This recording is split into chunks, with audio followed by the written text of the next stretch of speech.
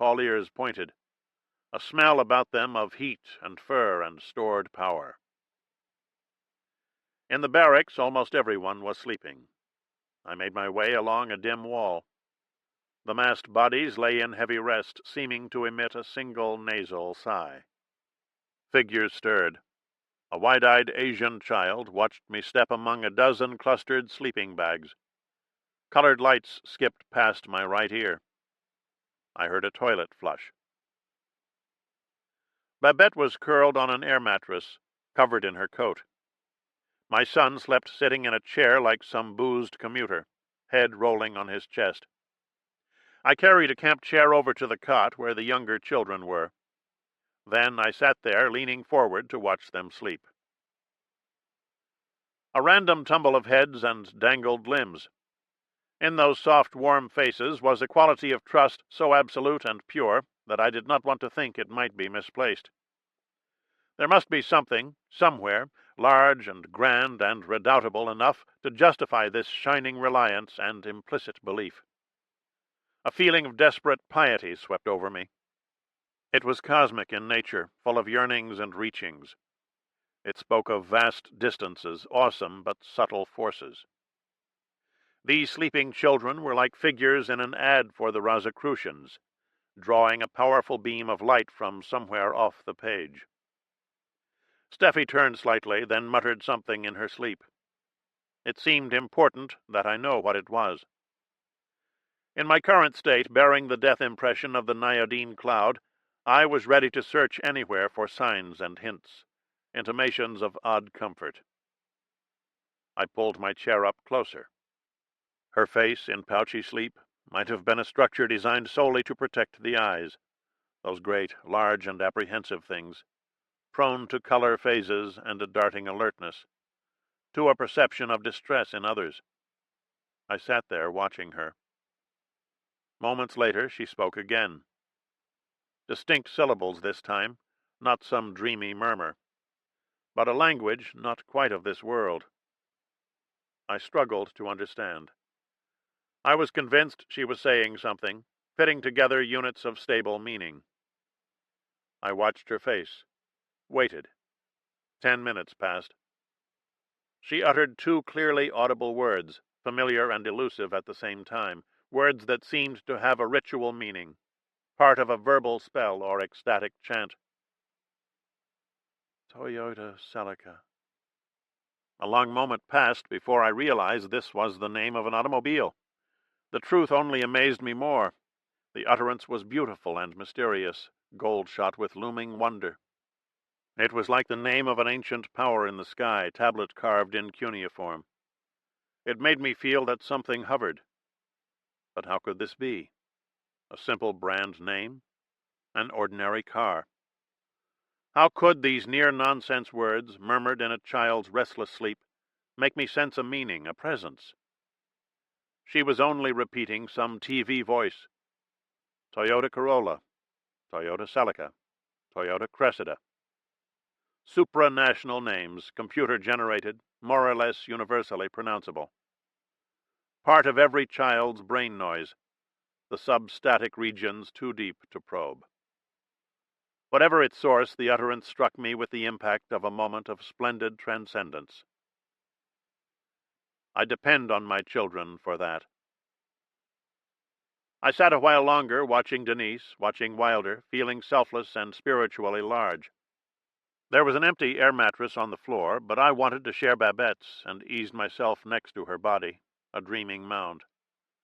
Her hands, feet, and face were drawn under the sheltering coat. Only a burst of hair remained.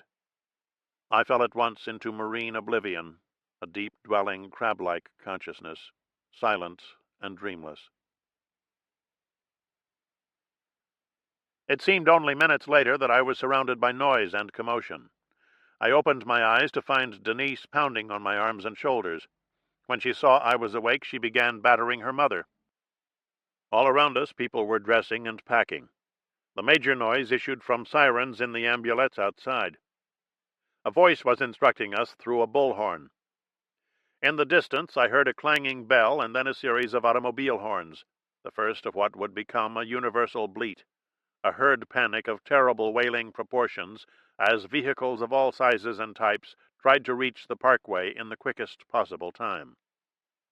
I managed to sit up. Both girls were trying to rouse Babette. The room was emptying out. I saw Heinrich staring down at me, an enigmatic grin on his face. The amplified voice said, "Wind change, wind change. Cloud has changed direction. Toxic, toxic, heading here." Babette turned over on the mattress, sighing contentedly. 5 more minutes, she said. The girls rained blows on her head and arms. I got to my feet, looked around for a men's room. Wilder was dressed, eating a cookie while he waited. Again the voice spoke, like sing-song patter on a department store loudspeaker, amid the perfumed counters and chiming bells. "Toxic, toxic. Proceed to your vehicle. Proceed to your vehicle." Denise, who was clutching her mother by the wrist, flung the entire arm down on the mattress. "Why does he have to say everything twice? We get it the first time. He just wants to hear himself talk." They got Babette up on all fours. I hurried off to the toilet. I had my toothpaste, but couldn't find the brush. I spread some paste on my index finger and ran the finger across my teeth. When I got back, they were dressed and ready, heading for the exit. A woman with an armband handed out masks at the door, gauzy white surgical masks that covered the nose and mouth. We took 6 and went outside. It was still dark. A heavy rain fell. Before us lay a scene of panoramic disorder. Cars trapped in mud, cars stalled, cars crawling along the one-lane escape route, cars taking shortcuts through the woods, cars hemmed in by trees, boulders, other cars. Sirens called and faded. Horns blared in desperation and protest. There were running men, tents wind-blown into trees, whole families abandoning their vehicles to head on foot for the parkway. From deep in the woods we heard motorcycles revving, voices raising incoherent cries. It was like the fall of a colonial capital to dedicated rebels, a great surging drama with elements of humiliation and guilt. We put on our masks and ran through the downpour to our car. Not 10 yards away, a group of men proceeded calmly to a Land Rover. They resembled instructors in jungle warfare, men with lean frames and long, boxy heads. They drove straight into dense underbrush, not only away from the dirt road, but away from all the other cars attempting shortcuts. Their bumper sticker read, "Gun control is mind control." In situations like this, you want to stick close to people in right-wing fringe groups. They've practiced staying alive. I followed with some difficulty, our smallish wagon jouncing badly in brush tangles, up inclines, over hidden stones. Inside 5 minutes, the Land Rover was out of sight. Rain turned to sleet, sleet to snow. I saw a line of headlights far to the right and drove 50 yards through a gully in that direction. The car heeled like a toboggan. We did not seem to be getting closer to the lights. Babette turned on the radio, and we were told that the Boy Scout camp evacuees were to head for Iron City, where arrangements were being made to provide food and shelter. We heard horns blowing and thought it was a reaction to the radio announcement, but they continued in a rapid and urgent cadence, conveying through the stormy night a sense of animal fear and warning. Then we heard the rotors. Through the stark trees we saw it, the immense toxic cloud, lighted now by 18 choppers. Immense almost beyond comprehension, beyond legend and rumor, a roiling, bloated, slug-shaped mass. It seemed to be generating its own inner storms. There were cracklings and sputterings, flashes of light, long looping streaks of chemical flame. The car horns blared and moaned. The helicopters throbbed like giant appliances. We sat in the car in the snowy woods, saying nothing. The great cloud, beyond its turbulent core, was silver-tipped in the spotlights. It moved horribly and slug-like through the night, the choppers seeming to putter ineffectually around its edges. In its tremendous size, its dark and bulky menace, its escorting aircraft, the cloud resembled a national promotion for death. A multi-million-dollar campaign backed by radio spots, heavy print and billboard, TV saturation. There was a high-tension discharge of vivid light. The horn blowing increased in volume. I recalled with a shock that I was technically dead. The interview with the Simuvac technician came back to me in terrible detail. I felt sick on several levels. There was nothing to do but try to get the family to safety. I kept pushing toward the headlights, the sound of blowing horns.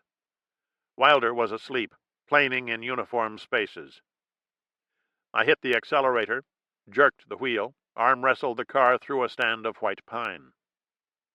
Through his mask, Heinrich said, "Did you ever really look at your eye?" "What do you mean?" Denise said, showing immediate interest, as though we were lazing away a midsummer day on the front porch. "Your own eye. Do you know which part is which?" "You mean like the iris, the pupil?" "Those are the publicized parts. What about the vitreous body? What about the lens? The lens is tricky. How many people even know they have a lens? They think lens must be camera." "What about the ear?" Denise said in a muffled voice. "If the eye is a mystery, totally forget the ear. Just say cochlea to somebody. They look at you like, who's this guy? There's this whole world right inside our own body." "Nobody even cares," she said. "How can people live their whole lives without knowing the names of their own parts of the body?" "What about the glands?" she said. "Animal glands you can eat. The Arabs eat glands." "The French eat glands," Babette said through gauze. "The Arabs eat eyes, speaking of eyes." "What parts?" Denise said. "The whole eye. The sheep eye."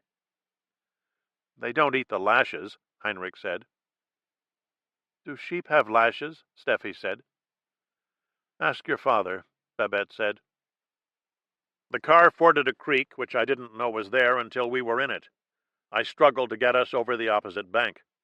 Snow fell thickly through the high beams. The muffled dialogue went on. I reflected that our current predicament seemed to be of merely glancing interest to some of us. I wanted them to pay attention to the toxic event. I wanted to be appreciated for my efforts in getting us to the parkway. I thought of telling them about the computer tally, the time-factored death I carried in my chromosomes and blood. Self-pity oozed through my soul. I tried to relax and enjoy it. "I'll give anybody in this car $5, Heinrich said through his protective mask, "if you can tell me whether more people died building the pyramids in Egypt or building the Great Wall of China. And you have to say how many died in each place within 50 people. I followed 3 snowmobiles across an open field. They conveyed a mood of clever fun. The toxic event was still in view, chemical tracers shooting in slow arcs out of its interior. We passed families on foot, saw a line of paired red lights winding through the dark. When we edged out of the woods, people in other cars gave us sleepy looks. It took 90 minutes to reach the parkway, another 30 to get to the Cloverleaf, where we spun off toward Iron City. It was here that we met up with the group from the Kung Fu Palace, tooting horns, waving children, like wagon trains converging on the Santa Fe Trail. The cloud still hung in the rearview mirror. Krylon, Rust-Oleum, Red Devil. We reached Iron City at dawn. There were checkpoints at all the road exits. State troopers and Red Cross workers handed out mimeographed instructions concerning evacuation centers. Half an hour later, we found ourselves, with 40 other families, in an abandoned karate studio on the top floor of a 4-story building on the main street. There were no beds or chairs. Steffi refused to take off her mask. By 9 a.m., we had a supply of air mattresses, some food, and coffee. Through the dusty windows, we saw a group of turbaned school children, members of the local Sikh community, standing in the street with a hand-lettered sign. Iron City welcomes area evacuees. We were not allowed to leave the building. On the wall of the studio, there were poster-size illustrations of the 6 striking surfaces of the human hand. At noon, a rumor swept the city. Technicians were being lowered in slings from Army helicopters in order to plant microorganisms in the core of the toxic cloud. These organisms were genetic recombinations that had a built-in appetite for the particular toxic agents in iodine D. They would literally consume the billowing cloud, eat it up, break it down, decompose it. This stunning innovation, so similar in nature to something we might come across in the National Enquirer or the Star, made us feel a little weary, glutted in an insubstantial way, as after a junk food spree. I wandered through the room as I'd done in the Boy Scout barracks, moving from one conversational knot to another. No one seemed to know how a group of microorganisms could consume enough toxic material to rid the sky of such a dense and enormous cloud. No one knew what would happen to the toxic waste once it was eaten, or to the microorganisms once they were finished eating. Everywhere in the room, children were striking mock karate poses. When I got back to our area, Babette sat alone in a scarf and knitted cap. "I don't like this latest rumor," she said. "Too far-fetched? You think there's no chance a bunch of organisms can eat their way through the toxic event?" "I think there's every chance in the world. I don't doubt for a minute they have these little organisms packaged in cardboard with plastic see-through bubbles, like ballpoint refills. That's what worries me. The very existence of custom-made organisms. The very idea. The very existence, the wondrous ingenuity.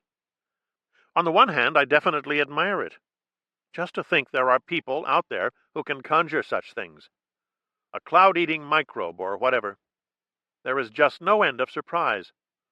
All the amazement that's left in the world is microscopic. But I can live with that.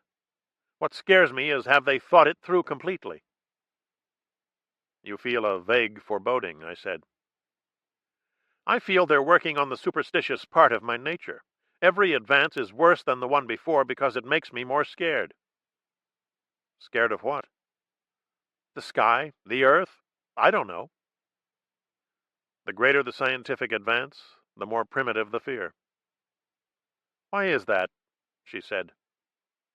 At 3 p.m., Steffi was still wearing the protective mask. She walked along the walls, a set of pale green eyes, discerning, alert, secretive. She watched people as if they could not see her watching, as if the mask covered her eyes instead of leaving them exposed. People thought she was playing a game. They winked at her, said hi. I was certain it would take at least another day before she felt safe enough to remove the protective device. She was solemn about warnings, interpreted danger as a state too lacking in detail and precision to be confined to a certain time and place. I knew we would simply have to wait for her to forget the amplified voice, the sirens, the night ride through the woods. In the meantime, the mask, setting off her eyes, dramatized her sensitivity to episodes of stress and alarm. It seemed to bring her closer to the real concerns of the world, honed her in its wind. At 7 p.m., a man carrying a tiny TV set began to walk slowly through the room, making a speech as he went. He was middle-aged or older, a clear-eyed and erect man wearing a fur-lined cap with lowered flaps. He held the TV set well up in the air and out away from his body, and during the course of his speech he turned completely around several times as he walked in order to display the blank screen to all of us in the room. "There's nothing on network," he said to us. "Not a word, not a picture. On the Glassboro channel we rate 52 words by actual count. No film footage, no live report. Does this kind of thing happen so often that nobody cares anymore? Don't those people know what we've been through? We were scared to death. We still are. We left our homes. We drove through blizzards. We saw the cloud. It was a deadly specter right there above us. Is it possible nobody gives substantial coverage to such a thing? Half a minute? 20 seconds? Are they telling us it was insignificant? It was piddling? Are they so callous? Are they so bored by spills and contaminations and wastes? Do they think this is just television? There's too much television already. Why show more? Don't they know it's real? Shouldn't the streets be crawling with cameramen and soundmen and reporters? Shouldn't we be yelling out the window at them, "Leave us alone, we've been through enough. Get out of here with your vile instruments of intrusion"?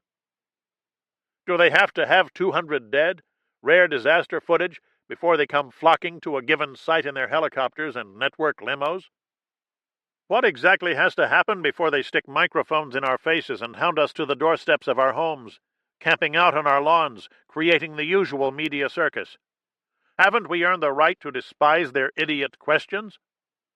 Look at us in this place. We are quarantined. We are like lepers in medieval times. They won't let us out of here. They leave food at the foot of the stairs and tiptoe away to safety. This is the most terrifying time of our lives. Everything we love and have worked for is under serious threat. But we look around and see no response from the official organs of the media. The airborne toxic event is a horrifying thing. Our fear is enormous. Even if there hasn't been great loss of life, don't we deserve some attention for our suffering, our human worry, our terror? Isn't fear news? Applause. A sustained burst of shouting and hand-clapping. The speaker slowly turned one more time, displaying the little TV to his audience. When he completed his turn, he was face to face with me, no more than 10 inches away. A change came over his wind-beaten face, a slight befuddlement. The shock of some minor fact jarred loose. "I saw this before," he finally said to me. "Saw what before?" "You were standing there, I was standing here. Like a leap into the fourth dimension. Your features incredibly sharp and clear. Light hair, washed-out eyes, pinkish nose, nondescript mouth and chin, sweaty-type complexion, average jowls, slumped shoulders, big hands and feet. It all happened before. Steam hissing in the pipes, tiny little hairs standing out in your pores. That identical look on your face." "What look?" I said. "Haunted. Ashen. Lost." It was 9 days before they told us we could go back home. Part 3. Dylarama. Chapter 22. The supermarket is full of elderly people who look lost among the dazzling hedgerows. Some people are too small to reach the upper shelves. Some people block the aisles with their carts. Some are clumsy and slow to react. Some are forgetful. Some confused. Some move about muttering with the wary look of people in institutional corridors. I pushed my cart along the aisle. Wilder sat inside on the collapsible shelf, trying to grab items whose shape and radiance excited his system of sensory analysis. There were 2 new developments in the supermarket, a butcher's corner and a bakery, and the oven aroma of bread and cake, combined with the sight of a blood-stained man pounding at strips of living veal, was pretty exciting for us all. Tristan Ultra, Tristan Ultra. The other excitement was the snow. Heavy snow predicted, later today or tonight. It brought out the crowds, those who feared the roads would soon be impassable, those too old to walk safely in snow and ice, those who thought the storm would isolate them in their homes for days or weeks. Older people in particular were susceptible to news of impending calamity, as it was forecast on TV by grave men standing before digital radar maps or pulsing photographs of the planet. Whipped into a frenzy, they hurried to the supermarket to stock up before the weather mass moved in. "Snow watch," said the forecasters. "Snow alert. Snow plows. Snow mixed with sleet and freezing rain." It was already snowing in the west. It was already moving to the east. They gripped this news like a pygmy skull. Snow showers, snow flurries, snow warnings, driving snow, blowing snow, deep and drifting snow. Accumulations, devastations. The old people shopped in a panic. When TV didn't fill them with rage, it scared them half to death. They whispered to each other in the checkout lines. Traveler's advisory, 0 visibility. When does it hit? How many inches? How many days? They became secretive, shifty, appeared to withhold the latest and worst news from others, appeared to blend a cunning with their haste, tried to hurry out before someone questioned the extent of their purchases. Hoarders in a war. Greedy. Guilty. I saw Murray in the generic food area carrying a Teflon skillet. I stopped to watch him for a while. He talked to 4 or 5 people, occasionally pausing to scrawl some notes in a spiral book. He managed to write with the skillet wedged awkwardly under his arm. Wilder called out to him, a treetop screech, and I wheeled the cart over. "How is that good woman of yours?" "Fine," I said. "Does this kid talk yet?" "Now and then. He likes to pick his spots." "You know that matter you helped me with, the Elvis Presley power struggle?" "Sure, I came in and lectured." "It turns out, tragically, that I would have won anyway." "What happened?" "Kotsakis, my rival, is no longer among the living." "What does that mean?" "It means he's dead." "Dead?" "Lost in the surf off Malibu. During the term break. I found out an hour ago. Came right here."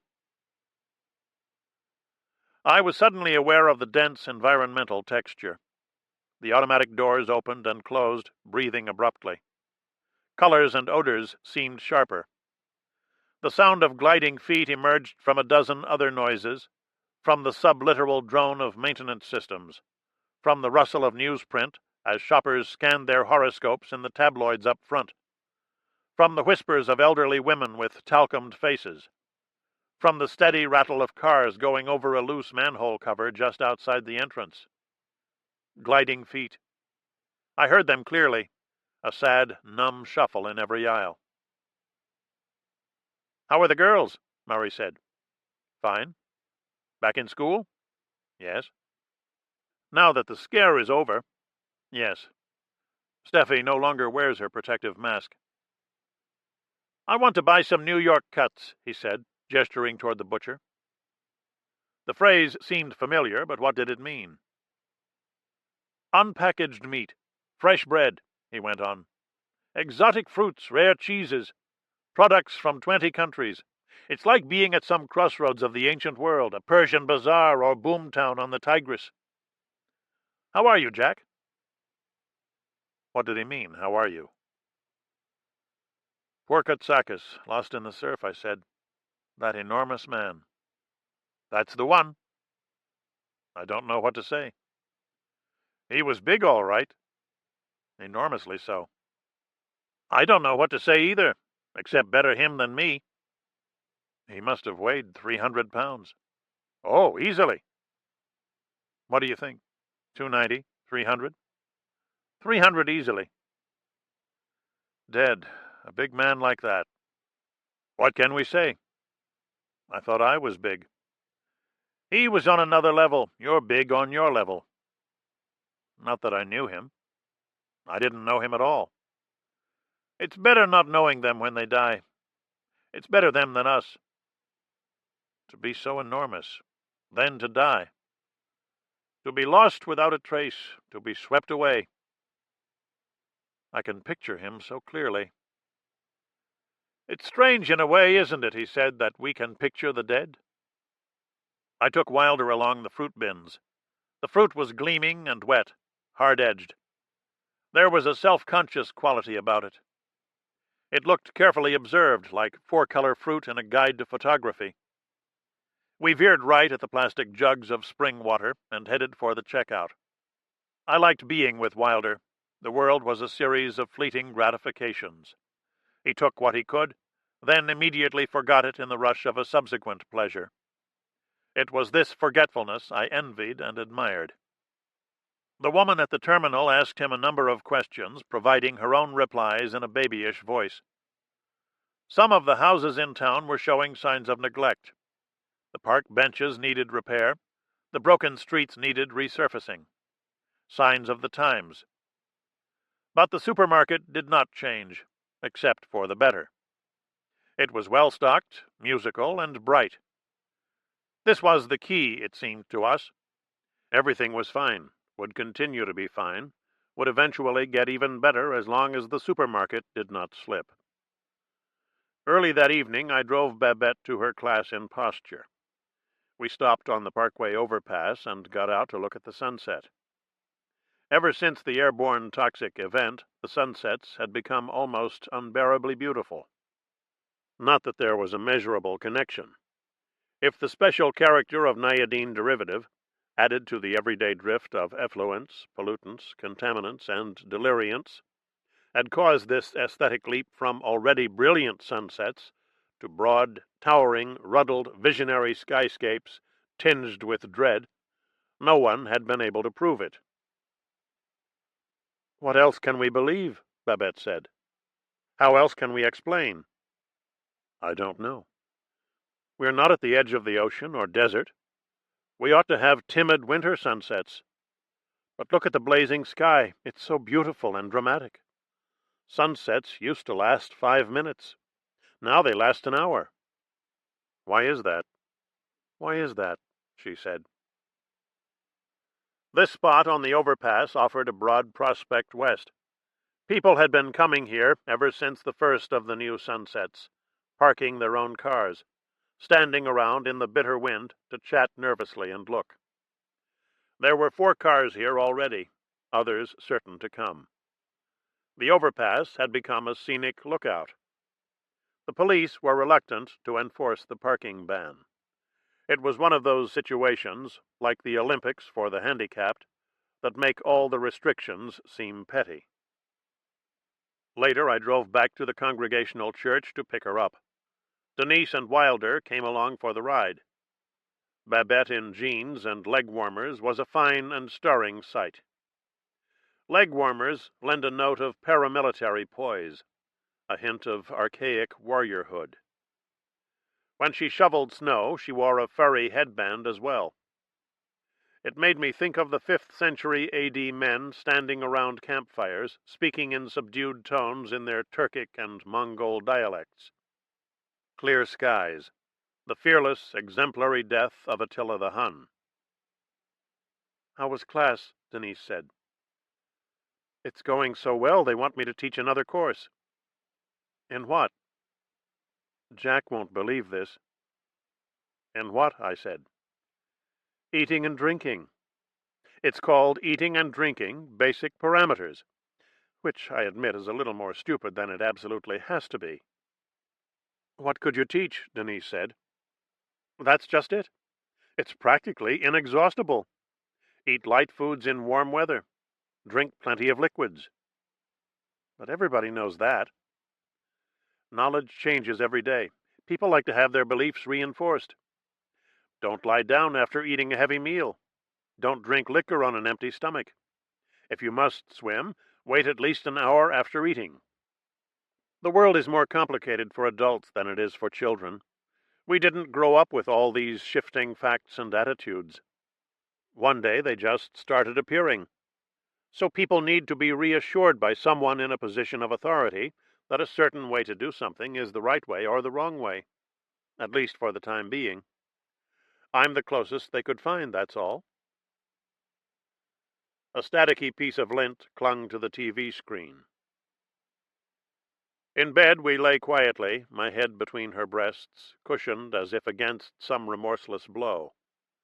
I was determined not to tell her about the computer verdict. I knew she would be devastated to learn that my death would almost surely precede hers. Her body became the agency of my resolve, my silence. Nightly I moved toward her breasts, nuzzling into that designated space like a wounded sub into its repair dock. I drew courage from her breasts, her warm mouth, her browsing hands, from the skimming tips of her fingers on my back. The lighter the touch, the more determined I was to keep her from knowing. Only her own desperation could break my will. Once I almost asked her to put on leg warmers before we made love. But it seemed a request more deeply rooted in pathos than in aberrant sexuality, and I thought it might make her suspect that something was wrong. Chapter 23. I asked my German teacher to add half an hour to each lesson. It seemed more urgent than ever that I learn the language. His room was cold. He wore foul weather gear and seemed gradually to be piling furniture against the windows. We sat facing each other in the gloom. I did wonderfully well with vocabulary and rules of grammar. I could have passed a written test easily, made top grades.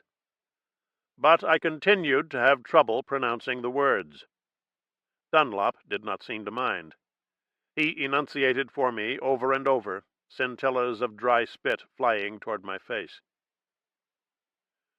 We advanced to 3 lessons a week. He seemed to shed his distracted manner, to become slightly more engaged. Furniture, newspapers, cardboard boxes, sheets of polyethylene continued to accumulate against the walls and windows, items scavenged from ravines. He stared into my mouth as I did my exercises in pronunciation. Once he reached in with his right hand to adjust my tongue.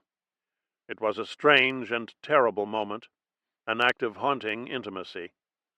No one had ever handled my tongue before. German shepherds still patrolled the town, accompanied by men in Milex suits. We welcomed the dogs, got used to them, fed and petted them, but did not adjust well to the sight of costumed men with padded boots, hoses attached to their masks. We associated these outfits with the source of our trouble and fear.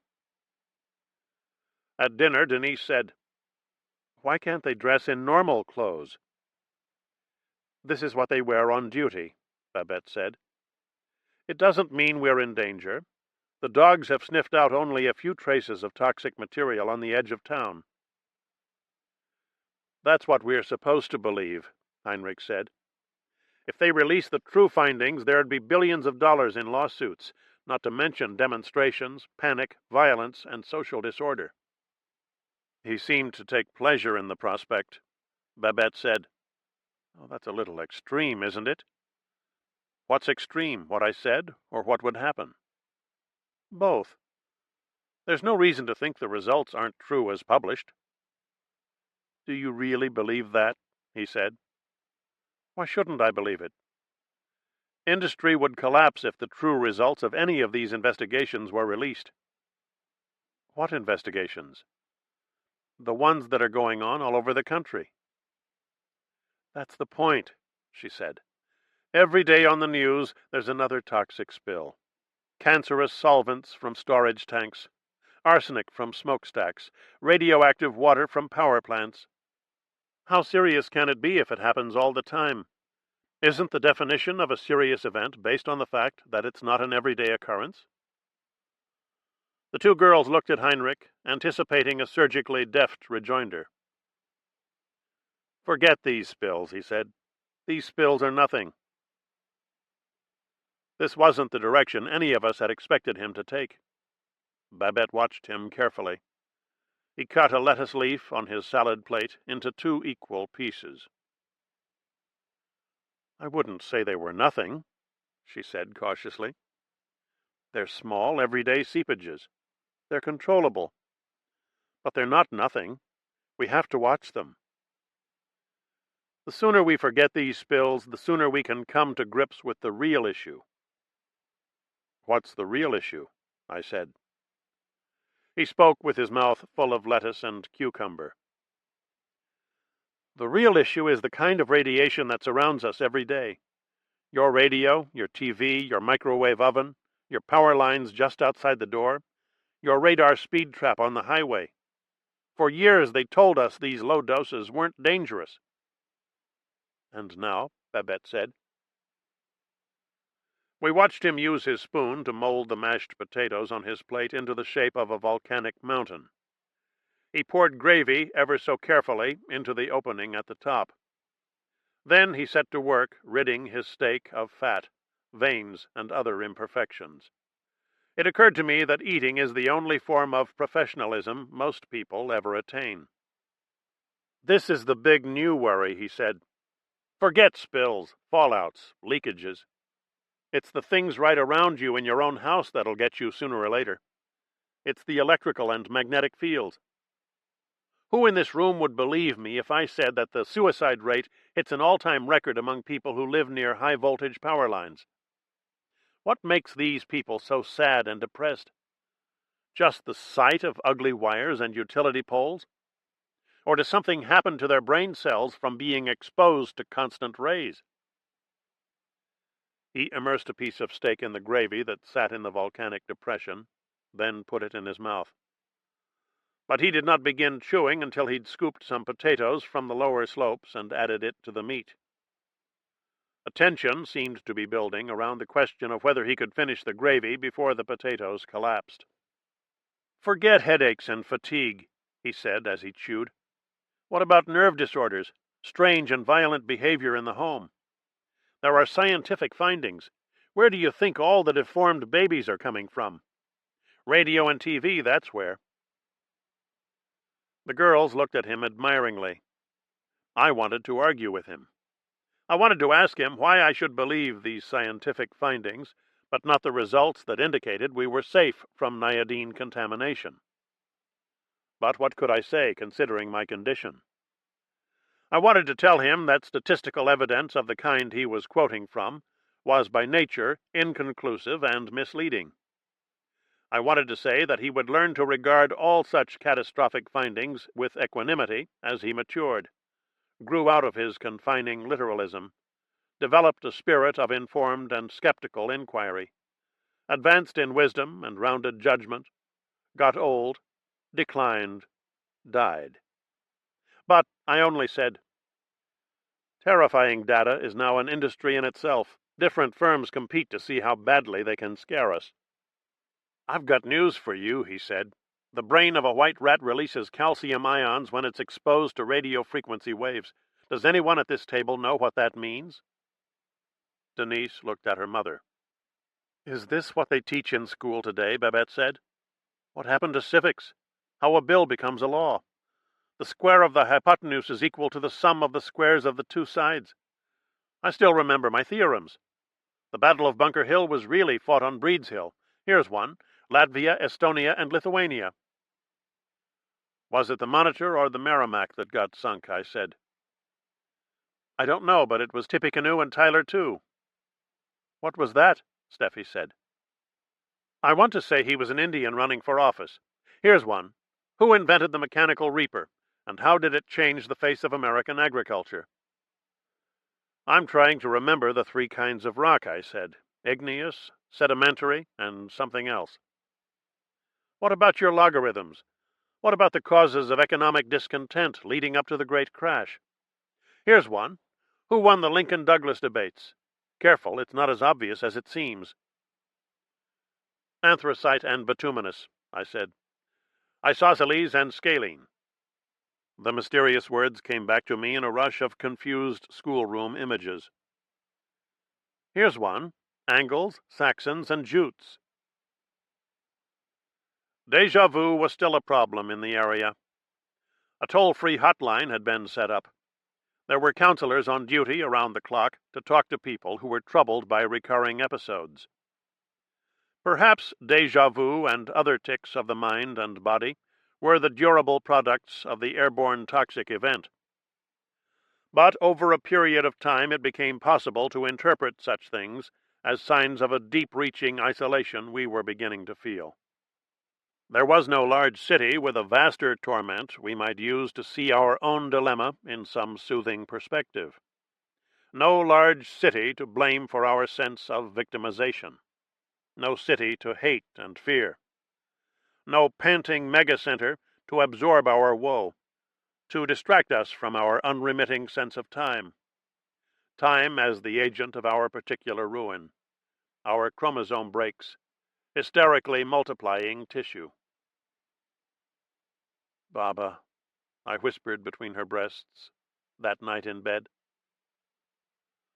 Although we are, for a small town, remarkably free of resentment, the absence of a pole-star metropolis leaves us feeling, in our private moments, a little lonely. Chapter 24. It was the following night that I discovered the Dylar. An amber bottle of lightweight plastic. It was taped to the underside of the radiator cover in the bathroom. I found it when the radiator began knocking, and I removed the cover to study the valve in an earnest and methodical way, trying to disguise to myself the helplessness I felt. I went at once to find Denise. She was in bed watching TV. When I told her what I'd found, we went quietly into the bathroom and looked at the bottle together. It was easy to see the word Dylar through the transparent tape. Neither of us touched a thing, so great was our surprise at finding the medication concealed in this manner. We regarded the little tablets with solemn concern. Then we exchanged a look fraught with implication.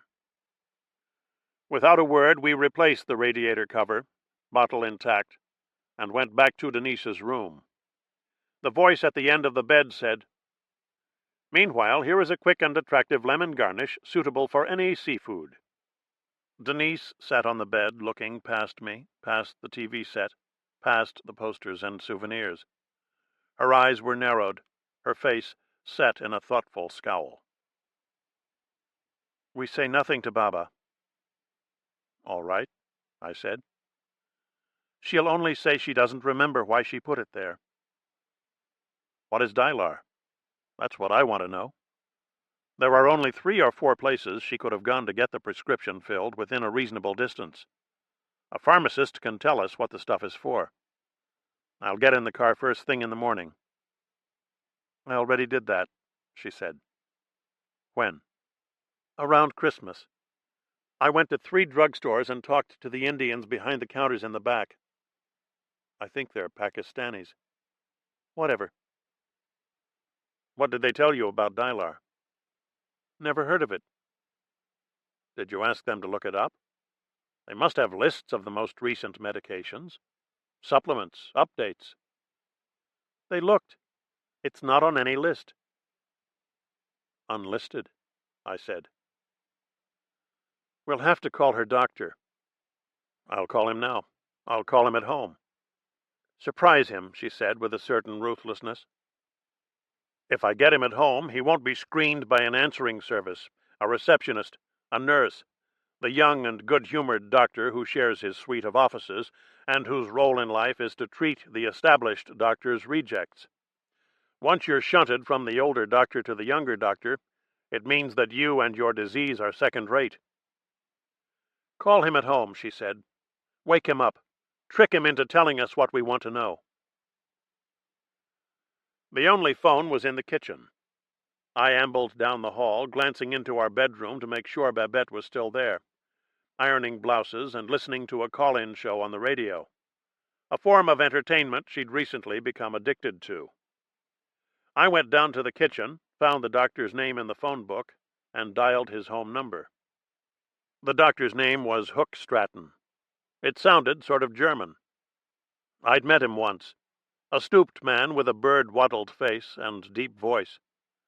Denise had said to trick him, but the only way to do that was within a context of honesty and truthfulness. If I pretended to be a stranger seeking information about Dylar, he would either hang up or tell me to come into the office. He answered on the 4th or 5th ring. I told him who I was and said I was concerned about Babette. Concerned enough to call him at home. An admittedly rash act, but one I hoped he'd be able to understand. I said I was fairly sure it was the medication he'd prescribed for her that was causing the problem. "What problem?" "Memory lapse." "You would call a doctor at home to talk about memory lapse. If everyone with memory lapse called a doctor at home, what would we have? The ripple effect would be tremendous." I told him the lapses were frequent. "Frequent. I know your wife. This is the wife who came to me one night with a crying child.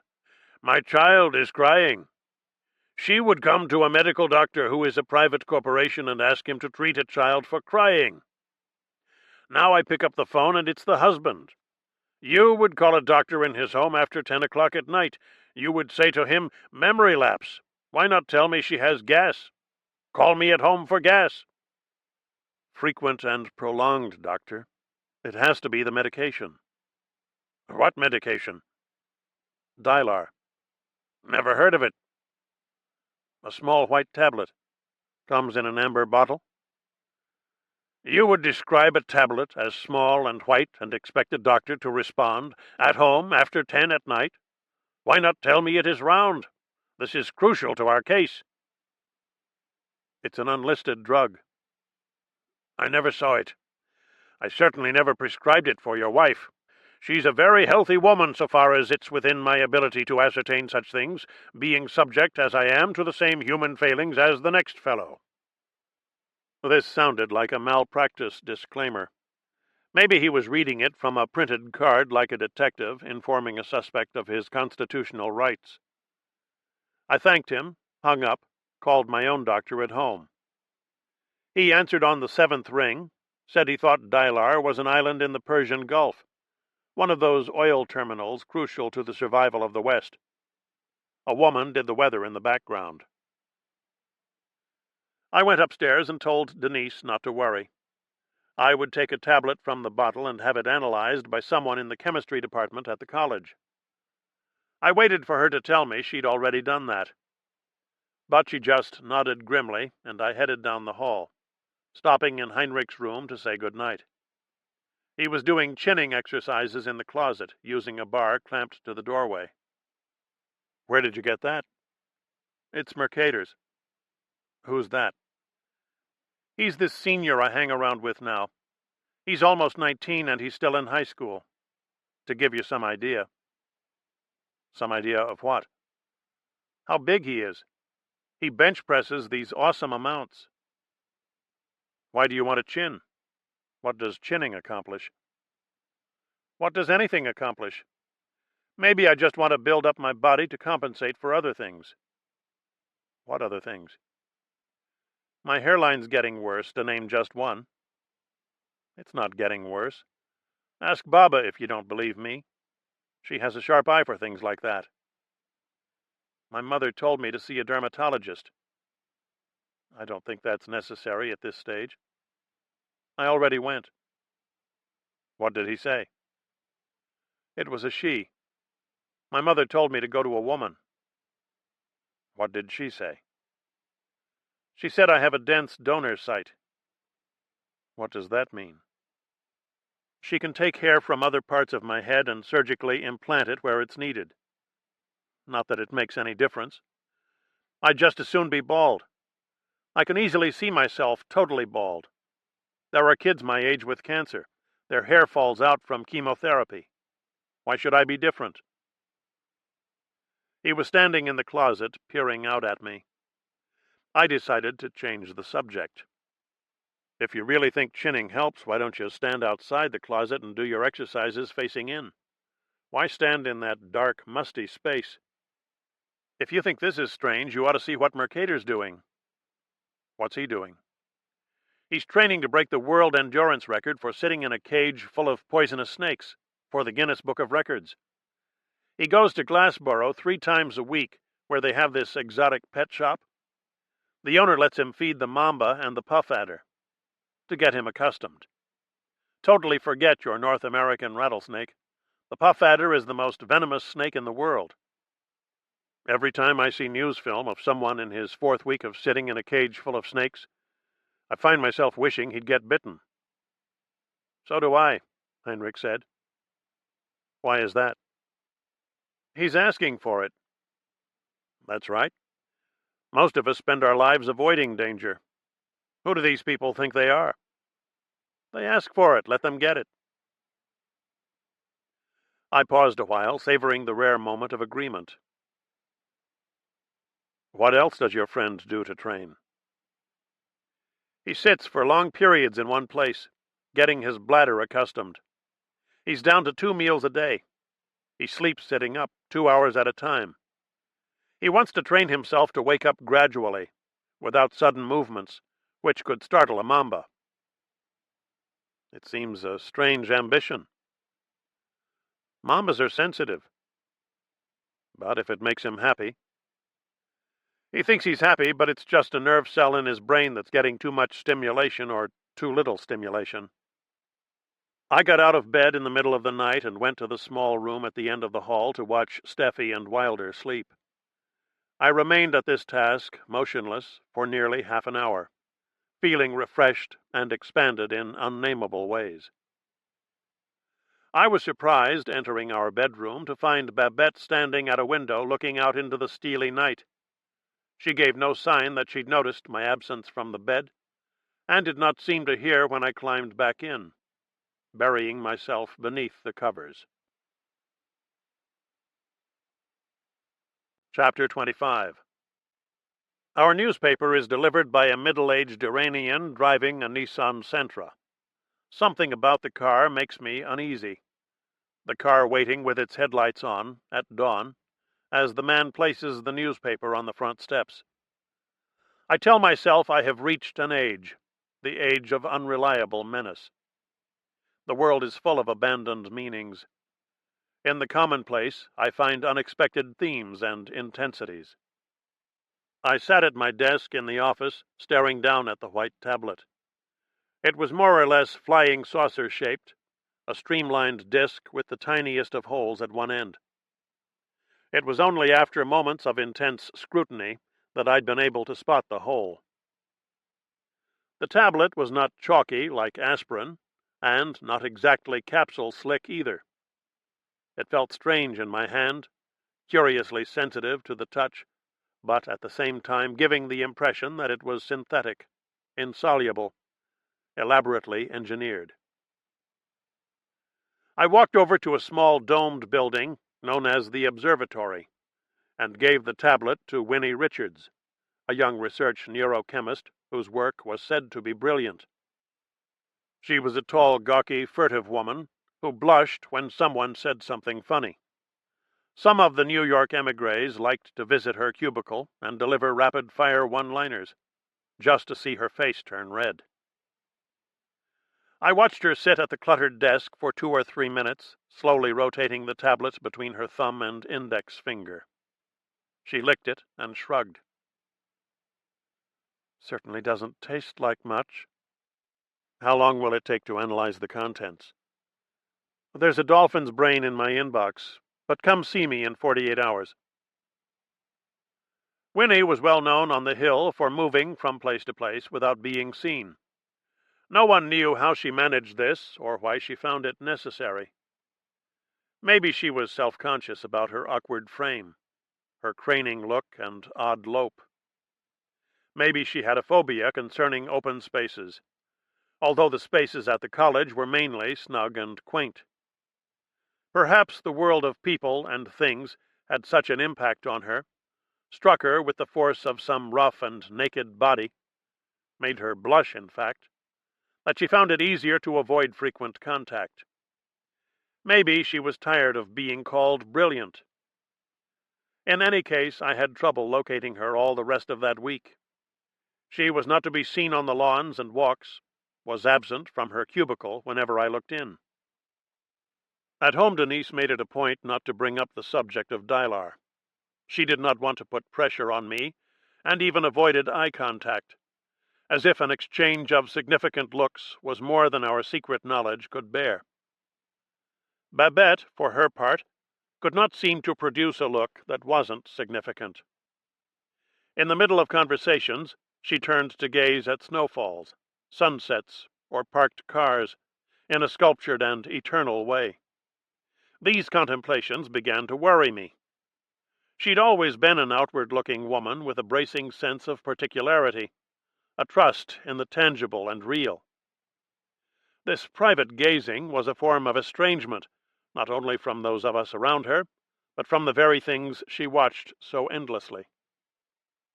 We sat at the breakfast table after the older kids were gone. "Have you seen the Stovers' new dog?" "No," I said. "They think it's a space alien. Only they're not joking. I was there yesterday. The animal is strange." "Has something been bothering you?" "I'm fine," she said. "I wish you'd tell me. We tell each other everything. We always have." "Jack, what could be bothering me? You stare out of windows. You're different somehow. You don't quite see things and react to things the way you used to. That's what their dog does. He stares out of windows, but not just any window.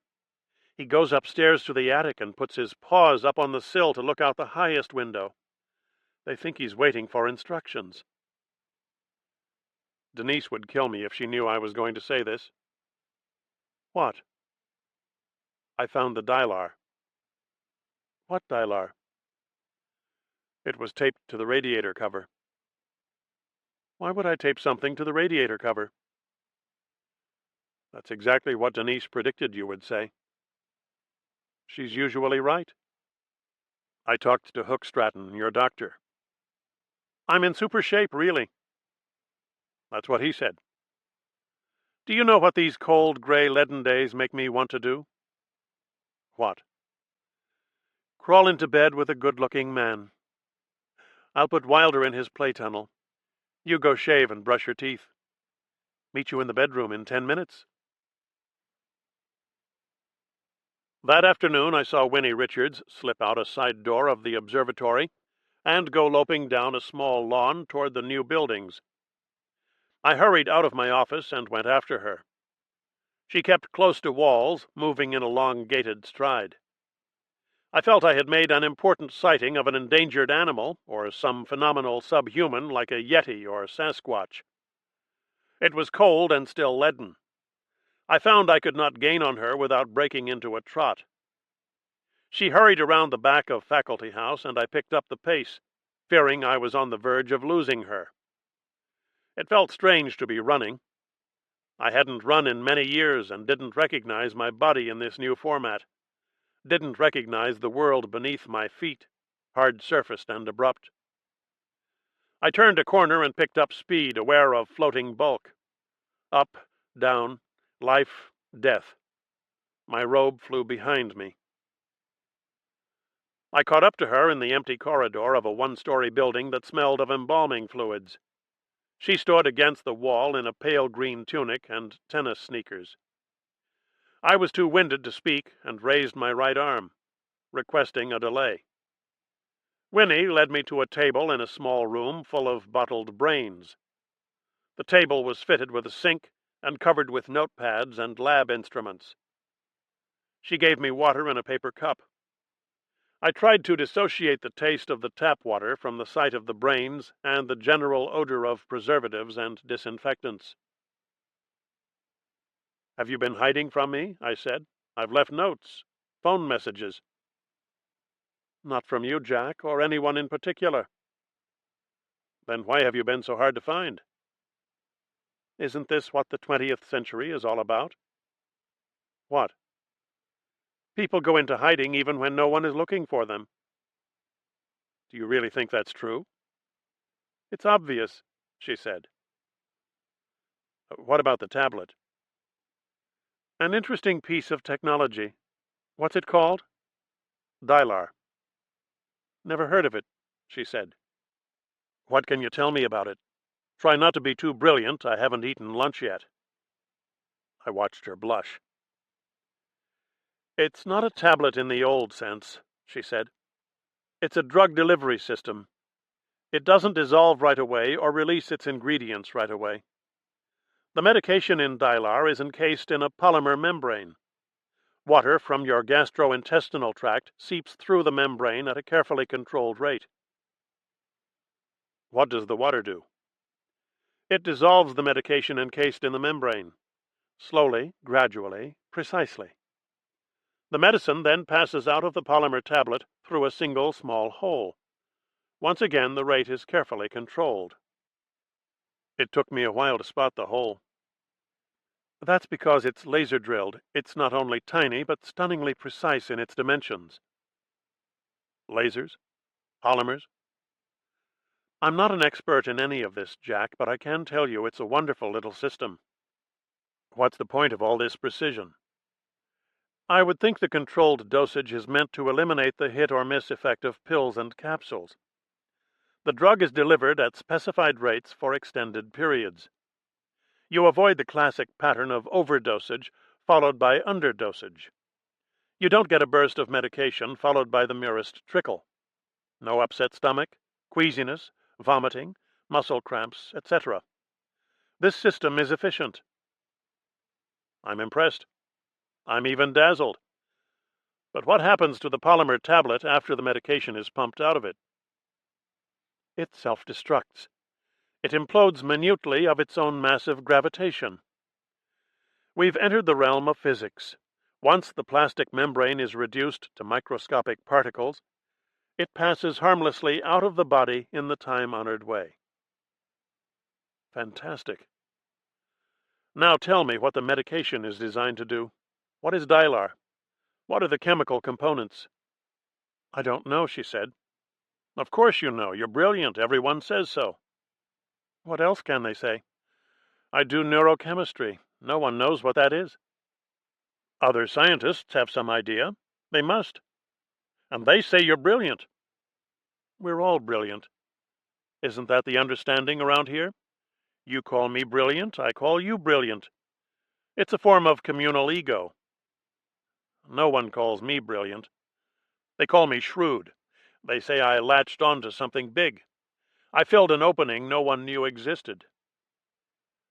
There are openings for brilliance, too. It's my turn, that's all. Besides, I'm built funny and walk funny. If they couldn't call me brilliant, they would be forced to say cruel things about me. How awful for everyone. She clutched some files to her chest. Jack, all I can tell you for certain is that the substance contained in Dylar is some kind of psychopharmaceutical.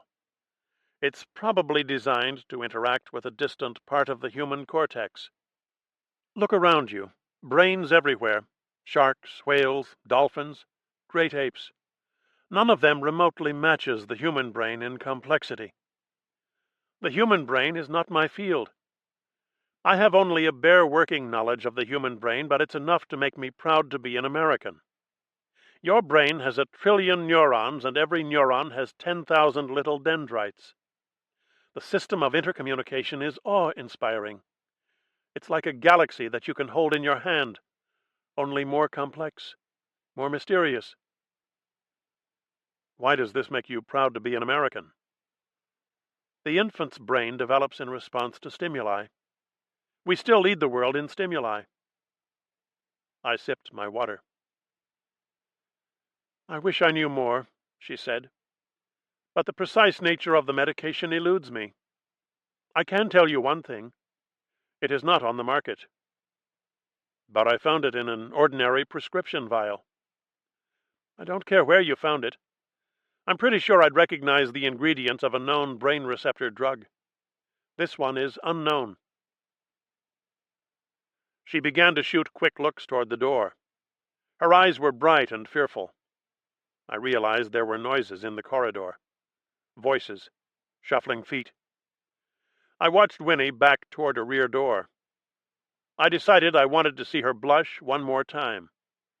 She put an arm behind her, unlatched the door, turned quickly, and went running into the gray afternoon. I tried to think of something funny to say. Chapter 26. I sat up in bed with my notes on German grammar. Babette lay on her side, staring into the clock radio, listening to a call-in show. I heard a woman say, "In 1977, I looked in the mirror and saw the person I was becoming. I couldn't or wouldn't get out of bed. Figures moved at the edge of my vision, like with scurrying steps. I was getting phone calls from a Pershing missile base. I needed to talk to others who shared these experiences. I needed a support program, something to enroll in." I leaned across my wife's body and turned off the radio. She kept on staring. I kissed her lightly on the head. "Murray says you have important hair." She smiled in a pale and depleted way. I put down my notes and eased her around slightly so that she looked straight up as I spoke. "It's time for a major dialogue. You know it. I know it. You'll tell me all about Dylar. If not for my sake, then for your little girl's. She's been worried sick. Besides, you have no more room to maneuver. We've backed you against the wall, Denise and I. I found the concealed bottle, removed a tablet, had it analyzed by an expert. Those little white discs are superbly engineered. Laser technology, advanced plastics.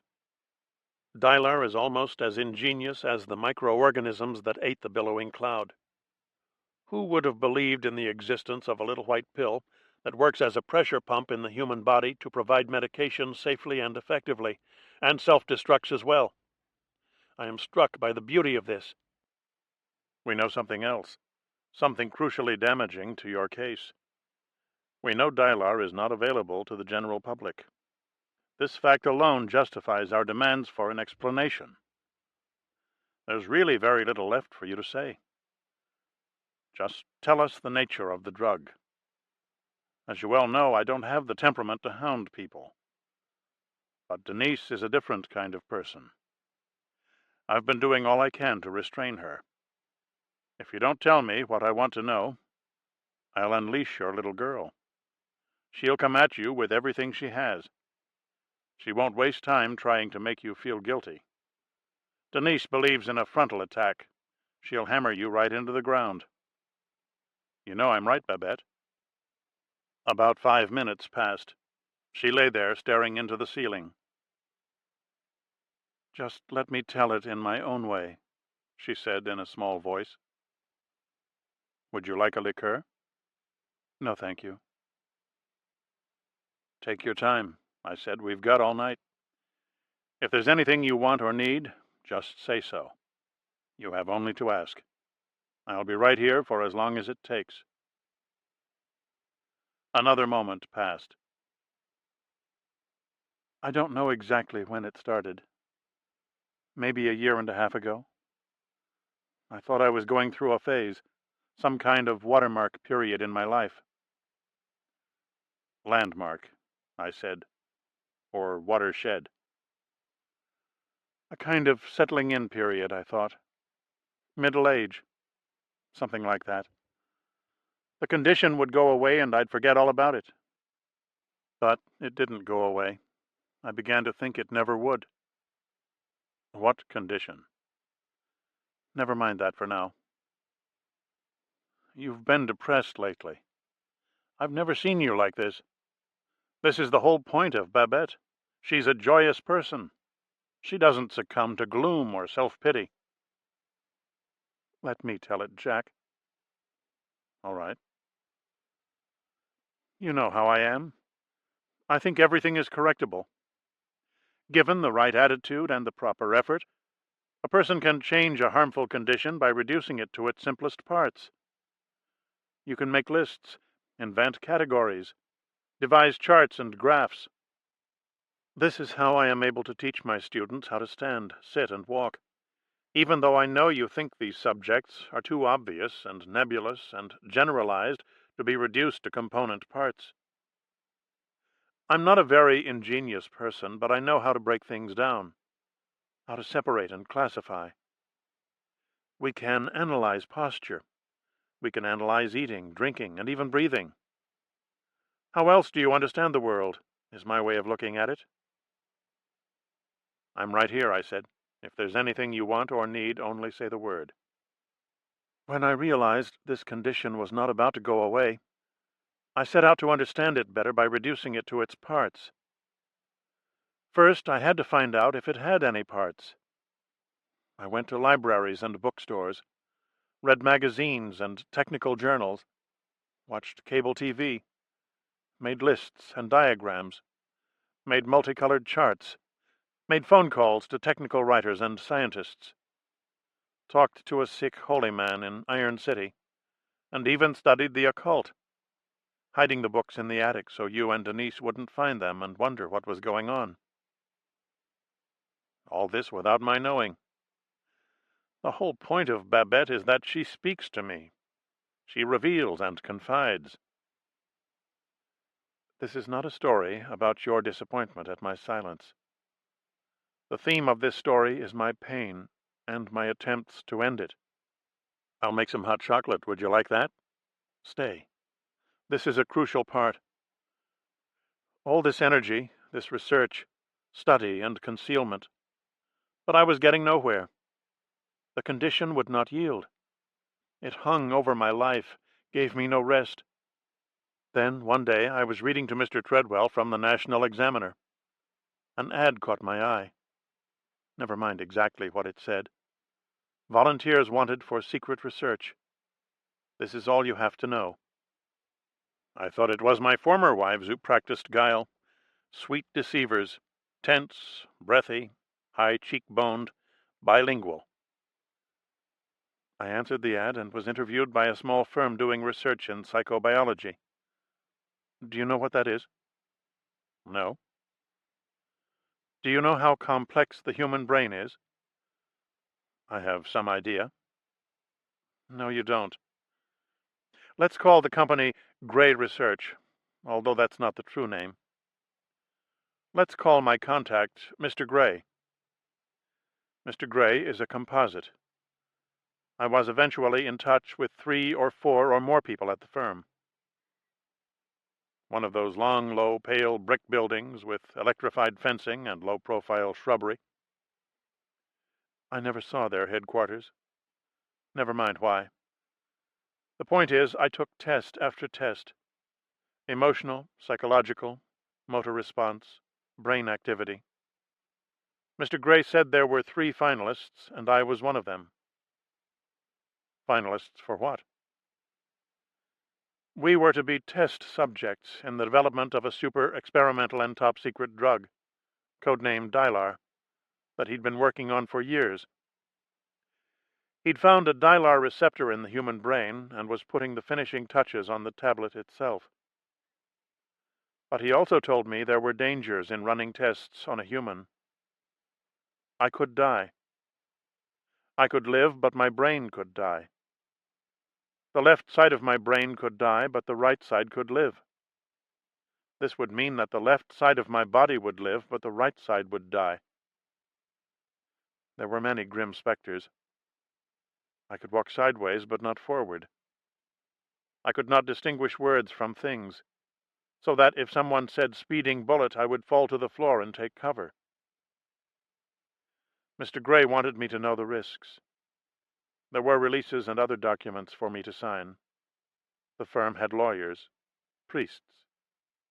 They let you go ahead, a human test animal. No, they didn't. They said it was way too risky, legally, ethically, and so forth. They went to work designing computer molecules and computer brains. I refused to accept this. I'd come so far, come so close. I want you to try to understand what happened next. If I'm going to tell you the story at all, I have to include this aspect of it, this grubby little corner of the human heart. You say Babette reveals and confides. This is the point of Babette. Good. I will reveal and confide.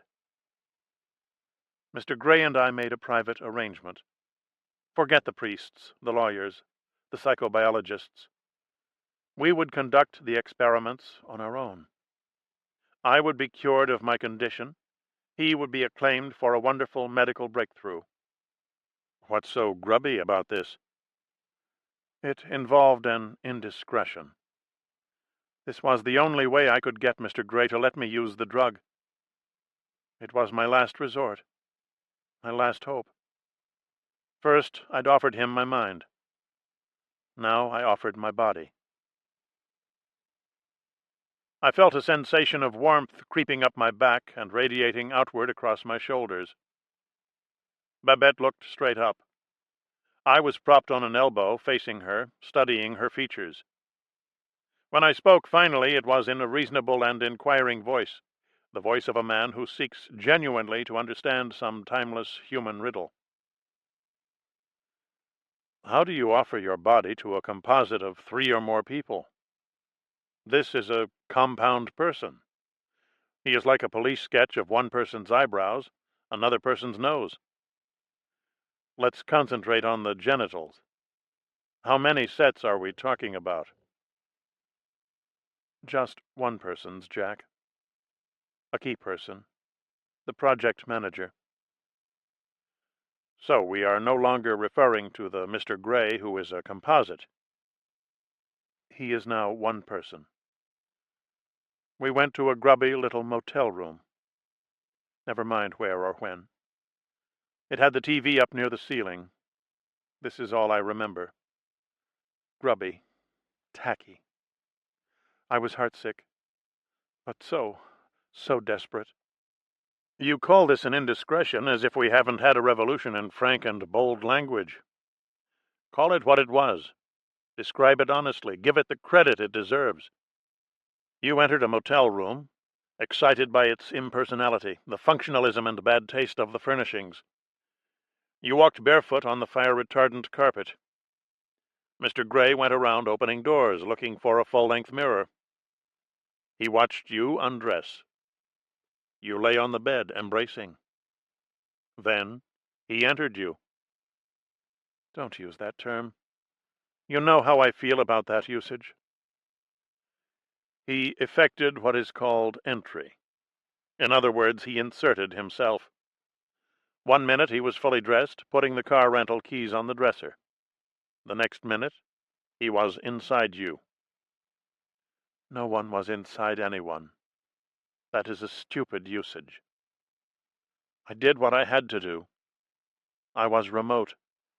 I was operating outside myself. It was a capitalist transaction.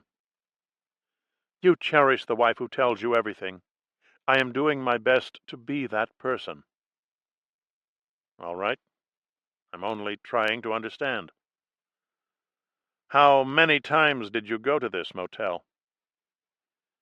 More or less on a continuing basis for some months. That was the agreement. I felt heat rising along the back of my neck.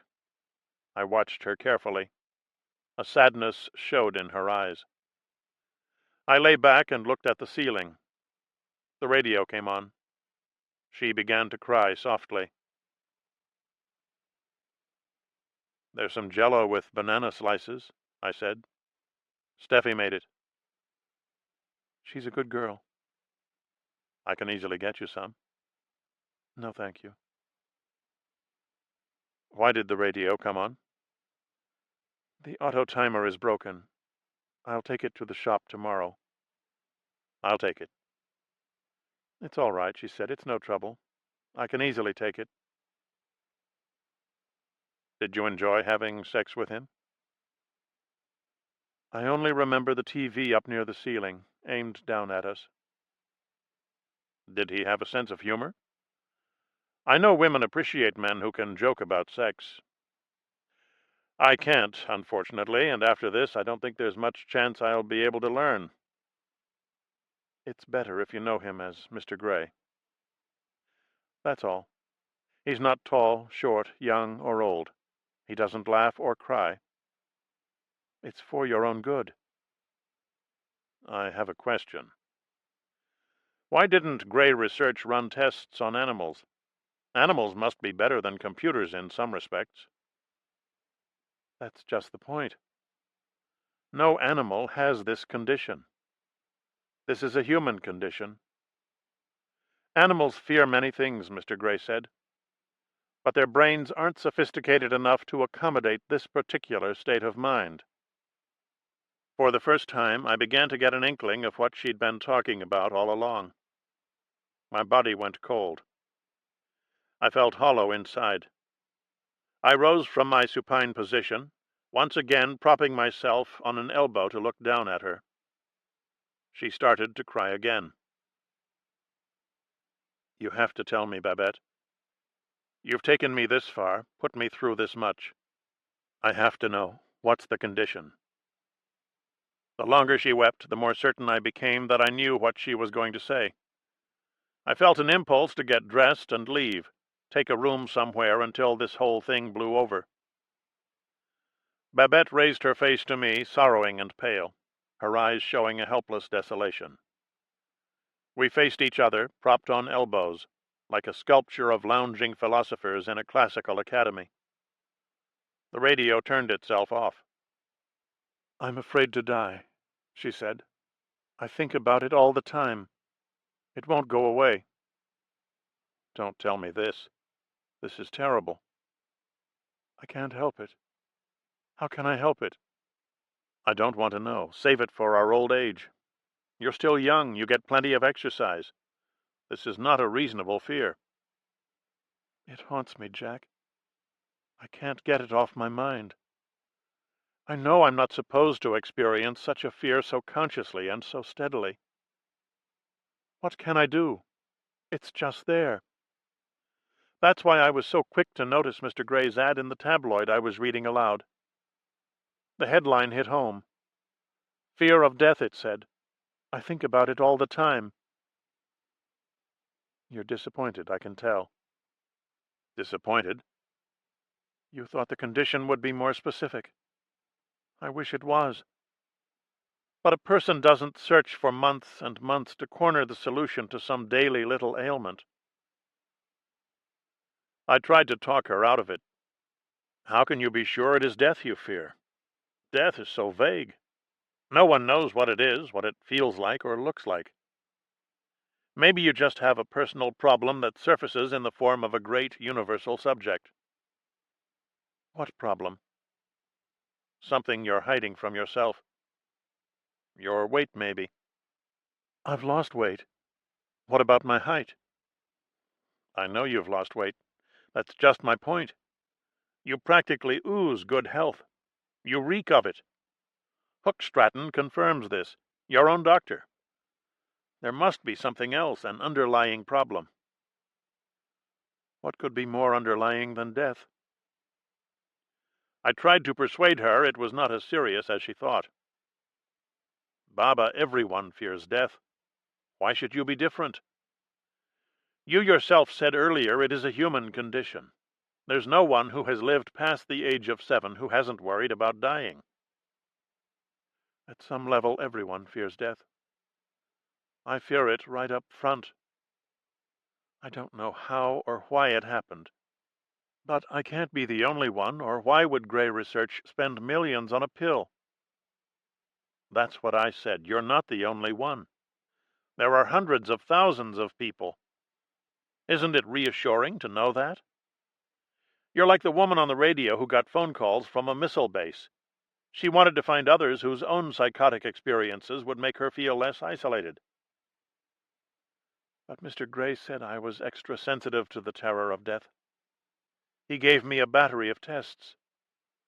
That's why he was eager to use me. This is what I find odd.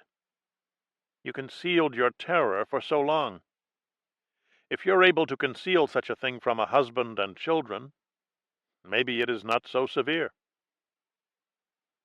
This is not the story of a wife's deception. You can't sidestep the true story, Jack. It is too big. I kept my voice calm. I spoke to her as one of those reclining philosophers might address a younger member of the Academy, someone whose work is promising and fitfully brilliant, but perhaps too heavily dependent on the scholarship of the senior fellow. Baba, I am the one in this family who is obsessed by death. I have always been the one. You never said. To protect you from worry. To keep you animated, vital, and happy. You are the happy one.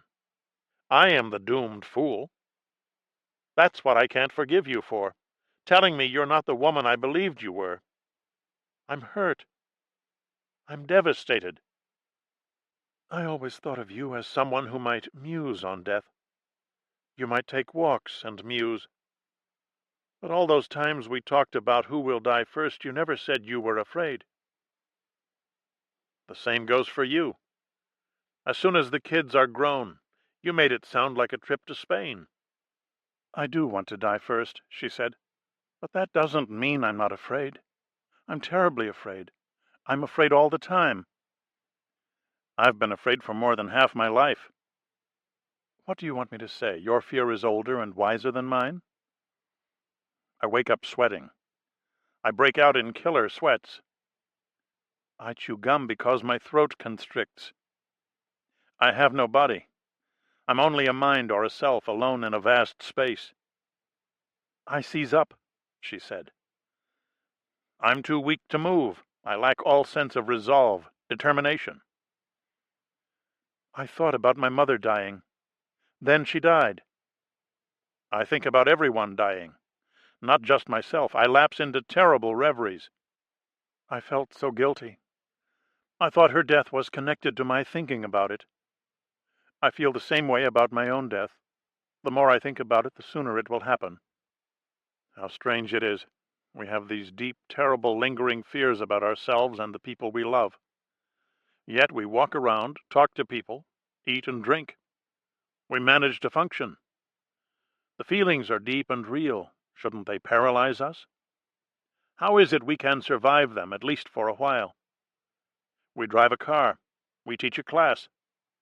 How is it no one sees how deeply afraid we were last night, this morning? Is it something we all hide from each other by mutual consent? Or do we share the same secret without knowing it? Wear the same disguise? What if death is nothing but sound? Electrical noise. You hear it forever, sound all around. How awful. Uniform. White. Sometimes it sweeps over me, she said. Sometimes it insinuates itself into my mind, little by little. I try to talk to it. Not now, death. I lie in the dark looking at the clock. Always odd numbers. 1:37 in the morning, 3:59 in the morning. Death is odd-numbered. That's what the Sikh told me. The holy man in Iron City. You're my strength, my life force. How can I persuade you that this is a terrible mistake? I've watched you bathe Wilder, iron my gown. These deep and simple pleasures are lost to me now. Don't you see the enormity of what you've done? Sometimes it hits me like a blow, she said. I almost physically want to reel. Is this why I married Babette? So she would conceal the truth from me, conceal objects from me, join in a sexual conspiracy at my expense? All plots move in one direction, I told her grimly.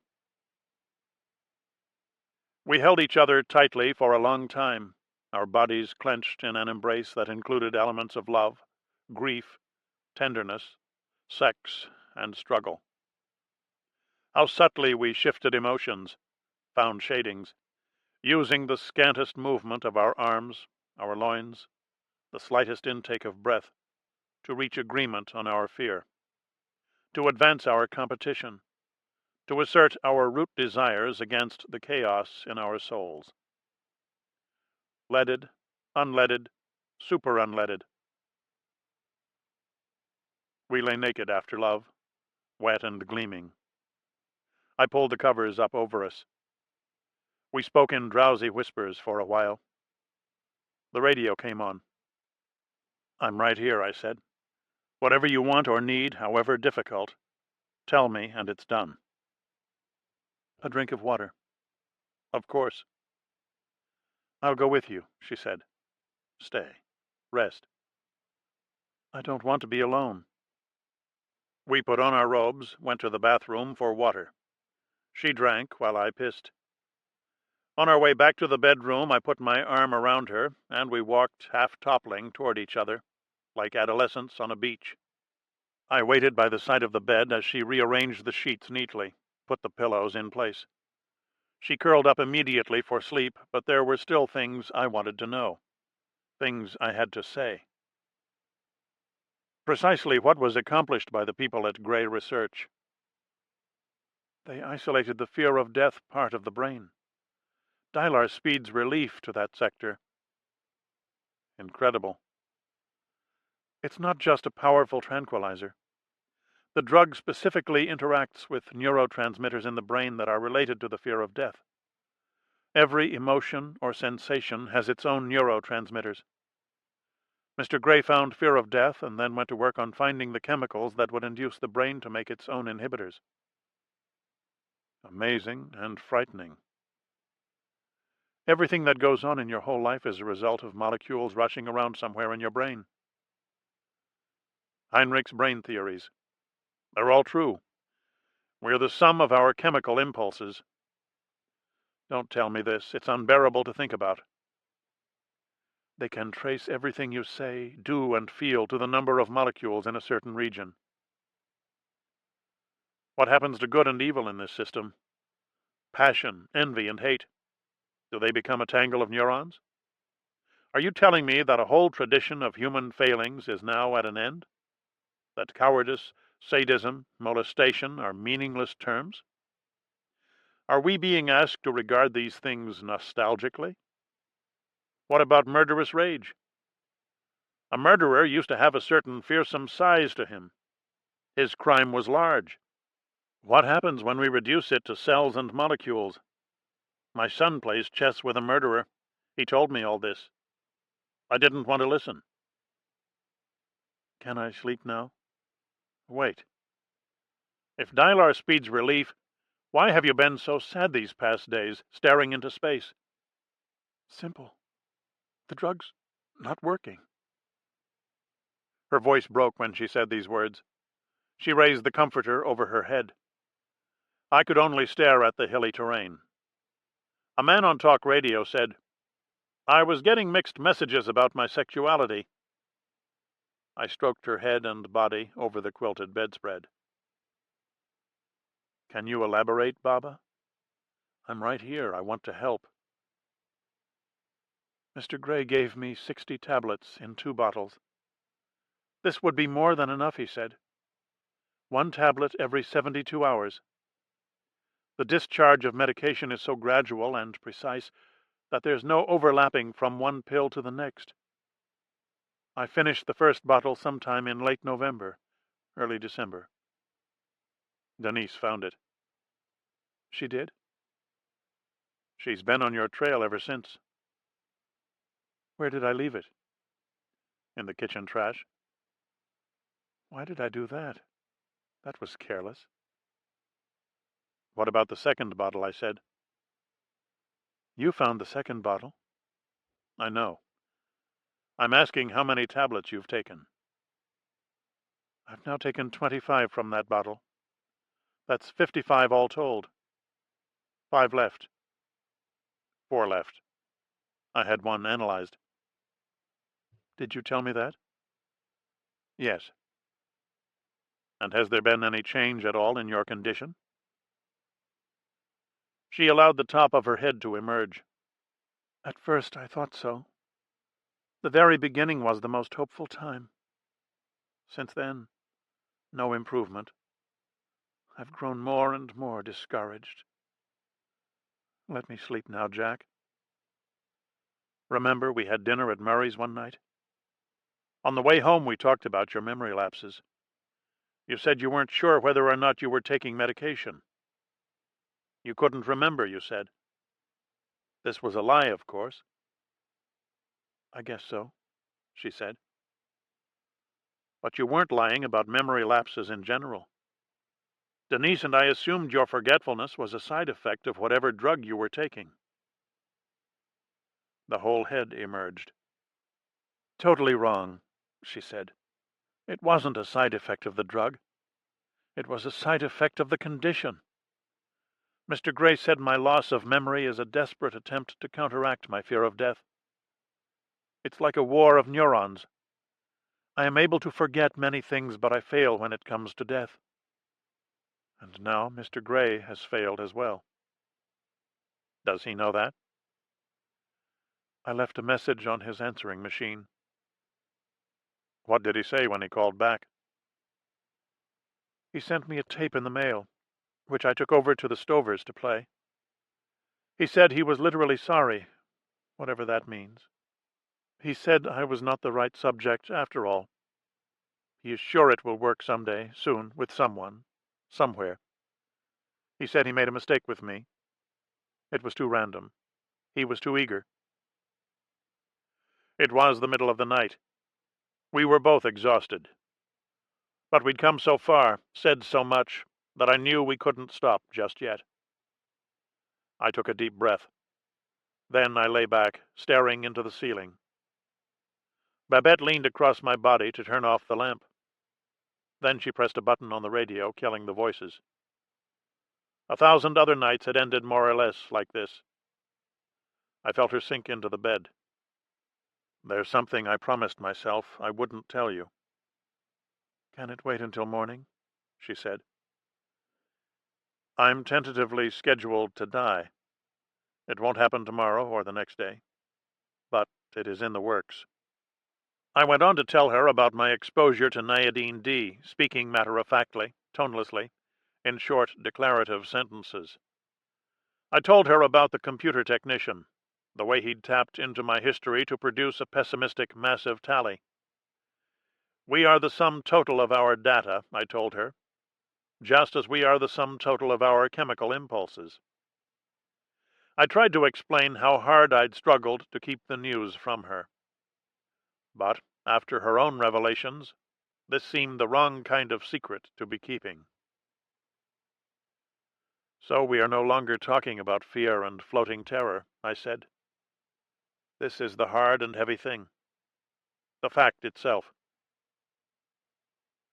Slowly she emerged from beneath the covers. She climbed on top of me, sobbing. I felt her fingers clawing at my shoulders and neck. The warm tears fell on my lips. She beat me on the chest, seized my left hand and bit the flesh between the thumb and index finger. Her sobs became a grunting sound, full of terrible, desperate effort. She took my head in her hands, gently and yet fiercely, and rocked it to and fro on the pillow, an act I could not connect to anything she'd ever done, anything she seemed to be. Later, after she'd fallen off my body and into a restless sleep, I kept on staring into the dark. The radio came on. I threw off the covers and went into the bathroom. Denise's scenic paperweights sat on a dusty shelf by the door. I ran water over my hands and wrists. I splashed cold water on my face. The only towel around was a small pink handcloth with a tic-tac-toe design. I dried myself slowly and carefully. Then I tilted the radiator cover away from the wall and stuck my hand underneath. The bottle of Dylar was gone. Chapter 27. I had my second medical checkup since the toxic event. No startling numbers on the printout. This death was still too deep to be glimpsed. My doctor, Sundar Chakravarti, asked me about the sudden flurry of checkups. In the past, I'd always been afraid to know. I told him I was still afraid. He smiled broadly, waiting for the punchline. I shook his hand and headed out the door. On the way home, I drove down Elm, intending to make a quick stop at the supermarket. The street was full of emergency vehicles. Farther down, I saw bodies scattered about. A man with an armband blew a whistle at me and stepped in front of my car. I glimpsed other men in Milex suits. Stretcher-bearers ran across the street. When the man with the whistle drew closer, I was able to make out the letters on his armband. Simuvac. Back it out, he said. Street's closed. Are you people sure you're ready for a simulation? You may want to wait for one more massive spill. Get your timing down. Move it out. Get it out. You're in the exposure swath. What's that mean? It means you're dead, he told me. I backed out of the street and parked the car. Then I walked slowly back down Elm, trying to look as though I belonged. I kept close to storefronts, mingled with technicians and marshals, with uniformed personnel. There were buses, police cars, ambulettes. People with electronic equipment appeared to be trying to detect radiation or toxic fallout. In time, I approached the volunteer victims. There were 20 or so, prone, supine, draped over curbstones, sitting in the street with woozy looks. I was startled to see my daughter among them. She lay in the middle of the street, on her back, one arm flung out, her head tilted the other way. I could hardly bear to look. Is this how she thinks of herself at the age of 9? Already a victim, trying to polish her skills? How natural she looked, how deeply imbued with the idea of a sweeping disaster. Is this the future she envisions? I walked over there and squatted down. "Steffi, is that you?" She opened her eyes. "You're not supposed to be here unless you're a victim," she said. "I just want to be sure you're okay." "I'll get in trouble if they see you." "It's cold.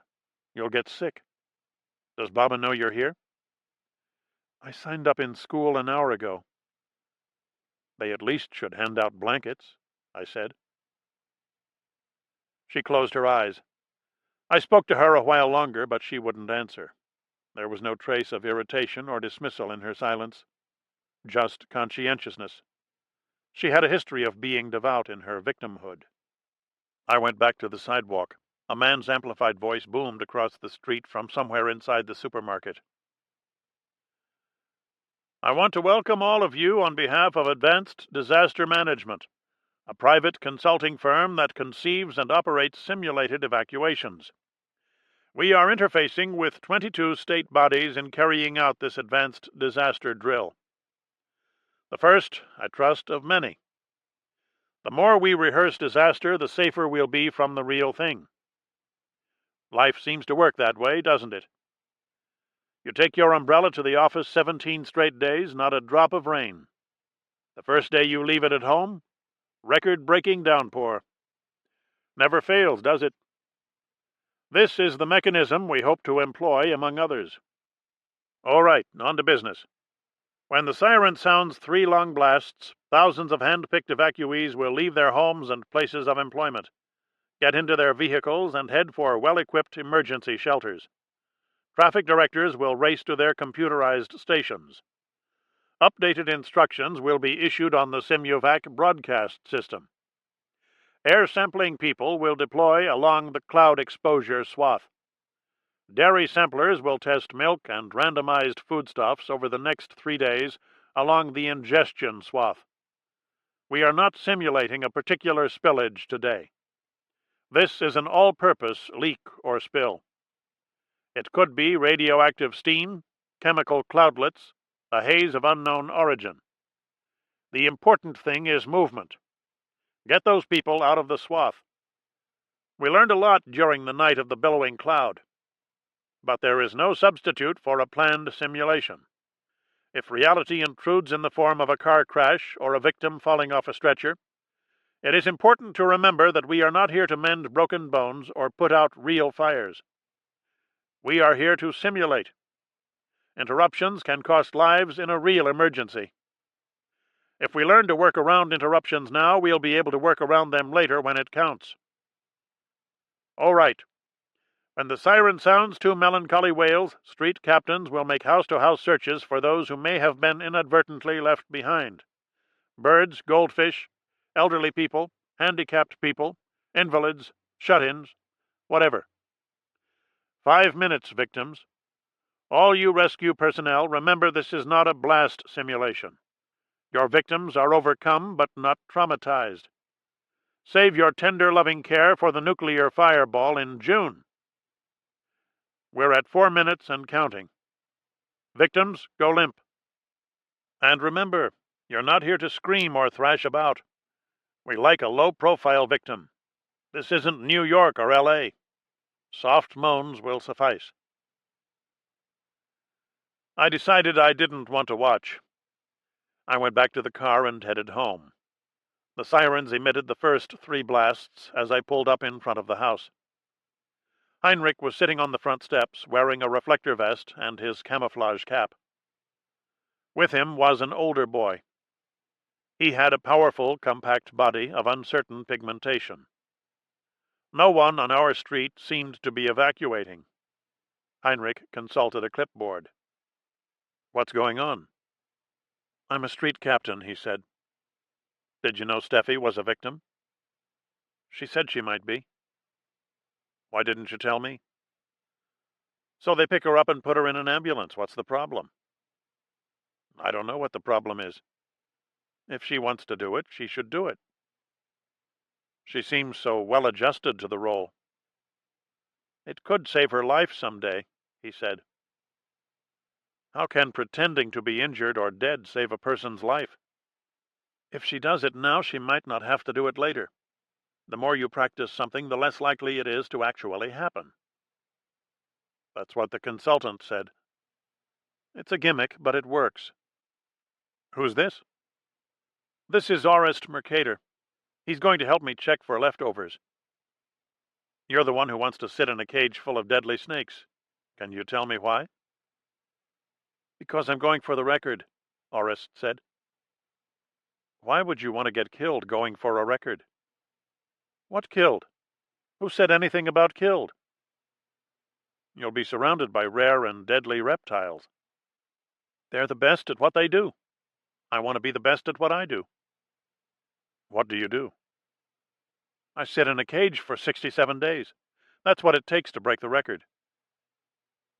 Do you understand that you are risking death for a couple of lines in a paperback book? He looked searchingly at Heinrich, obviously holding the boy responsible for this idiotic line of questioning. They will bite you, I went on. They won't bite me. How do you know? Because I know. These are real snakes, Orest. One bite, that's it. One bite, if they bite. But they won't bite. They are real. You are real. People get bitten all the time. The venom is deadly. People get bitten, but I won't. I found myself saying, You will. You will. These snakes don't know you find death inconceivable. They don't know you're young and strong and you think death applies to everyone but you. They will bite and you will die. I paused, shamed by the passion of my argument. I was surprised to see him look at me with a certain interest, a certain grudging respect. Perhaps the unbecoming force of my outburst brought home to him the gravity of his task, filled him with intimations of an unwieldy fate. They want to bite? They bite, he said. At least I go right away. These snakes are the best, the quickest. A puff adder bites me, I die in seconds. What's your hurry? You're 19 years old. You'll find hundreds of ways to die that are better than snakes.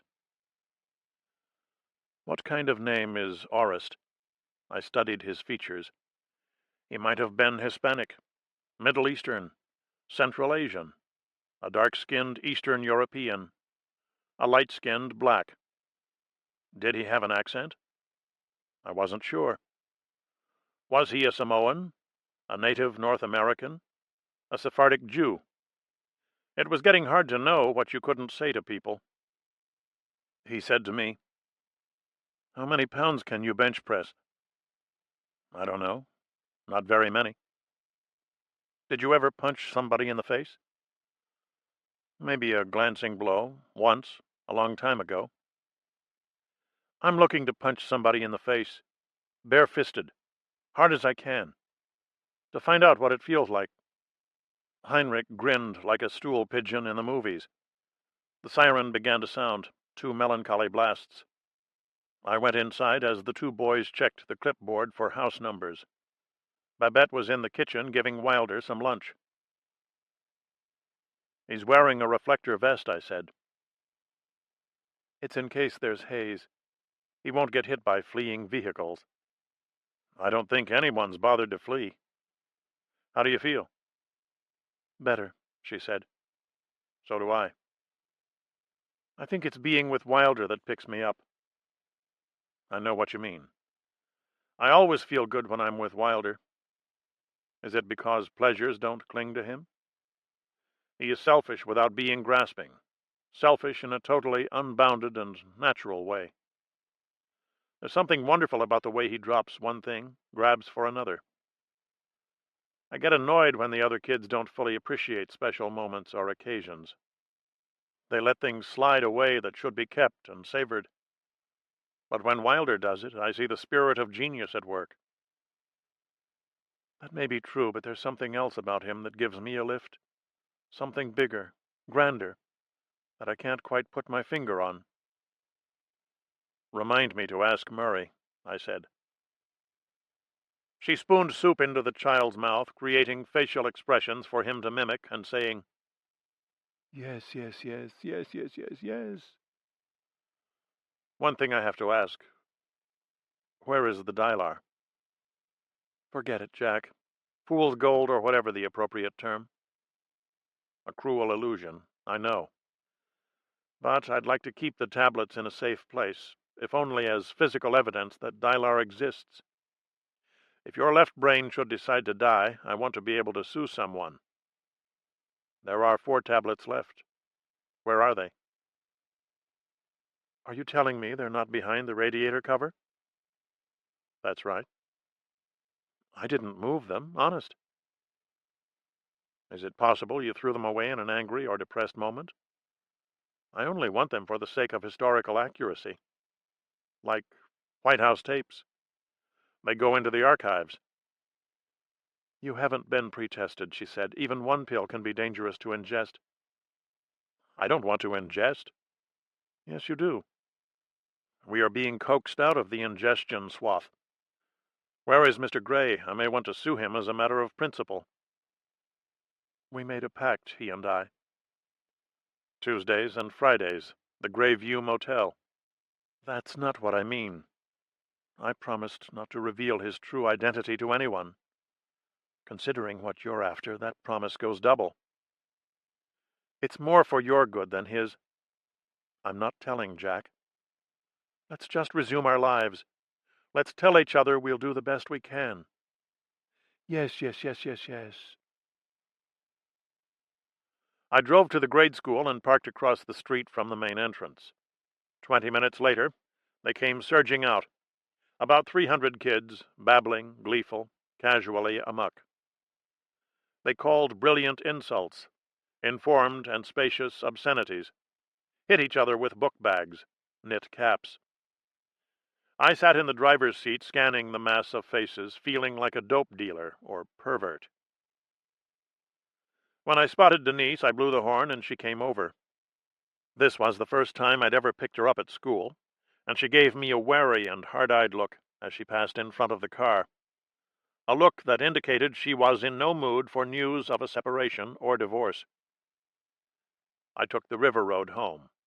She scrutinized my profile. It's about Dylar, I said. The medication has nothing to do with Baba's memory problems.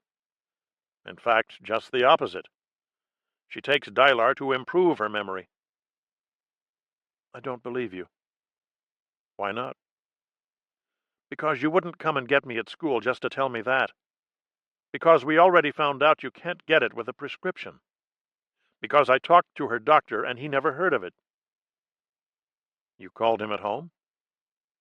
At the office. Dylar is a little too special for a GP. Is my mother a drug addict? You're smarter than that, I said. No, I'm not. We'd like to know what you did with the bottle. There were some tablets left. How do you know I took them? I know it. You know it.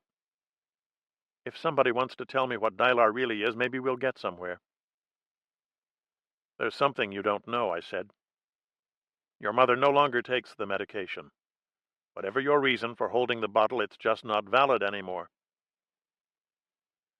We looped around to the west and were now driving through the college campus. Automatically, I reached into my jacket for the dark glasses and put them on. Then I'll throw it away, she said. Over the next few days, I tried an assortment of arguments, some nearly breathtaking in their delicate, webby texture. I even enlisted Babette, convincing her that the bottle belonged in adult hands. But the girl's will was supremely resistant. Her life as a legal entity had been shaped by other people's bargaining and haggling, and she was determined to follow a code too rigid to allow for the trade-off, the settlement. She would keep the object hidden until we told her its secret. It was probably just as well. The drug could be dangerous after all. And I was not a believer in easy solutions, something to swallow that would rid my soul of an ancient fear. But I could not help thinking about that saucer-shaped tablet. Would it ever work? Could it work for some but not others? It was the benign counterpart of the Naiadine menace. tumbling from the back of my tongue down into my stomach. The drug core dissolving, releasing benevolent chemicals into my bloodstream, flooding the fear of death part of my brain. The pill itself silently self-destructing in a tiny inward burst, a polymer implosion, discreet and precise and considerate. Technology with a human face. Chapter 28. Wilder sat on a tall stool in front of the stove, watching water boil in a small enamel pot. He seemed fascinated by the process. I wondered if he'd uncovered some splendid connection between things he'd always thought of as separate. The kitchen is routinely rich in such moments, perhaps for me as much as for him. Steffi walked in, saying, "I'm the only person I know who likes Wednesdays." Wilder's absorption seemed to interest her. She went and stood next to him, trying to figure out what attracted him to the agitated water. She leaned over the pot, looking for an egg. A jingle for a product called Ray-Ban Wayfarer began running through my head. How did the evacuation go? A lot of people never showed up. We waited around, moaning. They show up for the real ones, I said. Then it's too late. The light was bright and cool, making objects glow. Steffi was dressed for the outdoors, a school day morning, but remained at the stove, looking from Wilder to the pot and back, trying to intersect the lines of his curiosity and wonder. Baba says you got a letter. My mother wants me to visit at Easter. Good. You want to go? Of course you do. You're like your mother. She's in Mexico City now, isn't she? Who will take me? I'll take you to the airport. Your mother will pick you up at the other end. It's easy. B does it all the time. You like B? The enormity of the mission, of flying to a foreign country at nearly supersonic speed at 30,000 feet, alone, in a humped container of titanium and steel, caused her to grow momentarily silent. We watched the water boil. I signed up to be a victim again. It's just before Easter, so I think I have to stay here. Another evacuation? What's the occasion this time? A funny smell. You mean some chemical from a plant across the river? I guess so. What do you do as a victim of a smell? They have to tell us yet. I'm sure they won't mind excusing you just this once. I'll write a note, I said. My first and fourth marriages were to Dana Breedlove, who is Steffi's mother. The first marriage worked well enough to encourage us to try again as soon as it became mutually convenient. When we did, after the melancholy epics of Janet Savory and Tweedy Browner, things proceeded to fall apart. But not before Stephanie Rose was conceived, a star-hung night in Barbados. Dana was there to bribe an official. She told me very little about her intelligence work. I knew she reviewed fiction for the CIA, mainly long, serious novels with coded structures. The work left her tired and irritable, rarely able to enjoy food, sex, or conversation. She spoke Spanish to someone on the telephone, was a hyperactive mother, shining with an eerie stormlight intensity. The long novels kept arriving in the mail. It was curious how I kept stumbling into the company of lives in intelligence. Dana worked part-time as a spy. Tweedy came from a distinguished old family that had a long tradition of spying and counter-spying, and she was now married to a high-level jungle operative. Janet, before retiring to the ashram, was a foreign currency analyst who did research for a secret group of advanced theorists connected to some controversial think tank. All she told me is that they never met in the same place twice. Some of my adoration of Babette must have been sheer relief. She was not a keeper of secrets. At least, not until her death fears drove her into a frenzy of clandestine research and erotic deception. I thought of Mr. Gray and his pendulous member. The image was hazy, unfinished. The man was literally gray, giving off a visual buzz. The water progressed to a rolling boil. Steffi helped the boy down from his perch. I ran into Babette on my way to the front door. We exchanged the simple but deeply sincere question we'd been asking each other 2 or 3 times a day since the night of the Dylar revelations. How do you feel? Asking the question, hearing it asked, made us both feel better. I bounded upstairs to find my glasses. The National Cancer Quiz was on TV. In the lunchroom in Centenary Hall, I watched Murray sniff his utensils. There was a special pallor in the faces of the New York emigres. Lasher and Grappa, in particular. They had the oneness of obsession, of powerful appetites confined to small spaces. Murray said that Elliot Lasher had a film noir face. His features were sharply defined, his hair perfumed with some oily extract.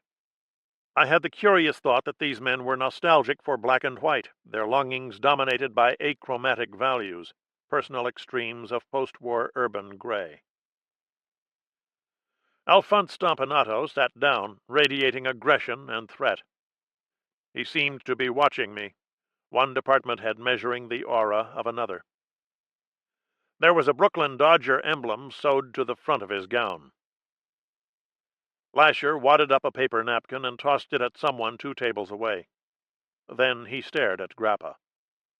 "Who was the greatest influence on your life?" he said in a hostile tone. "Richard Widmark in Kiss of Death. When Richard Widmark pushed that old lady in that wheelchair down that flight of stairs, it was like a personal breakthrough for me. It resolved a number of conflicts. I copied Richard Widmark's sadistic laugh and used it for 10 years. It got me through some tough emotional periods. Richard Widmark as Tommy Udo in Henry Hathaway's Kiss of Death. Remember that creepy laugh? Hyena-faced. A ghoulish titter. It clarified a number of things in my life. Helped me become a person. Did you ever spit in your soda bottle so you wouldn't have to share your drink with the other kids? It was an automatic thing. Some guys even spit in their sandwiches. After we pitched pennies to the wall, we'd buy stuff to eat and drink. There was always a flurry of spitting. Guys spit on their fudge pops, their Charlotte Russes. How old were you when you first realized your father was a jerk? 12 and a half, Grappa said. I was sitting in the balcony at the Lowe's Fairmont watching Fritz Lang's Clash by Night with Barbara Stanwyck as May Doyle, Paul Douglas as Jerry D'Amato, and the great Robert Ryan as Earl Pfeiffer, featuring J. Carroll Nash, Keith Andes, and the early Marilyn Monroe, shot in 32 days, black and white. Did you ever get an erection from a dental hygienist rubbing against your arm while she cleaned your teeth? More times than I can count. When you bite dead skin off your thumb, do you eat it or spit it out? Chew it briefly, then propel it swiftly from the end of the tongue. Do you ever close your eyes, Lasher said, while you're driving on a highway? I closed my eyes on 95 North for 8 full seconds. 8 seconds is my personal best. I've closed my eyes for up to 6 seconds on winding country roads, but that's only doing 30 or 35. On multi-lane highways, I usually hover at 70 before I close my eyes. You do this on straightaways. I've closed my eyes for up to 5 seconds on straightaways driving with other people in the car. You wait till they're drowsy is how you do it. Grappa had a round, moist, worried face. There was something in it of a sweet boy betrayed. I watched him light up a cigarette, shake out the match, and toss it into Murray's salad. How much pleasure did you take as a kid, Lasher said, in imagining yourself dead? Never mind as a kid, Grappa said. I still do it all the time. Whenever I'm upset over something, I imagine all my friends, relatives, and colleagues gathered at my bier. They are very, very sorry they weren't nicer to me while I lived. Self-pity is something I've worked very hard to maintain. Why abandon it just because you grow up? Self-pity is something that children are very good at, which must mean it is natural and important. Imagining yourself dead is the cheapest, sleaziest, most satisfying form of childish self-pity. How sad and remorseful and guilty all those people are standing by your great bronze coffin. They can't even look each other in the eye because they know that the death of this decent and compassionate man is the result of a conspiracy they all took part in. The coffin is banked with flowers and lined with a napped fabric in salmon or peach. What wonderful cross currents of self-pity and self-esteem you are able to wallow in, seeing yourself laid out in a dark suit and tie, looking tanned, fit, and rested, as they say of presidents after vacations. But there is something even more childish and satisfying than self-pity. Something that explains why I try to see myself dead on a regular basis, a great fellow surrounded by sniveling mourners. It is my way of punishing people for thinking their own lives are more important than mine. Lasher said to Murray, "We ought to have an official Day of the Dead, like the Mexicans." "We do. It's called Super Bowl week." I didn't want to listen to this. I had my own dying to dwell upon, independent of fantasies. Not that I thought Grappa's remarks were ill-founded. His sense of conspiracy aroused in me a particular ripple of response. This is what we forgive on our deathbeds, not lovelessness or greed. We forgive them for their ability to put themselves at a distance, to scheme in silence against us, do us, effectively, in. I watched Alphonse reassert his bearish presence with a shoulder-rolling gesture. I took this as a sign that he was warming up to speak. I wanted to bolt, make off suddenly, run. "In New York," he said, looking directly at me, "people ask if you have a good internist. This is where true power lies. The inner organs, liver, kidneys, stomach, intestines, pancreas. Internal medicine is the magic brew. You acquire strength and charisma from a good internist totally aside from the treatment he provides. People ask about tax lawyers, estate planners, dope dealers. But it's the internist who really matters. Who's your internist? Someone will say in a challenging tone.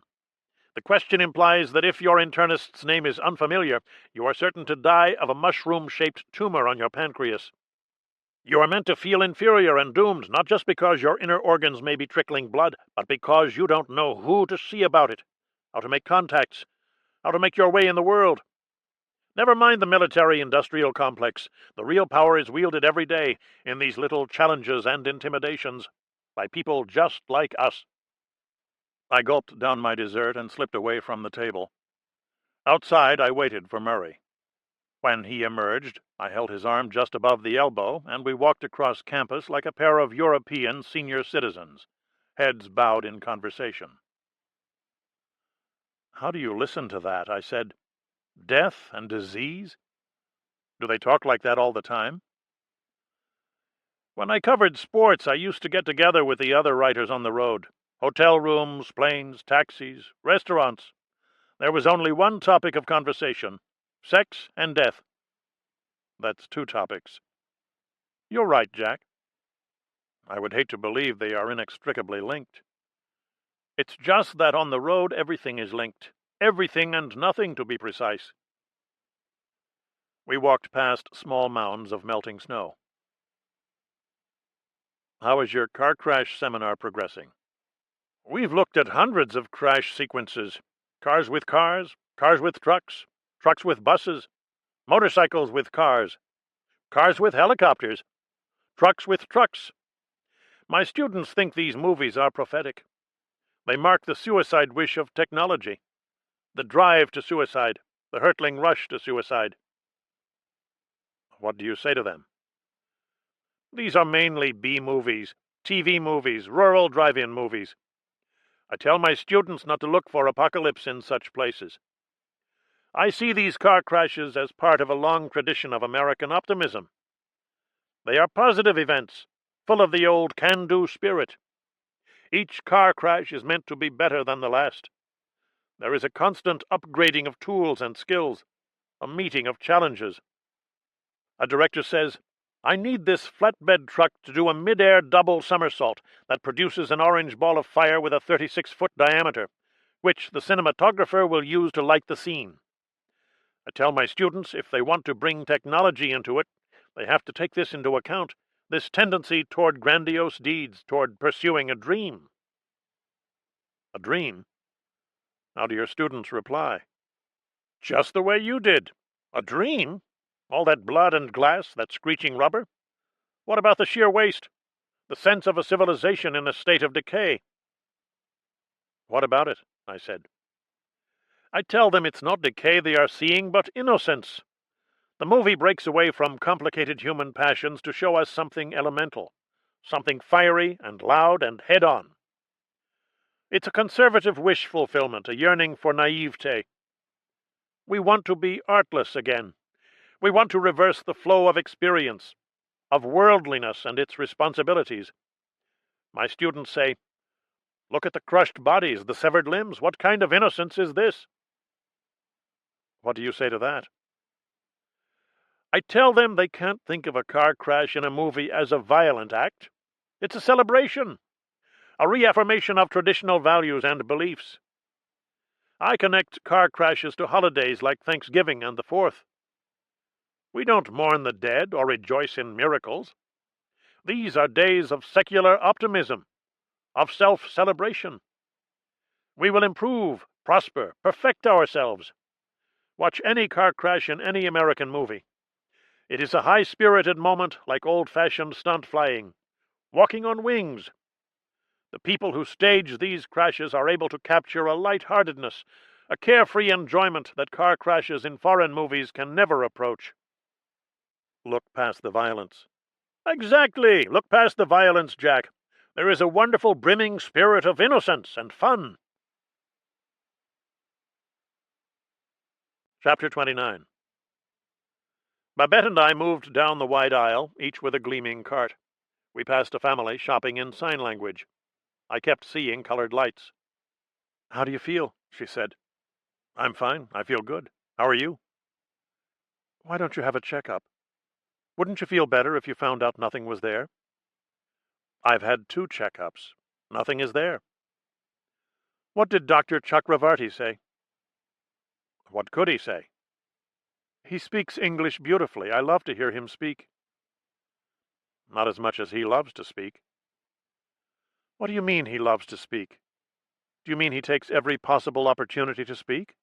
He's a doctor. He has to speak. In a very real sense, you are paying him to speak. Do you mean he flaunts his beautiful English? He rubs your face in it?" "We need some Glass Plus." "Don't leave me alone," she said. "I'm just going to aisle 5. "I don't want to be alone, Jack. I believe you know that." "We're going to come through this thing all right," I said. "Maybe stronger than ever. We're determined to be well. Babette is not a neurotic person. She is strong, healthy, outgoing, affirmative. She says yes to things. This is the point of Babette." We stayed together in the aisles and at the checkout. Babette bought 3 tabloids for her next session with Old Man Treadwell. We read them together as we waited online. Then we went together to the car, loaded the merchandise, sat very close to each other as I drove home. "Except for my eyes," I said. "What do you mean?" "Chakravarti thinks I ought to see an eye man." "Is it the colored spots again?" "Yes." "Stop wearing those dark glasses." "I can't teach Hitler without them." "Why not?" "I need them, that's all." "They're stupid. They're useless." "I've built a career," I said. "I may not understand all the elements involved, but this is all the more reason not to tamper." The Deja Vu crisis centers closed down. The hotline was quietly discontinued. People seemed on the verge of forgetting. I could hardly blame them, even if I felt abandoned to a certain extent, left holding the bag. I went faithfully to German lessons. I began to work with my teacher on things I might say in welcoming delegates to the Hitler conference, still a number of weeks off. The windows were totally blocked by furniture and debris. Howard Dunlop sat in the middle of the room, his oval face floating in 60 watts of dusty light. I began to suspect I was the only person he ever talked to. I also began to suspect he needed me more than I needed him. A disconcerting and terrible thought. There was a German-language book on a ruined table near the door. The title was lettered in black in a thick, heavy, ominous typeface. Das Ägyptische Totenbuch. What's that? I said. The Egyptian Book of the Dead, he whispered. A bestseller in Germany. Every so often, when Denise wasn't home, I wandered into her room. I picked up things, put them down, looked behind a curtain, glanced into an open drawer, stuck my foot under the bed and felt around. Absent-minded browsing. Babette listened to talk radio. I started throwing things away. Things in the top and bottom of my closet, things in boxes in the basement and attic. I threw away correspondence, old paperbacks, magazines I'd been saving to read, pencils that needed sharpening. I threw away tennis shoes, sweat socks, gloves with ragged fingers, old belts and neckties. I came upon stacks of student reports, broken rods for the seats of directors' chairs. I threw these away. I threw away every aerosol can that didn't have a top. The gas meter made a particular noise. That night on TV, I saw news film of policemen carrying a body bag out of someone's backyard in Bakersville. The reporter said 2 bodies had been found. More were believed buried in the same yard. Perhaps many more. Perhaps 20 bodies, 30 bodies. No one knew for sure. He swept an arm across the area. It was a big backyard. The reporter was a middle-aged man who spoke clearly and strongly, and yet with some degree of intimacy, conveying a sense of frequent contact with his audience, of shared interests and mutual trust. Digging would continue through the night, he said, and the station would cut back to the scene as soon as developments warranted. He made it sound like a lover's promise. 3 nights later, I wandered into Heinrich's room, where the TV set was temporarily located.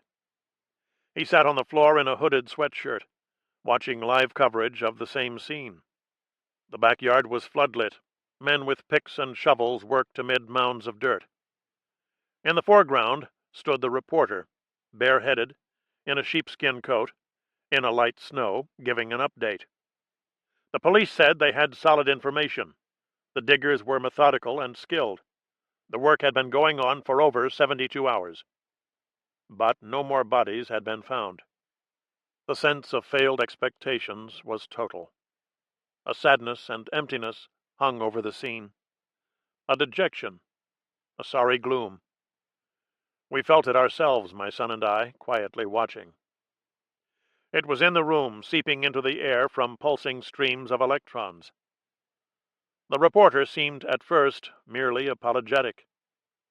But as he continued to discuss the absence of mass graves, he grew increasingly forlorn, gesturing at the diggers, shaking his head, almost ready to plead with us for sympathy and understanding. I tried not to feel disappointed. Chapter 30. In the dark, the mind runs on like a devouring machine, the only thing awake in the universe. I tried to make out the walls, the dresser in the corner. It was the old, defenseless feeling. Small, weak, death-bound, alone. Panic, the god of woods and wilderness, half goat. I moved my head to the right, remembering the clock radio. I watched the numbers change, the progression of digital minutes, odd to even. They glowed green in the dark. After a while, I woke up Babette. Warm air came rising from her body as she shifted toward me. Contented air. A mixture of forgetfulness and sleep. Where am I? Who are you? What was I dreaming? We have to talk, I said. She mumbled things, seemed to fend off some hovering presence. When I reached for the lamp, she gave me a backhand punch in the arm. The light went on. She retreated toward the radio, covering her head and moaning. You can't get away. There are things we have to talk about. I want access to Mr. Gray. I want the real name of Gray Research.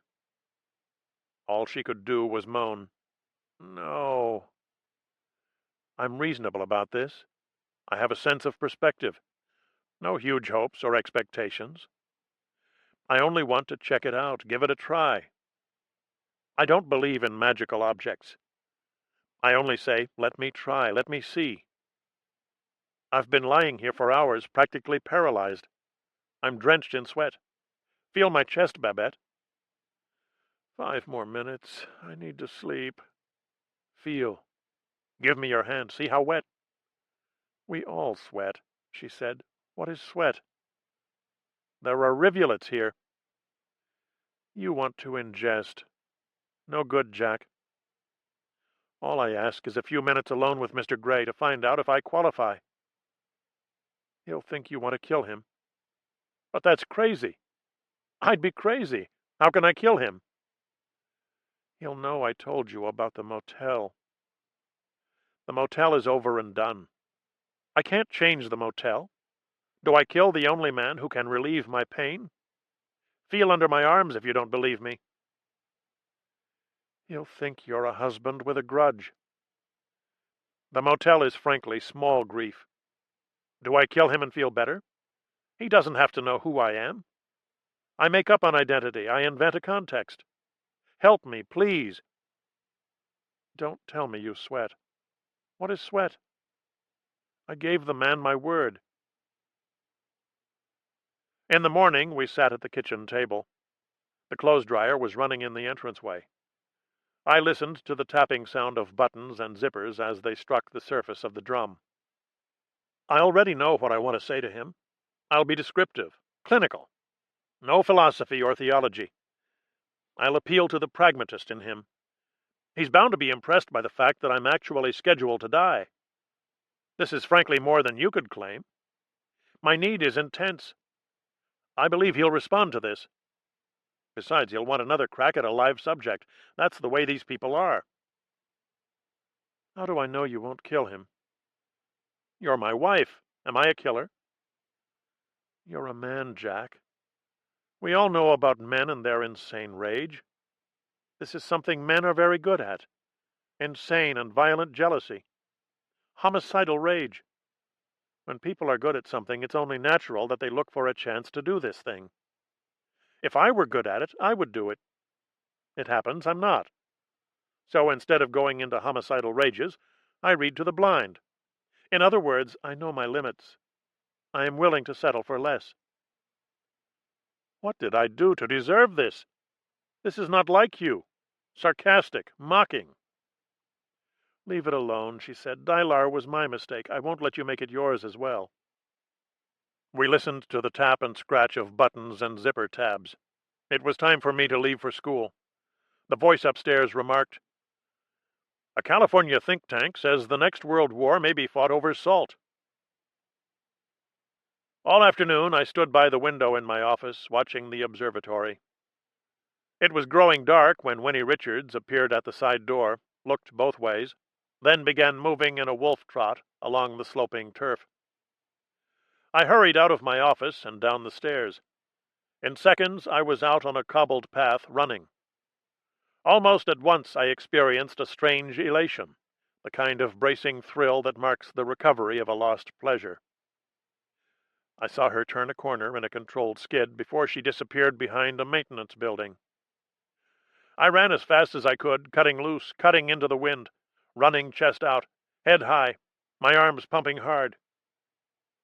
She reappeared at the edge of the library, an alert and stealthy figure moving beneath the arched windows, nearly lost to the dusk. When she drew near the steps, she suddenly accelerated, going full tilt from what was almost a standing start. This was a deft and lovely maneuver that I was able to appreciate even as it put me at a disadvantage.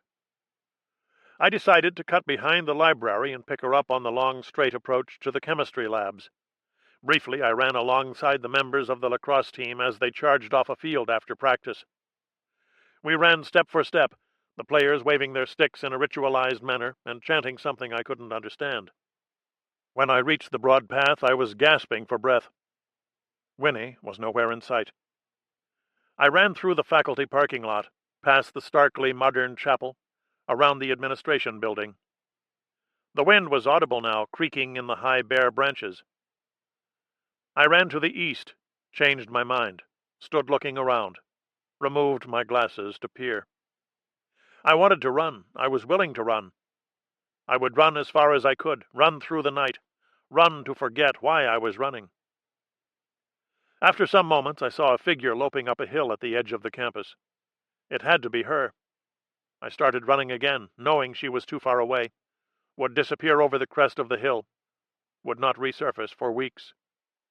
I put everything I had into a final climbing burst, charging over concrete, grass, then gravel, lungs burning in my chest, a heaviness in my legs that seemed the very pull of the earth, its most intimate and telling judgment, the law of falling bodies. How surprised I was, nearing the top of the hill, to see that she had stopped. She wore a Gore-Tex jacket, puffed up with insulation, and she was looking to the west. I walked slowly toward her. When I cleared a row of private homes, I saw what it was that had made her pause. The edge of the earth trembled in a darkish haze. Upon it lay the sun, going down like a ship in a burning sea. Another postmodern sunset, rich in romantic imagery. Why try to describe it? It's enough to say that everything in our field of vision seemed to exist in order to gather the light of this event. Not that this was one of the stronger sunsets. There had been more dynamic colors, a deeper sense of narrative sweep. Hi, Jack. I didn't know you came up here. I usually go to the highway overpass. Isn't this something? It's beautiful, all right. Makes me think. It really does. What do you think about? What can you think about in the face of this kind of beauty? I get scared, I know that. This isn't one of the scarier ones. It scares me. Boy, look at it. Did you see last Tuesday? A powerful and stunning sunset. I rate this one average. Maybe they're beginning to wind down. I hope not, she said. I'd miss them. Could be the toxic residue in the atmosphere is diminishing. There's a school of thought that says it's not residue from the cloud that causes the sunsets. It's residue from the microorganisms that ate the cloud. We stood there watching a surge of florid light, like a heart pumping in a documentary on color TV. Remember the saucer-shaped pill? Of course, she said. A super piece of engineering. I found out what it's designed to do. It's designed to solve an ancient problem. Fear of death. It encourages the brain to produce fear of death inhibitors. But we still die. Everyone dies, yes. We just won't be afraid, she said. That's right. Interesting, I guess. Dylar was designed by a secret research group. I believe some of these people are psychobiologists. I wonder if you've heard rumors of a group working secretly on fear of death. I'd be the last to hear. No one can ever find me. When they do find me, it's to tell me something important. What could be more important? You're talking about gossip, rumors. This is thin stuff, Jack. Who are these people? Where is their base? That's why I've been chasing you. I thought you'd know something about them. I don't even know what a psychobiologist is. It's a catch-all sort of thing. Interdisciplinary. The real work is in the pits. Isn't there anything you can tell me? Something in my voice made her turn to look at me. Winnie was barely into her 30s, but she had a sane and practiced eye for the half-concealed disasters that constitute a life. A narrow face, partly hidden by wispy brown ringlets, eyes bright and excited. She had the beaky and hollow-boned look of a great wading creature. Small prim mouth. A smile that was permanently in conflict with some inner stricture against the seductiveness of humor.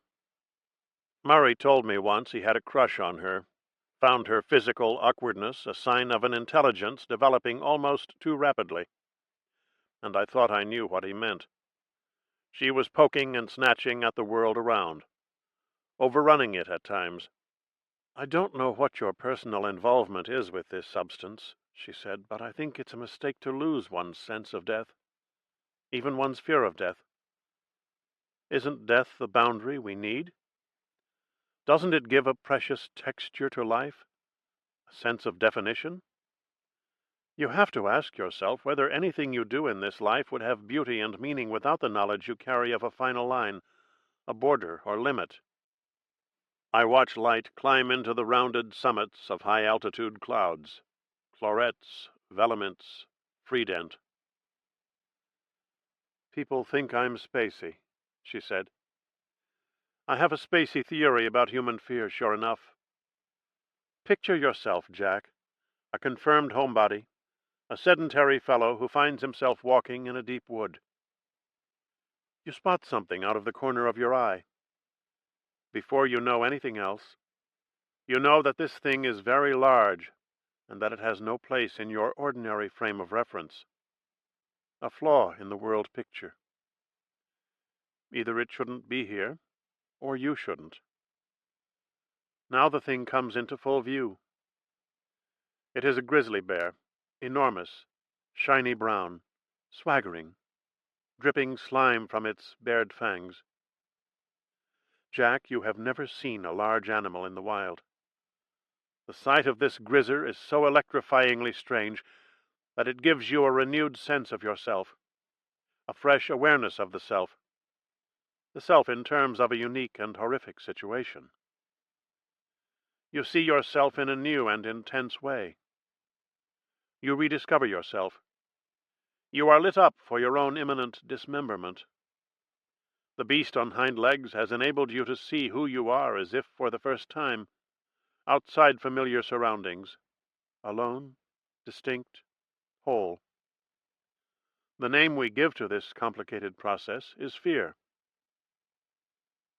Fear is self-awareness raised to a higher level. That's right, Jack. And death? I said. Self, self, self. If death can be seen as less strange and unreferenced, your sense of self in relation to death will diminish, and so will your fear. What do I do to make death less strange? How do I go about it? I don't know. Do I risk death by driving fast around curves? Am I supposed to go rock climbing on weekends? I don't know, she said. I wish I knew. Do I scale the sheer facade of a 90-story building wearing a clip-on belt? What do I do, Winnie? Do I sit in a cage full of African snakes like my son's best friend? This is what people do today. I think what you do, Jack, is forget the medicine in that tablet. There is no medicine, obviously. She was right. They were all right. Go on with my life, raise my kids, teach my students. Try not to think of that staticky figure in the Grayview Motel putting his unfinished hands on my wife. I'm still sad, Winnie, but you've given my sadness a richness and depth it has never known before. She turned away, blushing. I said, You're more than a fair-weather friend. You're a true enemy. She turned exceedingly red. I said, Brilliant people never think of the lives they smash, being brilliant. I watched her blush. She used both hands to pull her knit cap down over her ears. We took a last look at the sky and started walking down the hill. Chapter 31. Did you remember 1. To make out your check to waveform dynamics, 2. To write your account number on your check, 3. To sign your check. 4. To send payment in full, as we do not accept partial payment. 5. To enclose your original payment document, not a reproduced copy. 6. To enclose your document in such a way that the address appears in the window. 7. To detach the green portion of your document along the dotted line to retain for your records. 8. To supply your correct address and zip code. 9. To inform us at least 3 weeks before you plan to move. 10. To secure the envelope flap. 11. To place a stamp on the envelope, as the post office will not deliver without postage. 12. To mail the envelope at least 3 days before the date entered in the blue box. Cable health, cable weather, cable news, cable nature. No one wanted to cook that night. We all got in the car and went out to the commercial strip in the no man's land beyond the town boundary. The never-ending neon. I pulled in at a place that specialized in chicken parts and brownies. We decided to eat in the car. The car was sufficient for our needs. We wanted to eat, not look around at other people. We wanted to fill our stomachs and get it over with. We didn't need light and space.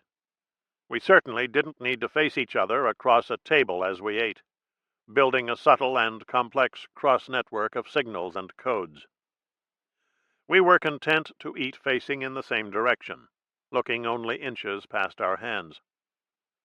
There was a kind of rigor in this. Denise brought the food out to the car and distributed paper napkins. We settled in to eat.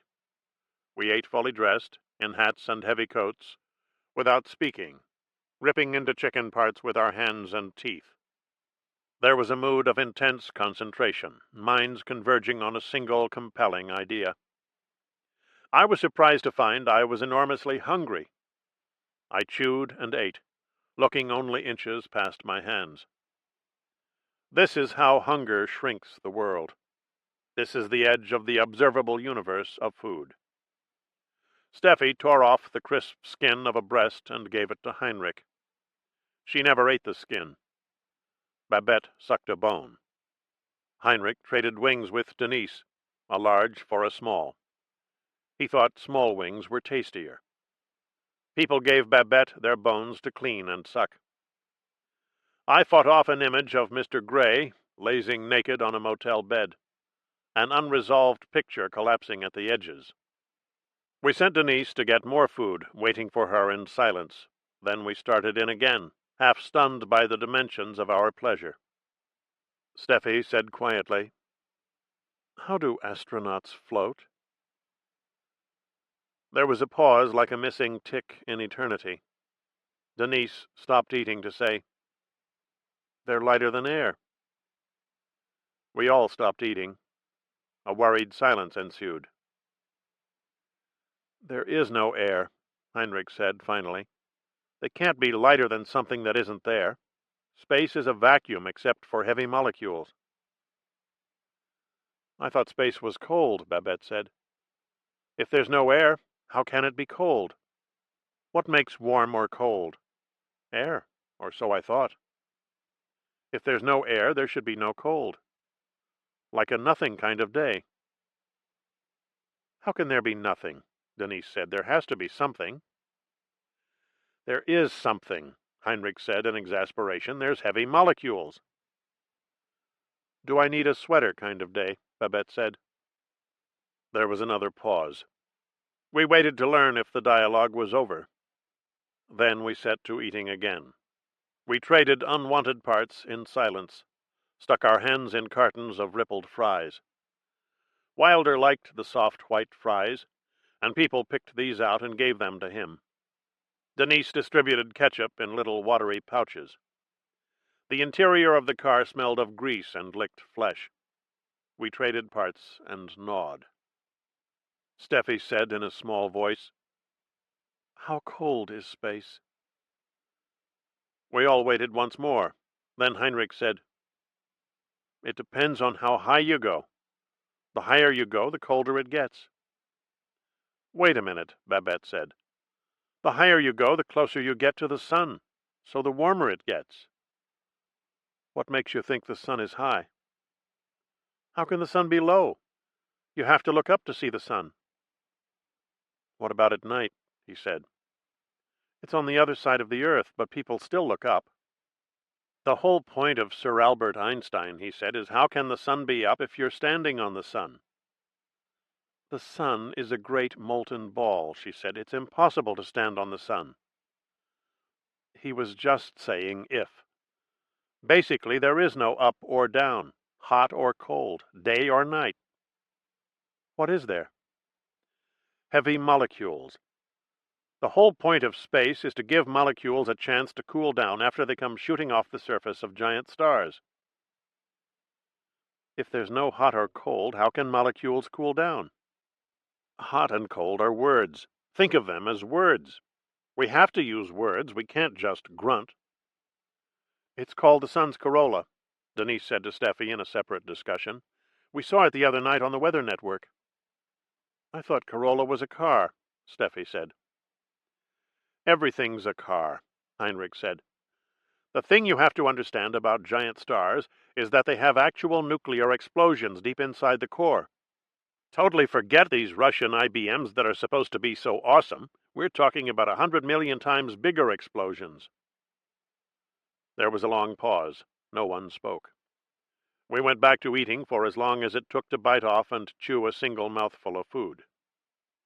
It's supposed to be Russian psychics who are causing this crazy weather, Babette said. What crazy weather? I said. Heinrich said, We have psychics, they have psychics, supposedly. They want to disrupt our crops by influencing the weather. The weather's been normal. For this time of year, Denise put in smartly. This was the week a policeman saw a body thrown from a UFO. It happened while he was on routine patrol on the outskirts of Glassboro. The rain-soaked corpse of an unidentified male was found later that night, fully clothed. An autopsy disclosed that death was due to multiple fractures and heart failure, the result, perhaps, of a ghastly shock. Under hypnosis, the policeman, Jerry T. Walker, relived in detail the baffling sight of the neon-bright object that resembled an enormous spinning top as it hovered 80 feet above a field. Officer Walker, a Vietnam vet, said the bizarre scene reminded him of helicopter crews throwing Viet Cong suspects out the door. Incredibly, as he watched a hatch come open and the body plummet to the ground, Walker sensed an eerie message being psychically transmitted to his brain. Police hypnotists plan to intensify their sessions in an attempt to uncover the message. There were sightings all over the area. An energizing mental current, a snaky glow, seemed to pass from town to town. It didn't matter whether you believed in these things or not. They were an excitement, a wave, a tremor. Some voice or noise would crack across the sky, and we would be lifted out of death. People drove speculatively to the edges of towns, where some would turn back. Some decide to venture toward remoter areas which seemed in these past days to exist under a spell, a hallowed expectation. The air grew soft and mild. A neighbor's dog barked through the night. In the fast food parking lot, we ate our brownies. Crumbs stuck to the heels of our hands. We inhaled the crumbs. We licked the fingers. As we got close to finishing, the physical extent of our awareness began to expand. Food's borders yielded to the wider world. We looked past our hands. We looked through the windows, at the cars and lights. We looked at the people leaving the restaurant, men, women, and children carrying cartons of food, leaning into the wind. An impatience began to flow from the three bodies in the rear seat. They wanted to be home, not here. They wanted to blink an eye and find themselves in their rooms, with their things, not sitting in a cramped car on this windswept concrete plain. Journeys home were always a test. I started up the car, knowing it was only a matter of seconds before the massed restlessness took on elements of threat. We could feel it coming, Babette and I. A sulky menace brewed back there. They would attack us, using the classic strategy of fighting among themselves. But attack us for what reason? For not getting them home faster? For being older and bigger and somewhat steadier of mood than they were? Would they attack us for our status as protectors? Protectors who must sooner or later fail? Or was it simply who we were that they attacked? Our voices, features, gestures, ways of walking and laughing, our eye color, hair color, skin tone, our chromosomes and cells? As if to head them off, as if she could not bear the implications of their threat, Babette said pleasantly, "Why is it these UFOs are mostly seen upstate? The best sightings are upstate. People get abducted and taken aboard. Farmers see burn marks where saucers landed. A woman gives birth to a UFO baby, so she says. Always upstate." "That's where the mountains are," Denise said. "Spaceships can hide from radar or whatever." "Where are the mountains upstate?" Steffi said. "Mountains are always upstate," Denise told her. "This way the snow melts as planned in the spring and flows downhill to the reservoirs near the cities, which are kept in the lower end of the state for exactly this reason." I thought, momentarily, she might be right. It made a curious kind of sense. Or did it? Or was it totally crazy? There had to be large cities in the northern part of some states. Or were they just north of the border in the southern part of states just to the north? What she said could not be true, and yet I had trouble, momentarily, disproving it.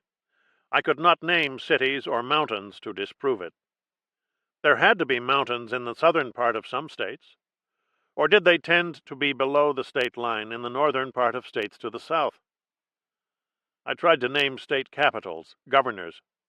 How could there be a north below a south? Is this what I found confusing? Was this the crux of Denise's error? Or was she somehow eerily right? The radio said, "Excesses of salt, phosphorus, magnesium." Later that night, Babette and I sat drinking cocoa. On the kitchen table, among the coupons, the foot-long supermarket receipts, the mail-order catalogs, was a postcard from Mary Alice, my oldest. She is the golden issue of my first marriage to Dana Breedlove, the spy, and is therefore Steffi's full sister, although 10 years and 2 marriages fell between. Mary Alice is 19 now and lives in Hawaii, where she works with whales. Babette picked up a tabloid someone had left on the table. "Mouse cries have been measured at 40,000 cycles per second. Surgeons use high-frequency tapes of mouse cries to destroy tumors in the human body." "Do you believe that?" "Yes, so do I." She put down the newspaper. After a while, she said to me urgently, "How do you feel, Jack?" "I'm all right. I feel fine. Honest. What about you?" "I wish I hadn't told you about my condition." "Why?" "Then you wouldn't have told me you're going to die first. Here are the 2 things I want most in the world. Jack not to die first, and Wilder to stay the way he is forever." Chapter 32. Murray and I walked across campus in our European manner, a serenely reflective pace, heads lowered as we conversed. Sometimes one of us gripped the other near the elbow, a gesture of intimacy and physical support. Other times we walked slightly apart, Murray's hands clasped behind his back, Gladney's folded monkishly at the abdomen, a somewhat worried touch. "Your German is coming around?" I still speak it badly. The words give me trouble. Howard and I are working on opening remarks for the conference. "You call him Howard?" "Not to his face. I don't call him anything to his face, and he doesn't call me anything to my face.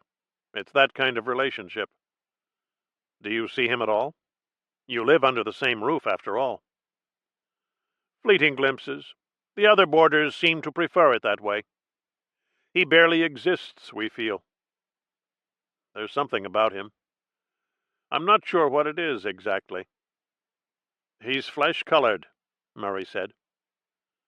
True, but that's not what makes me uneasy. Soft hands. Is that it? Soft hands in a man give me pause. Soft skin in general. Baby skin. I don't think he shaves. What else? I said. Flecks of dry spittle at the corners of his mouth.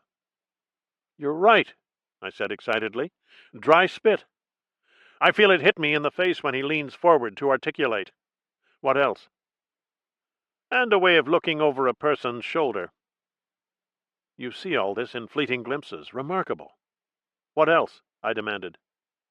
And a rigid carriage that seems at odds with his shuffling walk. Yes, he walks without moving his arms. What else? What else? And something else, something above and beyond all this, something eerie and terrible. Exactly. But what is it? Something I can't quite identify.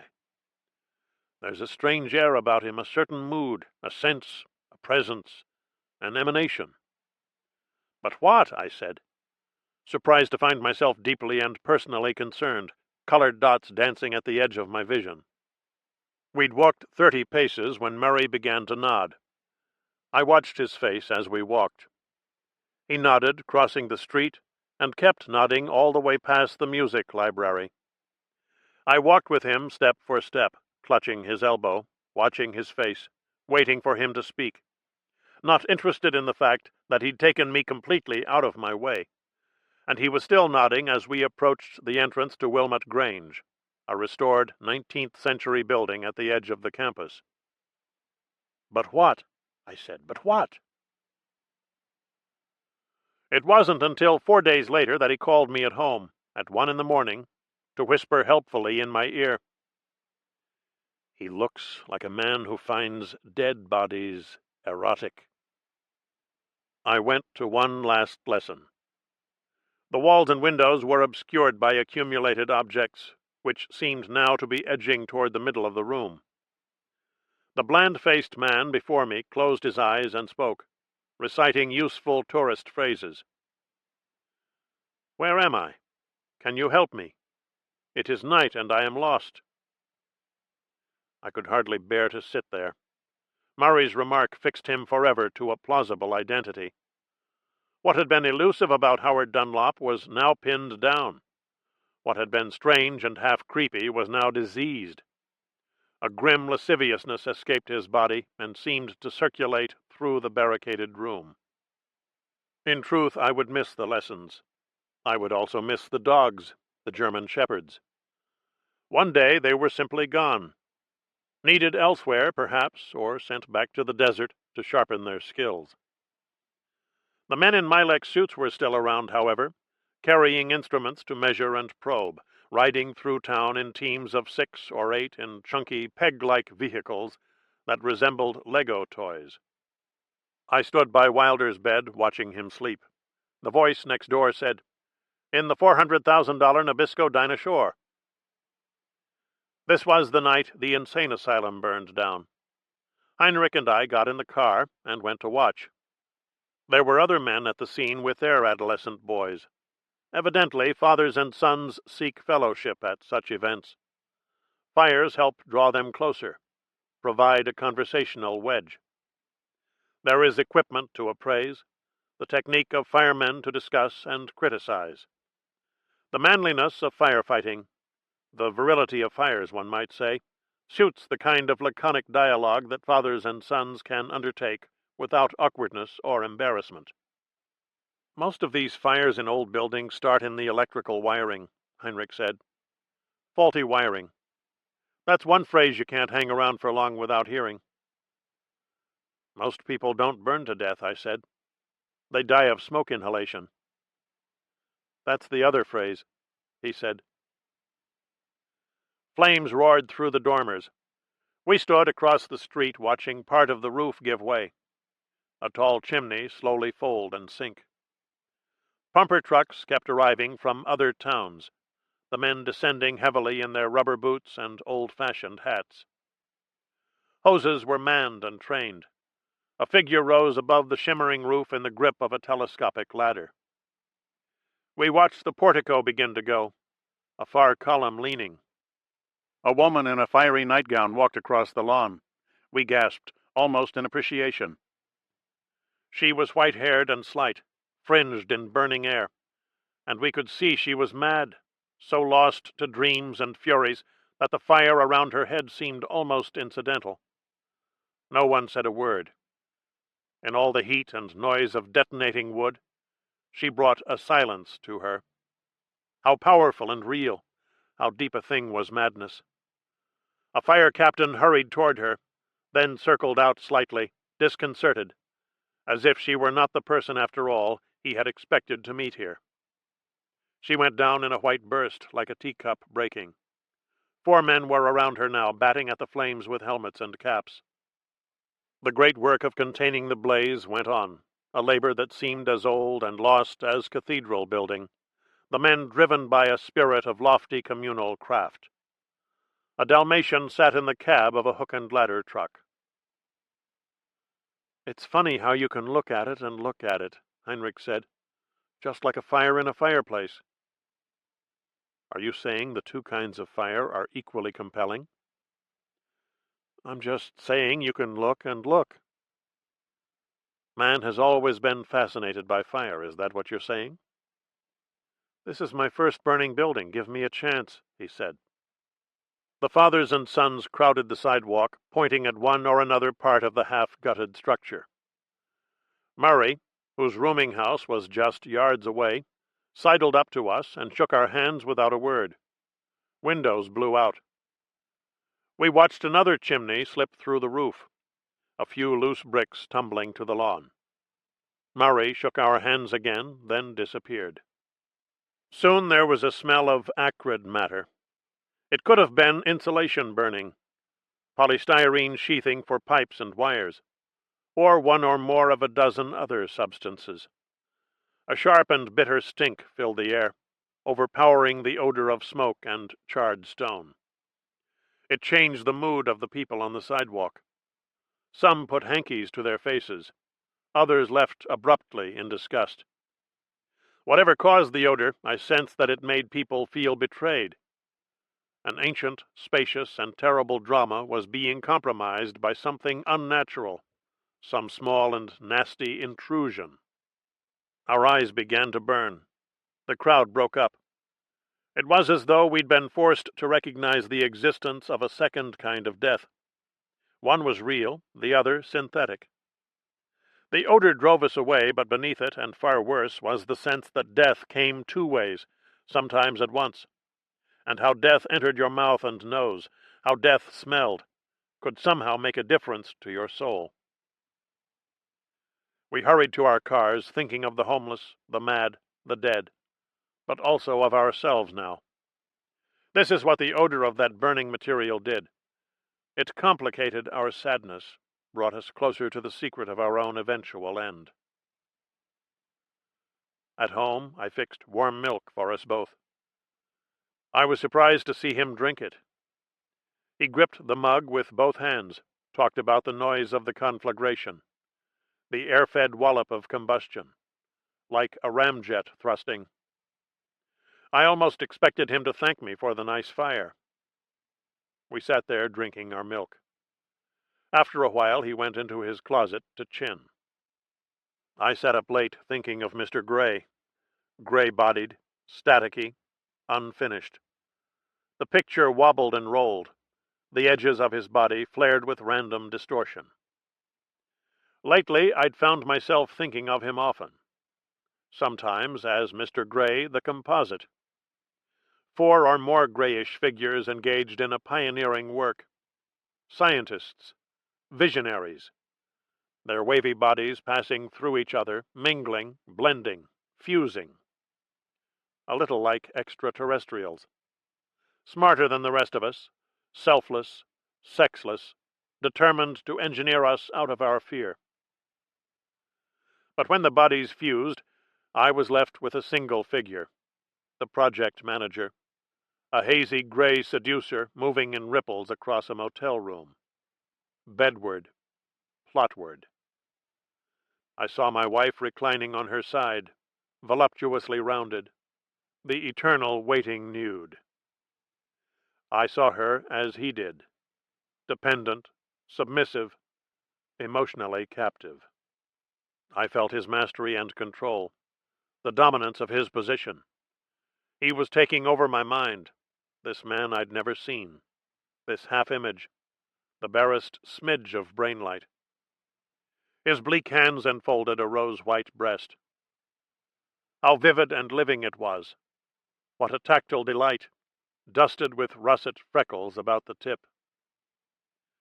I experienced oral torment, heard them in their purling foreplay, the love babble and buzzing flesh, heard the sloppings and smackings, the swash of wet mouths, bed springs sinking in. An interval of mumbled adjustments. Then gloom moved around the gray-sheeted bed, a circle slowly closing. Panasonic. Chapter 33. What time was it when I opened my eyes, sensing someone or something nearby? Was it an odd-numbered hour? The room was soft and webby. I stretched my legs, blinked, slowly focused on a familiar object. It was Wilder, standing 2 feet from the bed, gazing into my face. We spent a long moment in mutual contemplation. His great round head, set as it was on a small-limbed and squattish body, gave him the look of a primitive clay figurine, some household idol of obscure and cultic derivation. I had the feeling he wanted to show me something. As I slipped quietly out of bed, he walked in his quilted booties out of the room. I followed him into the hall and toward the window that looks out on our backyard. I was barefoot and robeless, and felt a chill pass through the Hong Kong polyester of my pajamas. Wilder stood looking out the window, his chin about an inch above the sill. It seemed I'd spent my life in lopsided pajamas, the shirt buttons inserted in mismatching slits, the fly undone and drooping. Was it dawn already? Were those crows I heard screaming in the trees? There was someone sitting in the backyard. A white-haired man sitting erect in the old wicker chair, a figure of eerie stillness and composure. At first, dazed and sleepy, I didn't know what to make of the sight. It seemed to need a more careful interpretation than I was able to provide at the moment. I thought one thing, that he'd been inserted there for some purpose. Then fear began to enter, palpable and overwhelming, a fist clenching repeatedly in my chest. Who was he? What was happening here? I realized Wilder was no longer next to me. I reached the doorway to his room just in time to see his head sink into the pillow. By the time I got to the bed, he was fast asleep. I didn't know what to do. I felt cold, white. I worked my way back to the window, gripping a doorknob, a handrail, as if to remind myself of the nature and being of real things. He was still out there, gazing into the hedges. I saw him in profile in the uncertain light, motionless and knowing. Was he as old as I'd first thought? Or was the white hair purely emblematic, part of his allegorical force? That was it, of course. He would be Death, or Death's errand runner, a hollow-eyed technician from the plague era, from the era of inquisitions, endless wars, of bedlams and leprosariums. He would be an aphorist of last things, giving me the barest glance, civilized, ironic, as he spoke his deft and stylish line about my journey out. I watched for a long time, waiting for him to move a hand. His stillness was commanding. I felt myself getting whiter by the second. What does it mean to become white? How does it feel to see death in the flesh, come to gather you in? I was scared to the marrow. I was cold and hot, dry and wet, myself and someone else. The fist clenched in my chest. I went to the staircase and sat on the top step, looking into my hands. So much remained. Every word and thing a beadwork of bright creation. My own plain hand, cross-hatched and whirled in a mesh of expressive lines. A life terrain might itself be the object of a person's study and wonder for years. A cosmology against the void. I got to my feet and went back to the window. He was still there. I went into the bathroom to hide. I closed the toilet lid and sat there a while, wondering what to do next. I didn't want him in the house. I paced for a time. I ran cold water over my hands and wrists, splashed it in my face. I felt light and heavy, muddled and alert. I took a scenic paperweight from the shelf by the door. Inside the plastic disc floated a 3D picture of the Grand Canyon, the colors zooming and receding as I turned the object in the light.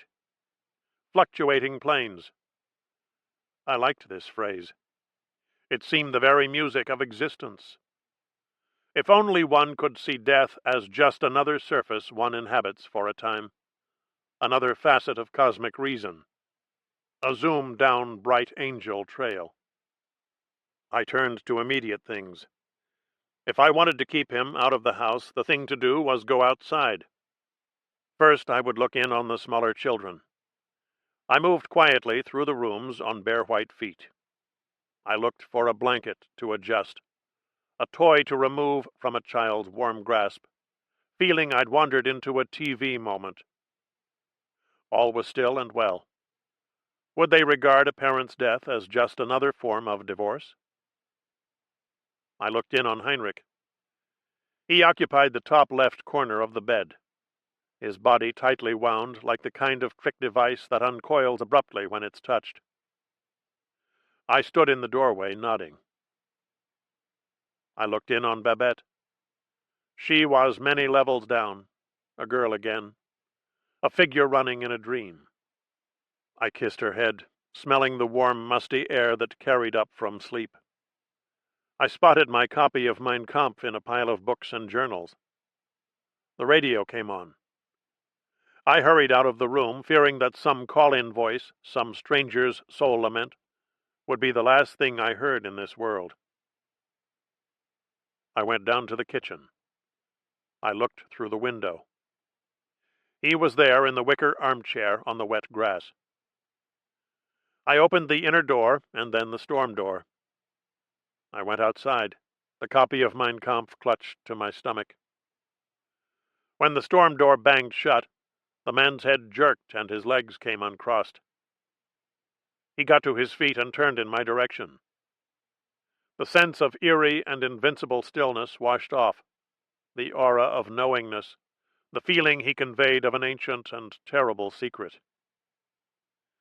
A second figure began to emerge from the numinous ruins of the first, began to assume effective form, develop in the crisp light as a set of movements, lines and features, a contour, a living person whose distinctive physical traits seemed more and more familiar as I watched them come into existence, a little amazed.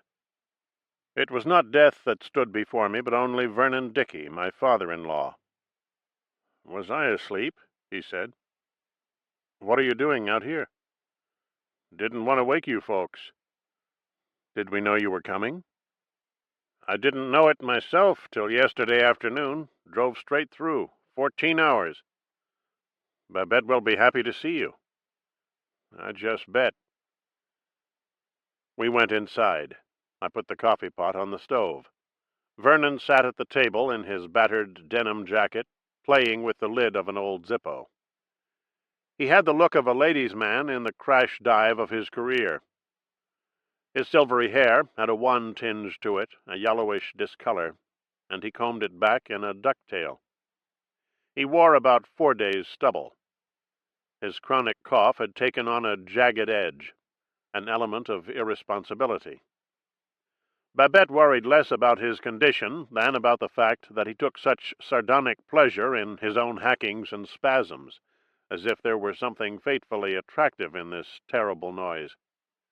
He still wore a garrison belt with a longhorn buckle. "So, what the hell? Here I am. Big deal. What are you doing these days?" Shingling here, rust-proofing there. I moonlight, except there's nothing I'm moonlighting from. Moonlight is all that's out there." I noticed his hands, scarred, busted, notched, permanently seamed with grease and mud. He glanced around the room, trying to spot something that needed replacing or repair. Such flaws were mainly an occasion for discourse. It put Vernon at an advantage to talk about gaskets and washers, about grouting, caulking, spackling. There were times when he seemed to attack me with terms like ratchet drill and whipsaw. He saw my shakiness in such matters as a sign of some deeper incompetence or stupidity. These were the things that built the world. Not to know or care about them was a betrayal of fundamental principles, a betrayal of gender, of species. What could be more useless than a man who couldn't fix a dripping faucet? Fundamentally useless, dead to history, to the messages in his genes. I wasn't sure I disagreed. "I was saying to Babette the other day, if there's one thing your father doesn't resemble, it's a widower." "What did she say to that?" "She thinks you're a danger to yourself. He'll fall asleep smoking. He'll die in a burning bed with a missing woman at his side. An official missing person. Some poor, lost, unidentified, multi-divorced woman." Vernon coughed in appreciation of the insight. A series of pulmonary gasps. I could hear the stringy mucus whipping back and forth in his chest. I poured his coffee and waited. "Just so you know where I'm at, Jack, there's a woman that wants to marry my ass. She goes to church in a mobile home. Don't tell Babette." "Well, that's the last thing I'd do." "She'd get real exercised. Start in with the discount calls." "She thinks you've gotten too lawless for marriage." "The thing about marriage today is you don't have to go outside the home to get those little extras. You can get whatever you want in the recesses of the American home. These are the times we live in, for better or worse. Wives will do things. They want to do things. You don't have to drop little looks. It used to be the only thing available in the American home was the basic natural act. Now you get the options, too. The action is thick, let me tell you. It's an amazing comment on our times that the more options you get in the home, the more prostitutes you see in the streets. How do you figure it, Jack? You're the professor. What does it mean?" "I don't know." "Wives wear edible panties. They know the words, the usages. Meanwhile, the prostitutes are standing in the streets in all kinds of weather, day and night. Who are they waiting for? Tourists? Businessmen? Men who've been turned into stalkers of flesh? It's like the lid's blown off. Didn't I read somewhere the Japanese go to Singapore? Whole plane loads of males. A remarkable people." "Are you seriously thinking of getting married?" "I'd have to be crazy to marry a woman that worships in a mobile home."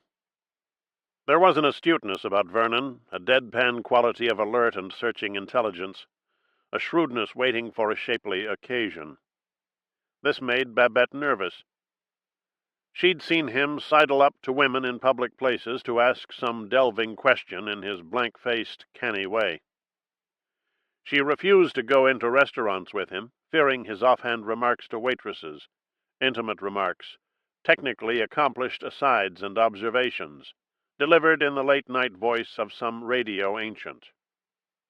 He'd given her some jittery moments, periods of anger and embarrassment, in a number of leatherette booths. She came in now, wearing her sweatsuit, ready for an early morning dash up the stadium steps. When she saw her father at the table, her body seemed to lose its motive force. She stood there bent at the knees. Nothing remained but her ability to gape. She appeared to be doing an imitation of a gaping person. She was the picture of gapingness, the bright ideal, no less confused and alarmed than I had been when I saw him sitting in the yard, deathly still. I watched her face fill to the brim with numb wonder. "Did we know you were coming?" she said. "Why didn't you call? You never call." Here I am. Big deal. Toot the horn.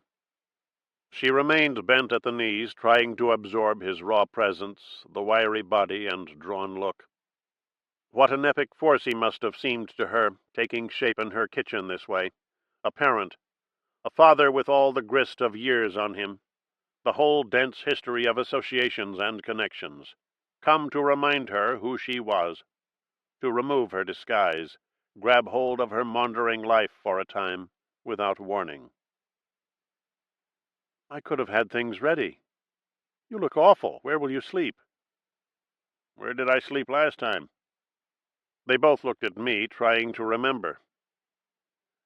As we fixed and ate breakfast, as the kids came down and warily approached Vernon for kisses and hair mussings, as the hours passed and Babette became accustomed to the sight of the ambling figure in patched jeans, I began to notice the pleasure she took in hovering nearby, doing little things for him, being there to listen. A delight contained in routine gestures and automatic rhythms. At times she had to remind Vernon which foods were his favorites, how he liked them cooked and seasoned, which jokes he told best, which figures from the past were the plain fools, which the comic heroes. Gleanings from another life poured out of her. The cadences of her speech changed, took on a rural tang. The words changed, the references. This was a girl who'd helped her father sand and finish old oak, heave radiators up from the floorboards. His carpenter years, his fling with motorcycles, his biceps tattoo. You're getting string beanie, Daddy. Finish those potatoes. There's more on the stove. And Vernon would say to me, her mother made the worst French fries you could ever hope to eat, like French fries in a state park. And then he'd turn to her and say, Jack knows the problem I have with state parks. They don't move the heart. We moved Heinrich down to the sofa and gave Vernon his room. It was unnerving to find him in the kitchen at 7 in the morning, at 6, at whatever grayish hour Babette or I went down to make coffee. He gave the impression he was intent on outfoxing us, working on our guilt, showing us that no matter how little sleep we got, he got less. Tell you what, Jack, you get old, you find out you're ready for something, but you don't know what it is. You're always getting prepared. You're combing your hair, standing by the window looking out. I feel like there's some little fussy person whisking around me all the time. That's why I jumped in the car and drove headlong all this way. To break the spell, I said. To get away from routine things. Routine things can be deadly, Vern, carried to extremes. I have a friend who says that's why people take vacations.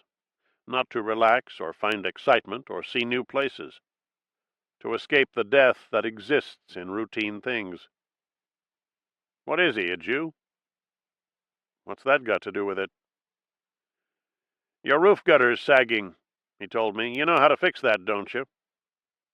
Vernon liked to hang around outside the house, waiting for garbage men, telephone repairmen, the mail carrier, the afternoon newsboy, someone to talk to about techniques and procedures, sets of special methods, routes, time spans, equipment. It tightened his grip on things, learning how work was done in areas outside his range. He liked to tease the kids in his deadpan way. They answered his bantering remarks reluctantly. They were suspicious of all relatives. Relatives were a sensitive issue, part of the murky and complex past, the divided lives, the memories that could be refloated by a word or a name.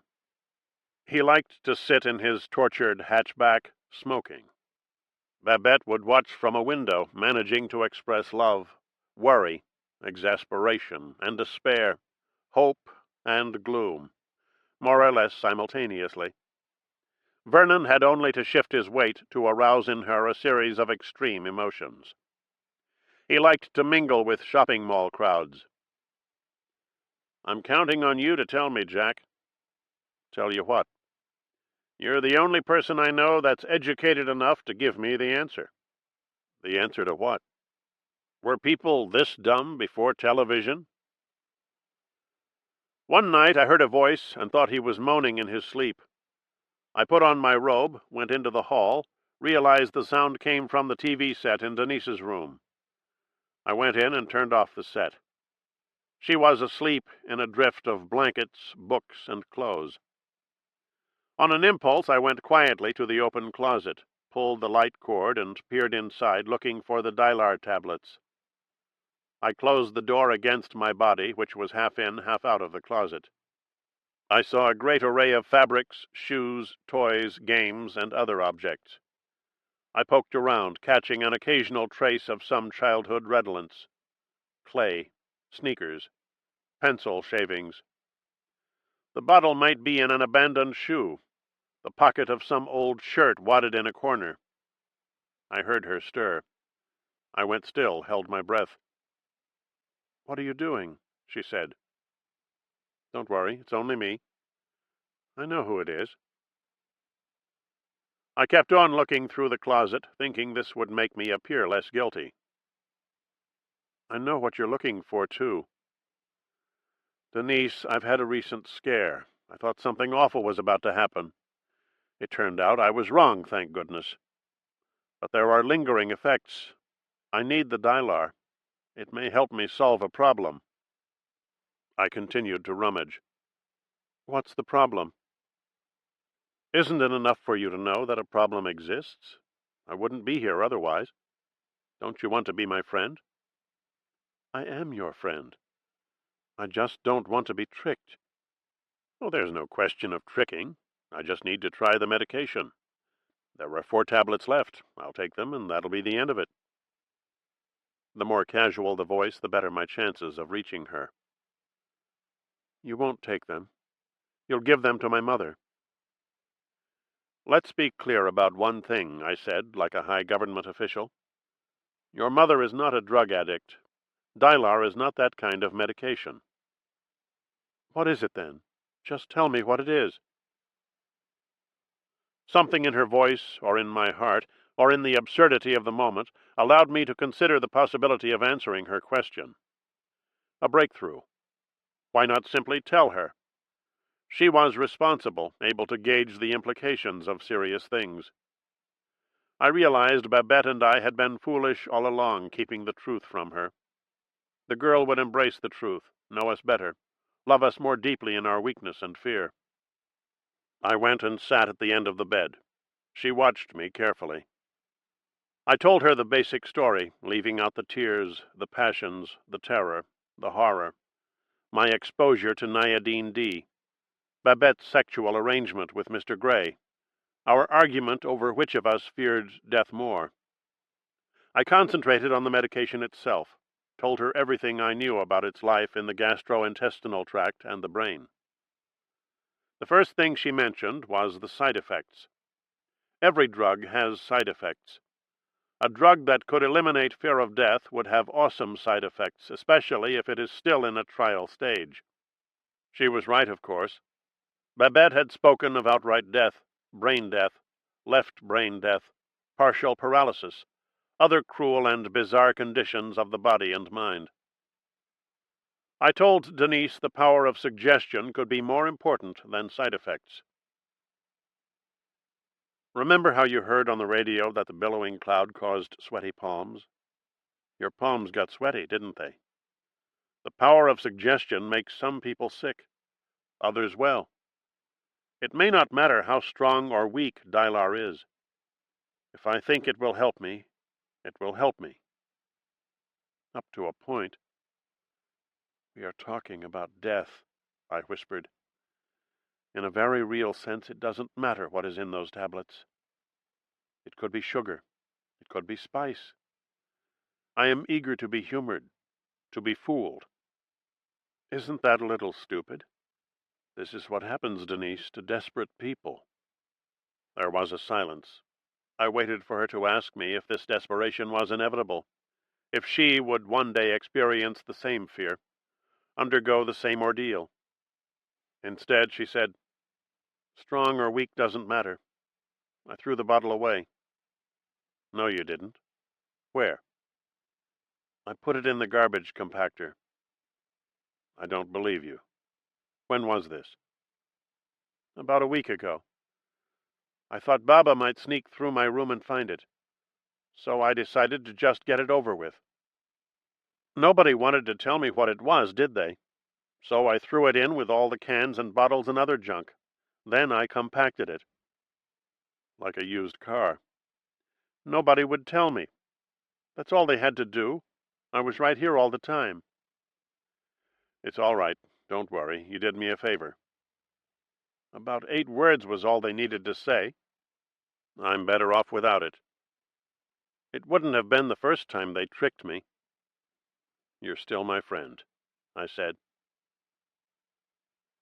I kissed her on the head and went to the door. I realized I was extremely hungry. I went downstairs to find something to eat. The kitchen light was on. Vernon was sitting at the table, fully dressed, smoking and coughing. The ash on his cigarette was an inch long, beginning to lean. It was a habit of his, letting the ash dangle. Babette thought he did it to induce feelings of suspense and anxiety in others. It was part of the reckless weather in which he moved. Just the man I want to see. Vern, it's the middle of the night. Don't you ever sleep? Let's go out to the car, he said. Are you serious? What we have here is a situation we ought to conduct in private. This house is full of women. Or am I wrong? We're alone here. What is it you want to talk about? They listen in their sleep, he said. We went out the back door to keep from waking Heinrich. I followed him along the pathway at the side of the house and down the steps to the driveway. His little car sat in the dark. He got behind the wheel and I slid in next to him, gathering up my bathrobe and feeling trapped in the limited space. The car held a smell like some dangerous vapor in the depths of a body and fender shop, a mixture of exhausted metal, flammable rags, and scorched rubber. The upholstery was torn. In the glow of a street lamp, I saw wires dangling from the dash and the overhead fixture. I want you to have this, Jack. Have what? I've had it for years.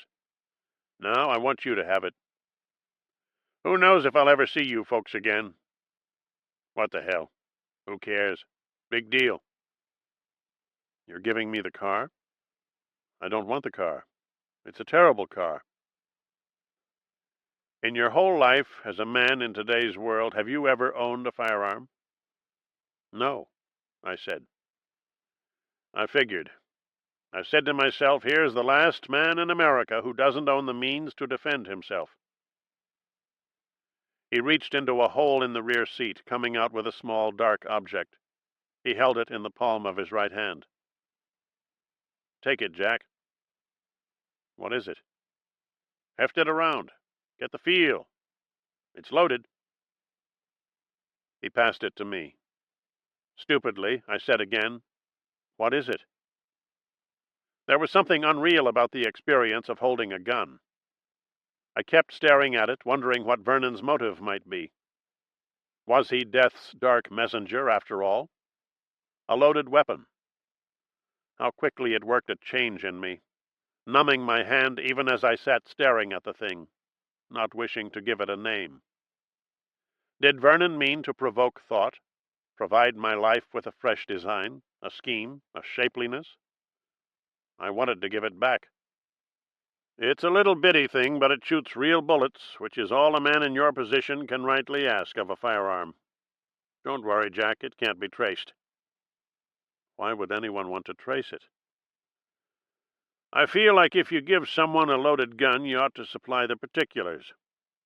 This here is a .25 caliber Zumwalt automatic, German-made. It doesn't have the stopping power of a heavy-barreled weapon, but you're not going out there to face down a rhino, are you? That's the point. What am I going out there to face down? Why do I need this thing? Don't call it a thing. Respect it, Jack. It's a well-designed weapon. Practical, lightweight, easy to conceal. Get to know your handgun. It's only a question of time as to when you'll want to use it. When will I want to use it? Do we live on the same planet? What century is this? Look how easy I got into your backyard. I pry open a window and I'm in the house. I could have been a professional burglar, an escaped con, one of those drifters with a skimpy beard, a wandering killer type that follows the sun, a weekend mass murderer with an office job. Take your choice. Maybe you need a gun where you live. Take it back. We don't want it. I got myself a combat magnum parked near my bed. I hate to tell you what mischief it can cause with the placement of a man's features. He gave me a canny look. I resumed staring at the gun. It occurred to me that this was the ultimate device for determining one's competence in the world. I bounced it in the palm of my hand, sniffed the steely muzzle. What does it mean to a person, beyond his sense of competence and well-being and personal worth, to carry a lethal weapon, to handle it well, be ready and willing to use it? A concealed, lethal weapon. It was a secret. It was a second life, a second self, a dream, a spell, a plot, a delirium. German-made. Don't tell Babette. She'd get real put out if she knew you were harboring a firearm. I don't want it, Vern. Take it back. Don't put it just anywhere, neither. A kid gets a hold of it, you have an immediate situation. Be smart. Think about where to put it so it'll be right there at the time. Figure out your field of fire beforehand. If you have an intruder situation, where will he enter? How will he approach the valuables? If you have a mental, where is he going to come at you from? Mentals are unpredictable because they don't know themselves what they're doing. They approach from wherever, from a tree limb, a branch. Think about putting jagged glass on your window ledges. Learn dropping to the floor fast. We don't want guns in our little town. Be smart for once in your life, he told me in the dark car.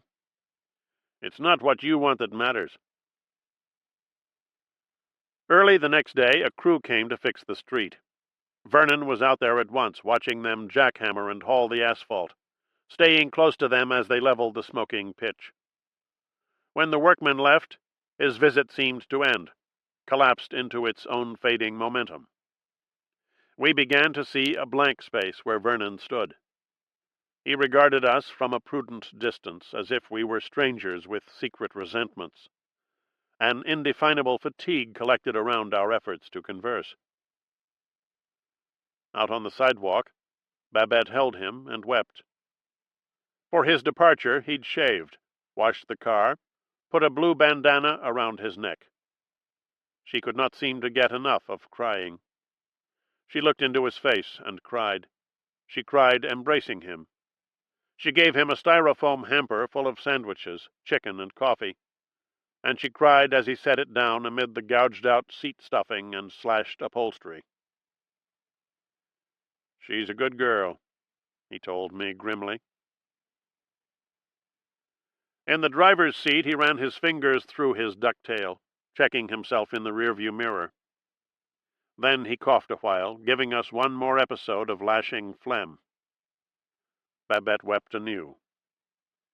We leaned toward the window on the passenger's side, watching him hunch around into his driving posture, setting himself casually between the door and the seat, his left arm hanging out the window. Don't worry about me, he said. The little limp means nothing. People my age limp. A limp is a natural thing at a certain age. Forget the cough. It's healthy to cough. You move the stuff around. The stuff can't harm you as long as it doesn't settle in one spot and stay there for years. So the cough's all right.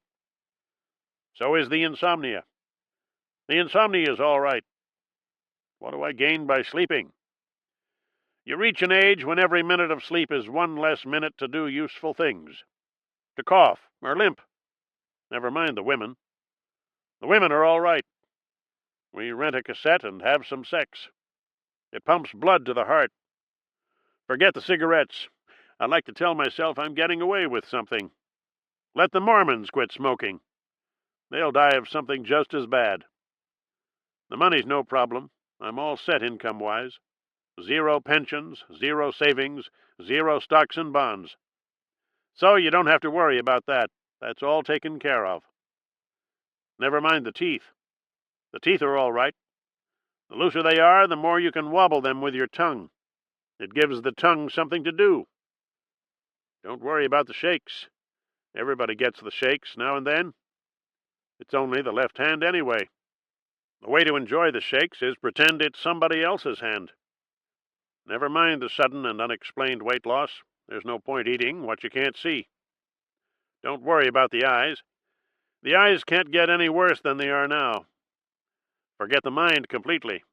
The mind goes before the body. That's the way it's supposed to be. So don't worry about the mind. The mind is all right. Worry about the car. The steering's all awry. The brakes were recalled 3 times. The hood shoots up on pothole terrain.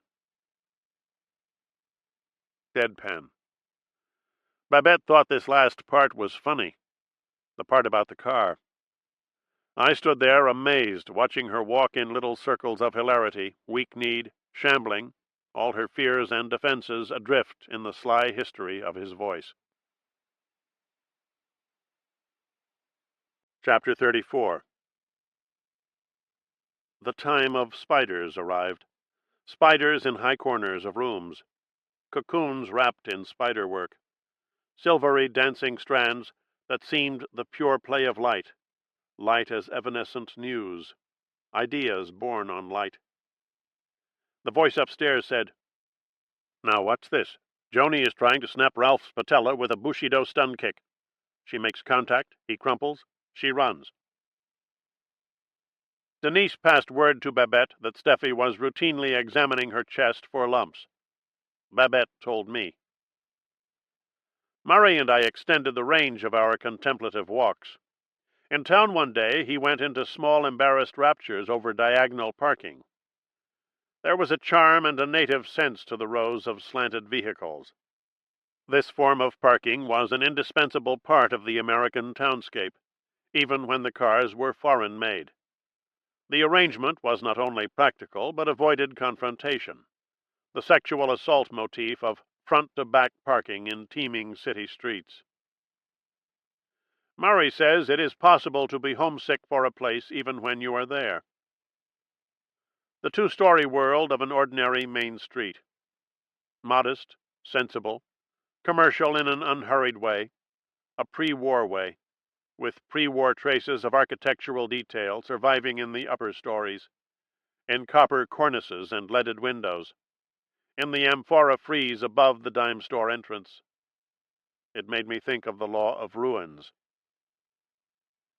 I told Murray that Albert Speer wanted to build structures that would decay gloriously, impressively, like Roman ruins. No rusty hulks or gnarled steel slums. He knew that Hitler would be in favor of anything that might astonish posterity. He did a drawing of a Reich structure that was to be built of special materials, allowing it to crumble romantically. A drawing of fallen walls, half columns furled in wisteria. The ruin is built into the creation, I said, which shows a certain nostalgia behind the power principle, or a tendency to organize the longings of future generations. Murray said, "I don't trust anybody's nostalgia but my own. Nostalgia is a product of dissatisfaction and rage. It's a settling of grievances between the present and the past. The more powerful the nostalgia, the closer you come to violence. War is the form nostalgia takes when men are hard-pressed to say something good about their country." A humid spell of weather. I opened the refrigerator, peered into the freezer compartment. A strange crackling sound came off the plastic food wrap, the snug covering for half-eaten things, the Ziploc sacks of livers and ribs, all gleaming with sleety crystals. A cold, dry sizzle. A sound like some element breaking down, resolving itself into freon vapors. An eerie static, insistent but near subliminal, that made me think of wintering souls, some form of dormant life approaching the threshold of perception. No one was around. I walked across the kitchen, opened the compactor drawer, and looked inside the trash bag. An oozing cube of semi-mangled cans, clothes hangers, animal bones, and other refuse. The bottles were broken, the cartons flat. Product colors were undiminished in brightness and intensity. Fats, juices, and heavy sludges seeped through layers of pressed vegetable matter.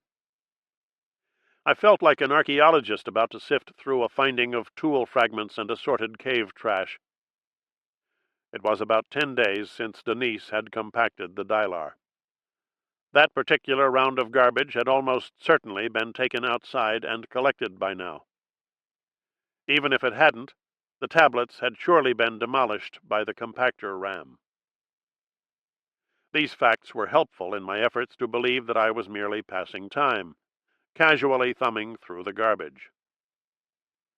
I unfolded the bag cuffs, released the latch, and lifted out the bag.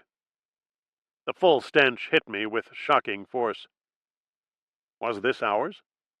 Did it belong to us? Had we created it?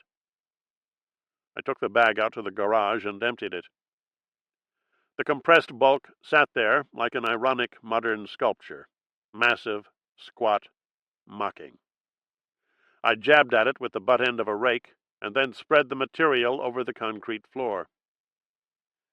I picked through it item by item, mass by shapeless mass, wondering why I felt guilty, a violator of privacy, uncovering intimate and perhaps shameful secrets. It was hard not to be distracted by some of the things they'd chosen to submit to the juggernaut appliance. But why did I feel like a household spy? Is garbage so private? Does it glow at the core with personal heat, with signs of one's deepest nature, clues to secret yearnings, humiliating flaws? What habits, fetishes, addictions, inclinations? What solitary acts, behavioral ruts? I found crayon drawings of a figure with full breasts and male genitals. There was a long piece of twine that contained a series of knots and loops. It seemed at first a random construction. Looking more closely, I thought I detected a complex relationship between the size of the loops, the degree of the knots, single or double, and the intervals between knots with loops and freestanding knots. Some kind of occult geometry or symbolic festoon of obsessions. I found a banana skin with a tampon inside. Was this the dark underside of consumer consciousness? I came across a horrible clotted mass of hair, soap, ear swabs, crushed roaches, flip-top rings, sterile pads smeared with pus and bacon fat, strands of frayed dental floss, fragments of ballpoint refills, toothpicks still displaying bits of impaled food. There was a pair of shredded undershorts with lipstick markings, perhaps a memento of the Grayview Motel. But no sign anywhere of a shattered amber vial or the remains of those saucer-shaped tablets. It didn't matter. I would face whatever had to be faced without chemical assistance. Babette had said Dylar was fool's gold. She was right. Winnie Richards was right. Denise was right. They were my friends, and they were right. I decided to take another physical. When the results were in, I went to see Dr. Chakravarti in his little office in the medical building. He sat there reading the printout, a man with a puffy face and shadowy eyes, his long hands set flat on the desk, his head wagging slightly. "Here you are again, Mr. Gladney. We see you so often these days. How nice it is to find a patient who regards his status seriously." "What status?" "His status as a patient. People tend to forget they are patients. Once they leave the doctor's office or the hospital, they simply put it out of their minds. But you are all permanent patients, like it or not. I am the doctor, you the patient. A doctor doesn't cease being doctor at close of day. Neither should patient. People expect doctor to go about things with the utmost seriousness, skill, and experience. But what about patient? How professional is he?" He did not look up from the printout as he said these things in his meticulous sing-song. "I don't think I like your potassium very much at all," he went on. "Look here, a bracketed number with computerized stars." "What does that mean?" "There's no point your knowing at this stage." "How was my potassium last time?" "Quite average, in fact. But perhaps this is a false elevation. We are dealing with whole blood. There is the question of a gel barrier. Do you know what this means?" "No." "There isn't time to explain. We have true elevation and false elevations. This is all you have to know." "Exactly how elevated is my potassium?" "It has gone through the roof, evidently." "What might this be a sign of?" "It could mean nothing. It could mean a very great deal indeed." "How great?" "Now we are getting into semantics," he said. "What I'm trying to get at is, could this potassium be an indication of some condition just beginning to manifest itself, some condition caused perhaps by an ingestion, an exposure, an involuntary spillage intake, some substance in the air or the rain?" "Have you in fact come in contact with such a substance?" "No," I said. "Are you sure?" "Positive." "Why, do the numbers show some sign of possible exposure?" "If you haven't been exposed, then they couldn't very well show a sign, could they?" "Then we agree," I said. "Tell me this, Mr. Gladney, in all honesty, how do you feel?" "To the best of my knowledge, I feel very well. First rate. I feel better than I have in years, relatively speaking." "What do you mean, relatively speaking?" "Given the fact I'm older now." He looked at me carefully. He seemed to be trying to stare me down. Then he made a note on my record. I might have been a child facing the school principal over a series of unexcused absences. I said, "How can we tell whether the elevation is true or false?" "I will send you to Glassboro for further tests. Would you like that? There is a brand new facility called Autumn Harvest Farms. They have gleaming new equipment. You won't be disappointed. Wait and see. It gleams, absolutely." "All right, but is potassium the only thing we have to watch?" "The less you know, the better. Go to Glassboro. Tell them to delve thoroughly. No stone unturned. Tell them to send you back to me with sealed results. I will analyze them down to the smallest detail. I will absolutely pick them apart. They have the know-how at Harvest Farms, the most delicate of instruments, I promise you. The best of third-world technicians, the latest procedures." His bright smile hung there like a peach on a tree. "Together, as doctor and patient, we can do things that neither of us can do separately. There is not enough emphasis on prevention. An ounce of prevention, goes the saying. Is this a proverb or a maxim? Surely Professor can tell us." "I'll need time to think about it." "In any case, prevention is the thing, isn't it? I've just seen the latest issue of American Mortician. Quite a shocking picture. The industry is barely adequate to accommodating the vast numbers of dead." Babette was right.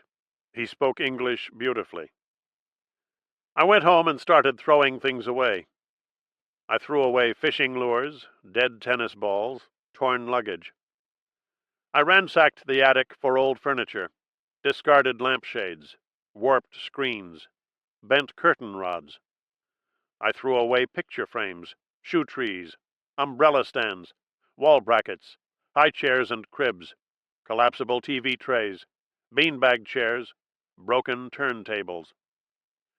I threw away shelf paper, faded stationery, manuscripts of articles I'd written, galley proofs of the same articles, the journals in which the articles were printed. The more things I threw away, the more I found. The house was a sepia maze of old and tired things.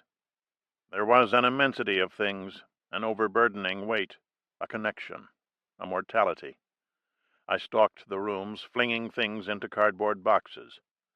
Plastic electric fans, burnt-out toasters, Star Trek needlepoints.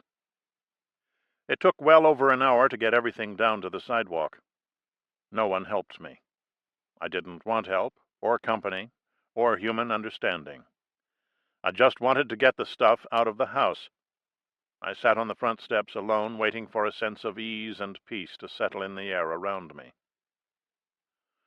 A woman passing on the street said, "A decongestant, an antihistamine, a cough suppressant, a pain reliever." Chapter 35. Babette could not get enough of talk radio. "I hate my face," a woman said. "This is an ongoing problem with me for years. Of all the faces you could have given me, looks-wise, this one has got to be the worst. But how can I not look? Even if you took all my mirrors away, I would still find a way to look. How can I not look on the one hand? But I hate it on the other. In other words, I still look. Because whose face is it, obviously? What do I do, forget it's there, pretend it's someone else's? What I'm trying to do with this call, Mel, is find other people who have a problem accepting their face. Here are some questions to get us started. What did you look like before you were born? What will you look like in the afterlife, regardless of race or color?" Babette wore her sweatsuit almost all the time. It was a plain gray outfit, loose and drooping. She cooked in it, drove the kids to school, wore it to the hardware store and the stationer's.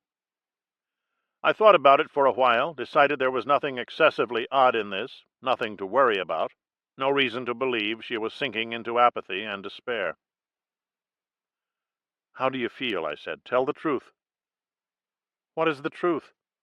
I'm spending more time with Wilder. Wilder helps me get by." "I depend on you to be the healthy, outgoing former Babette.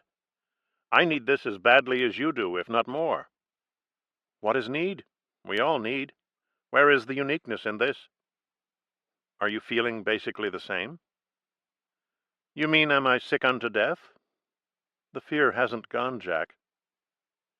"We have to stay active." "Active helps, but Wilder helps more." "Is it my imagination," I said, "or is he talking less than ever?" "There's enough talk." "What is talk?" "I don't want him to talk.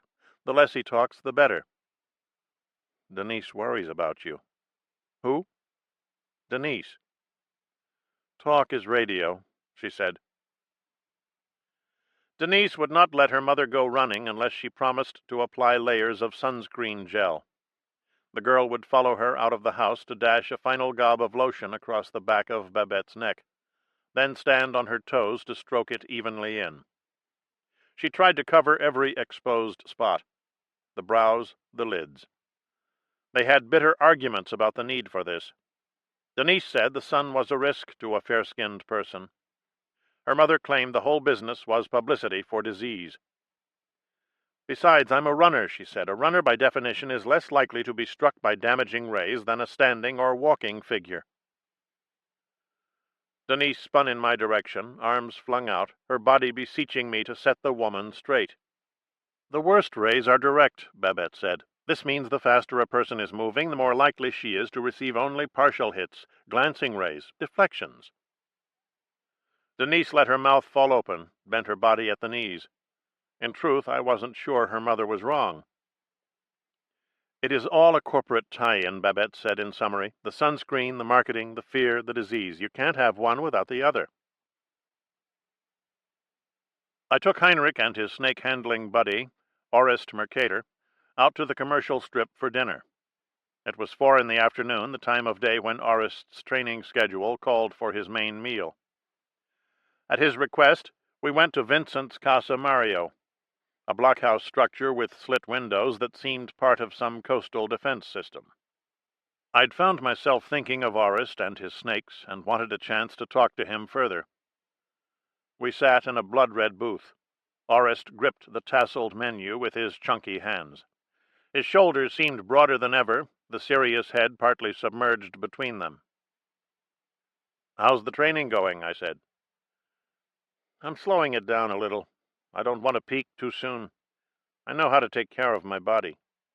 "Heinrich told me you sleep sitting up to prepare for the cage." "I perfected that. I'm doing different stuff now." "Like what?" "Loading up on carbohydrates." "That's why we came here," Heinrich said. "I load up a little more each day." It's because of the huge energy he'll be burning up in the cage, being alert, tensing himself when a mamba approaches, whatever. We ordered pasta and water. Tell me, Orest, as you get closer and closer to the time, are you beginning to feel anxious?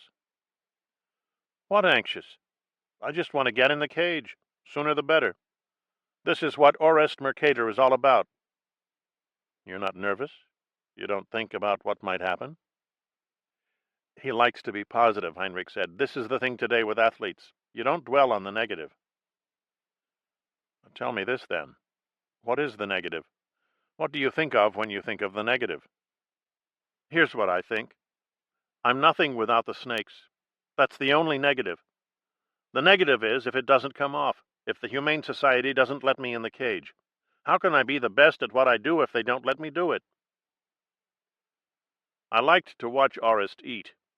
He inhaled food according to aerodynamic principles, pressure differences, intake velocities.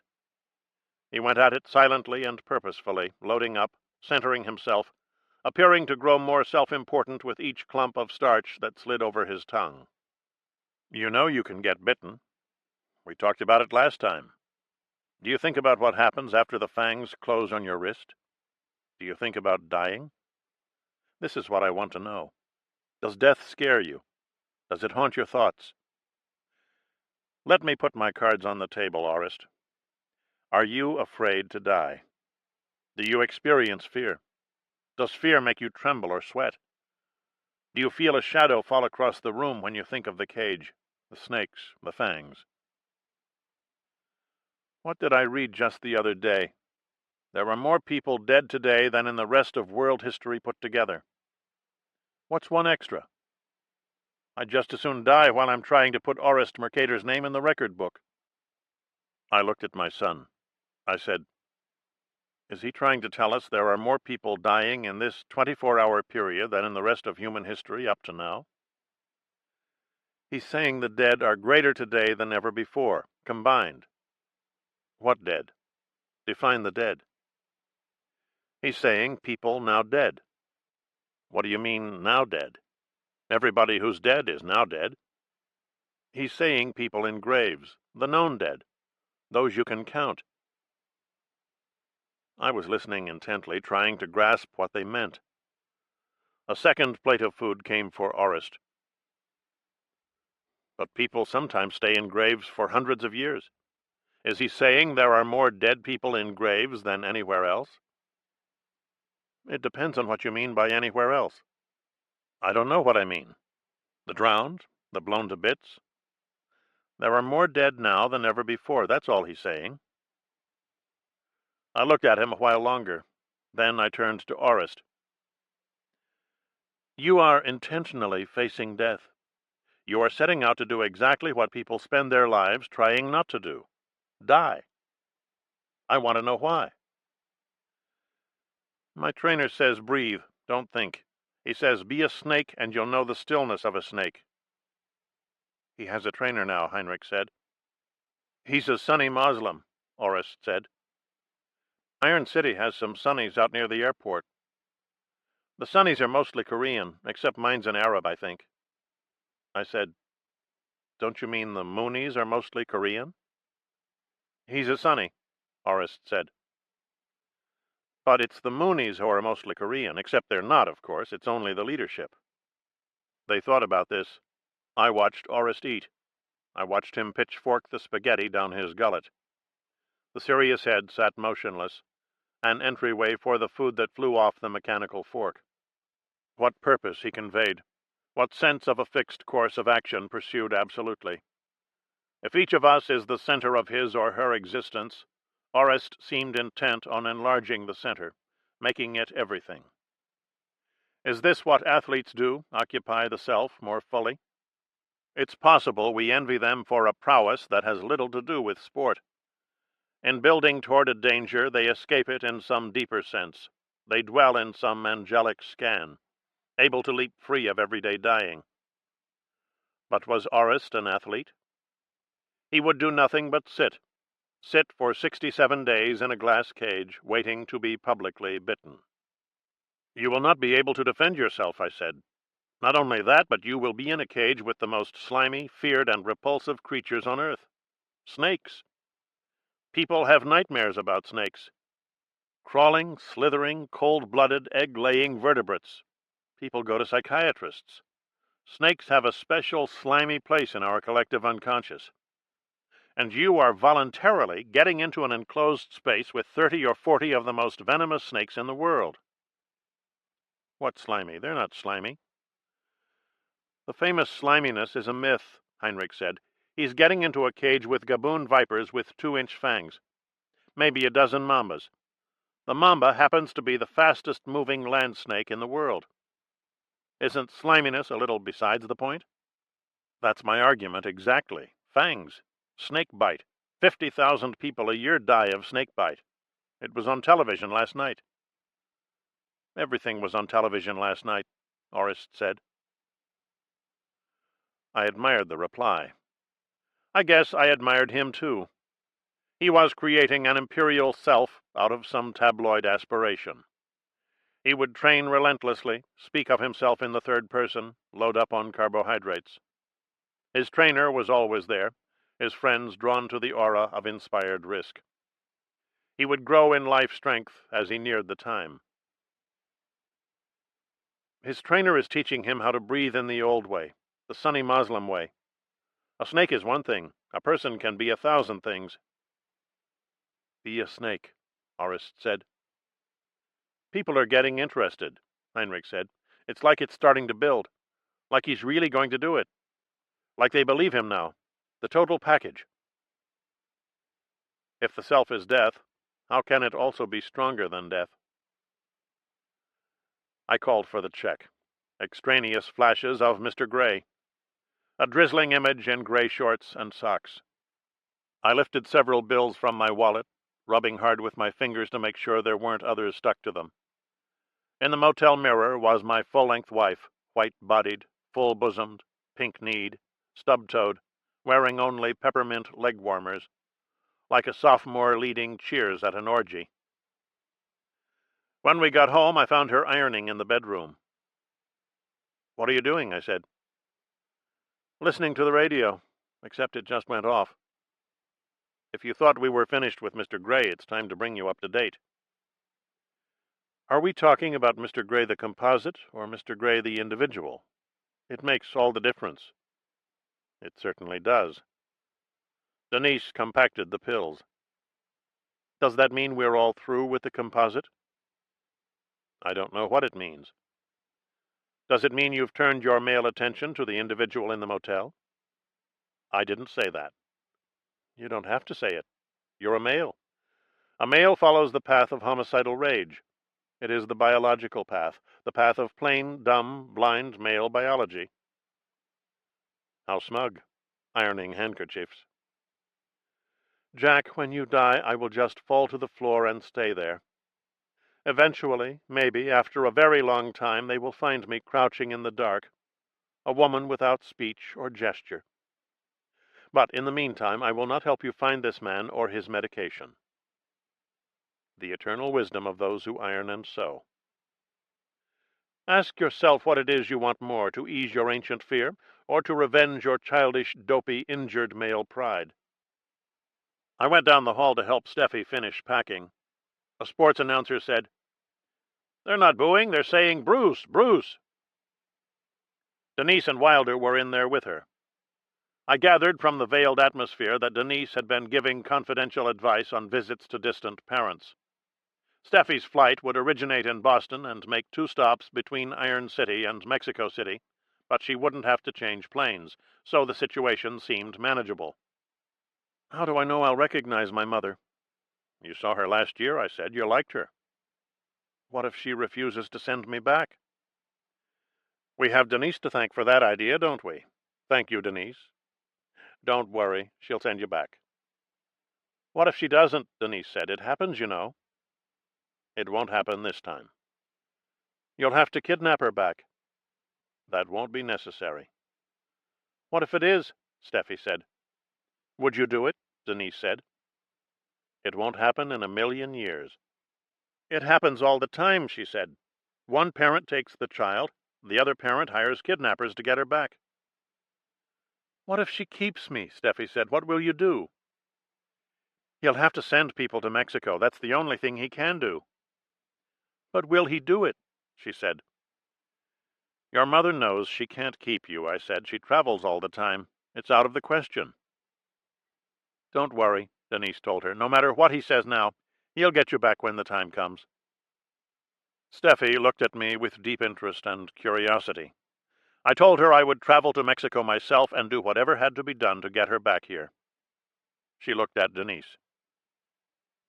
It's better to hire people, the older girl said helpfully. That way you have someone who's done it before. Babette came in and picked up Wilder. There you are, she said. We're going to the airport with Steffi. Yes, we are. Yes, yes. Bruce! Bruce! The next day there was an evacuation for noxious odor. Simuvac vehicles were everywhere. Men in Milex suits patrolled the streets, many of them carrying instruments to measure harm. The consulting firm that conceived the evacuation gathered a small group of computer-screened volunteers in a police van in the supermarket parking lot. There was half an hour of self-induced gagging and vomiting. The episode was recorded on videotape and sent somewhere for analysis. 3 days later, an actual noxious odor drifted across the river. A pause, a careful thoughtfulness, seemed to settle on the town. Traffic moved more slowly. Drivers were exceedingly polite. There was no sign of official action, no jitneys or ambulettes painted in primary colors. People avoided looking at each other directly. An irritating sting in the nostrils, a taste of copper on the tongue. As time passed, the will to do nothing seemed to deepen, to fix itself firmly. There were those who denied they smelled anything at all. It is always that way with odors. There were those who professed not to see the irony of their inaction. They'd taken part in the Simuvac exercise, but were reluctant to flee now. There were those who wondered what caused the odor, those who looked worried, those who said the absence of technical personnel meant there was nothing to worry about. Our eyes began to water. About 3 hours after we'd first become aware of it, the vapor suddenly lifted, saving us from our formal deliberations. Chapter 36. Now and then I thought of the Zumwalt automatic hidden in the bedroom. The time of dangling insects arrived. White houses with caterpillars dangling from the eaves, white stones in driveways. You can walk at night down the middle of the street and hear women talking on the telephone. Warmer weather produces voices in the dark. They are talking about their adolescent sons. How big, how fast. The sons are almost frightening. The quantities they eat, the way they loom in doorways. These are the days that are full of wormy bugs. They are in the grass, stuck to the siding, hanging in the air, hanging from the trees and eaves, stuck to the window screens. The women talk long distance to the grandparents of the growing boys. They share the trimline phone, beamish old folks in hand-knit sweaters on fixed incomes. What happens to them when the commercial ends? I got a call myself one night. The operator said, "There's a Mother Davy that wishes to talk collect to a Jack Gladney. Do you accept?" "Hello, Janet. What do you want?" "Just to say hello, to ask how you are. We haven't talked in ages." "Talked?" "Swami wants to know if our son is coming to the ashram this summer." "Our son?" "Yours, mine, and his. Swami regards the children of his followers as his children." "I sent a daughter to Mexico last week. When she gets back, I'll be ready to talk about the son." "Swami says Montana will be good for the boy. He will grow out, fill out. These are his touchy years." "Why are you calling? Seriously?" "Just to greet you, Jack. We greet each other here." "Is he one of those whimsical swamis with a snow-white beard, sort of fun to look at?" "We're serious people here. The cycle of history has but 4 ages. We happen to be in the last of these. There is little time for whimsy." Her tiny, piping voice bounced down to me from a hollow ball in geosynchronous orbit. "If Heinrich wants to visit you this summer, it's all right with me. Let him ride horses, fish for trout. But I don't want him getting involved in something personal and intense, like religion. There's already been some kidnap talk around here. People are edgy. The last age is the age of darkness. Fine, now tell me what you want. Nothing. I have everything. Peace of mind, purpose, true fellowship. I only wish to greet you. I greet you, Jack. I miss you. I miss your voice. I only wish to talk a while, pass a moment or two in friendly reminiscence. I hung up and went for a walk. The women were in their lighted homes talking on the phone. Did Swami have twinkling eyes? Would he be able to answer the boys' questions where I had failed? Provide assurances where I had incited bickering and debate? How final is the age of darkness? Does it mean supreme destruction? A night that swallows existence so completely that I am cured of my own lonely dying? I listened to the women talk. All sound, all souls. When I got home, I found Babette in her sweatsuit by the bedroom window, staring into the night.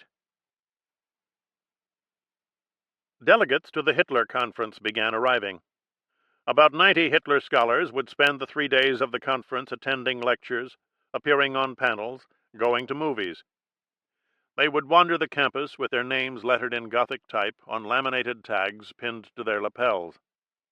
They would exchange Hitler gossip, spread the usual sensational rumors about the last days in the Führer bunker. It was interesting to see how closely they resembled each other, despite the wide diversity of national and regional backgrounds. They were cheerful and eager, given to spitting when they laughed, given to outdated dress, homeliness, punctuality. They seemed to have a taste for sweets. I welcomed them in the starkly modern chapel. I spoke in German, from notes, for 5 minutes. I talked mainly about Hitler's mother, brother, and dog. His dog's name was Wolf. This word is the same in English and German. Most of the words I used in my address were the same or nearly the same in both languages. I'd spent days with the dictionary compiling lists of such words. My remarks were necessarily disjointed and odd. I made many references to Wolf, many more to the mother and the brother, a few to shoes and socks, a few to jazz, beer, and baseball. Of course, there was Hitler himself. I spoke the name often, hoping it would overpower my insecure sentence structure. The rest of the time I tried to avoid the Germans in the group, even in my black gown and dark glasses, with my name in Nazi typeface over my heart. I felt feeble in their presence, death-prone, listening to them produce their guttural sounds, their words, their heavy metal. They told Hitler jokes and played pinochle. All I could do was mutter a random monosyllable, rock with empty laughter. I spent a lot of time in my office, hiding. Whenever I remembered the gun, lurking in a stack of undershirts like a tropical insect, I felt a small, intense sensation pass through me. Whether pleasurable or fearful, I wasn't sure. I knew it mainly as a childhood moment, the profound stir of secret-keeping. What a sly device a handgun is, one so small in particular, an intimate and cunning thing, a secret history of the man who owns it. I recalled how I'd felt some days earlier trying to find the Dylar, like someone spying on the family garbage. Was I immersing myself little by little in a secret life? Did I think it was my last defense against the ruin worked out for me so casually by the force or non-force, the principle or power or chaos that determines such things? Perhaps I was beginning to understand my ex-wives and their ties to intelligence. The Hitler scholars assembled, wandered, ate voraciously, laughed through oversized teeth. I sat at my desk in the dark, thinking of secrets. Are secrets a tunnel to a dream world where you control events? In the evening, I sped out to the airport to meet my daughter's plane. She was excited and happy, wore Mexican things. She said the people who sent her mother books to review wouldn't leave her alone. Dana was getting big, thick novels every day, writing reviews which she microfilmed and sent to a secret archive. She complained of jangled nerves, periods of deep spiritual fatigue. She told Steffi she was thinking of coming in from the cold. In the morning, I sped out to Glassboro to take the further tests my doctor had advised at Autumn Harvest Farms. The seriousness of such an occasion is directly proportionate to the number of bodily emissions you are asked to cull for analysis. I carried with me several specimen bottles, each containing some melancholy waste or secretion. Alone in the glove compartment rode an ominous plastic locket, which I'd reverently enclosed in 3 interlocking baggies, successively twist-tied. Here was a daub of the most solemn waste of all, certain to be looked upon by the technicians on duty with the mingled deference, awe, and dread we have come to associate with exotic religions of the world. But first I had to find the place. It turned out to be a functional pale brick building, 1 story, with slab floors and bright lighting. Why would such a place be called Autumn Harvest Farms? Was this an attempt to balance the heartlessness of their gleaming precision equipment? Would a quaint name fool us into thinking we live in pre-cancerous times? What kind of condition might we expect to have diagnosed in a facility called Autumn Harvest Farms? Whooping cough? Croup? A touch of the grip? Familiar old farmhouse miseries calling for bed rest. A deep chest massage with soothing Vicks Vapor Rub. Would someone read to us from David Copperfield? I had misgivings. They took my samples away, sat me down at a computer console. In response to questions on the screen, I tapped out the story of my life and death, little by little, each response eliciting further questions in an unforgiving progression of sets and subsets. I lied 3 times. They gave me a loose-fitting garment and a wristband ID. They sent me down narrow corridors for measuring and weighing, for blood testing, brain graphing, the recording of currents traversing my heart. They scanned and probed in room after room, each cubicle appearing slightly smaller than the one before it, more harshly lighted, emptier of human furnishings. Always a new technician. Always faceless fellow patients in the maze-like halls, crossing from room to room, identically gowned. No one said hello. They attached me to a seesaw device, turned me upside down, and let me hang for 60 seconds. A printout emerged from a device nearby. They put me on a treadmill and told me to run. Instruments were strapped to my thighs, electrodes planted on my chest. They inserted me in an imaging block, some kind of computerized scanner. Someone sat typing at a console, transmitting a message to the machine that would make my body transparent. I heard magnetic winds, saw flashes of northern light. People crossed the hall like wandering souls, holding their urine aloft in pale beakers. I stood in a room the size of a closet. They told me to hold 1 finger in front of my face, close my left eye. The panel slid shut. A white light flashed. They were trying to help me, to save me. Eventually, dressed again, I sat across a desk from a nervous young man in a white smock. He studied my file, mumbling something about being new at this. I was surprised to find that this fact did not upset me. I think I was even relieved. How long before the results are in? The results are in, he said. I thought we were here for a general discussion. The human part. What the machines can't detect. In 2 or 3 days, the actual numbers would be ready. The numbers are ready. I'm not sure I'm ready. All those gleaming devices are a little unsettling. I could easily imagine a perfectly healthy person being made ill just taking these tests. Why should anyone be made ill? These are the most accurate test devices anywhere. We have sophisticated computers to analyze the data. This equipment saves lives. Believe me, I've seen it happen. We have equipment that works better than the latest X-ray machine or CAT scanner. We can see more deeply, more accurately. He seemed to be gaining confidence. He was a mild-eyed fellow with a poor complexion and reminded me of the boys at the supermarket who stand at the end of the checkout counter bagging merchandise. "Here's how we usually start," he said. "I ask questions based on the printout, and then you answer to the best of your ability. When we're all finished, I give you the printout in a sealed envelope, and you take it to your doctor for a paid visit." "Good. Good. We usually start by asking, 'How do you feel?' Based on the printout?" "Just how do you feel?" he said in a mild voice.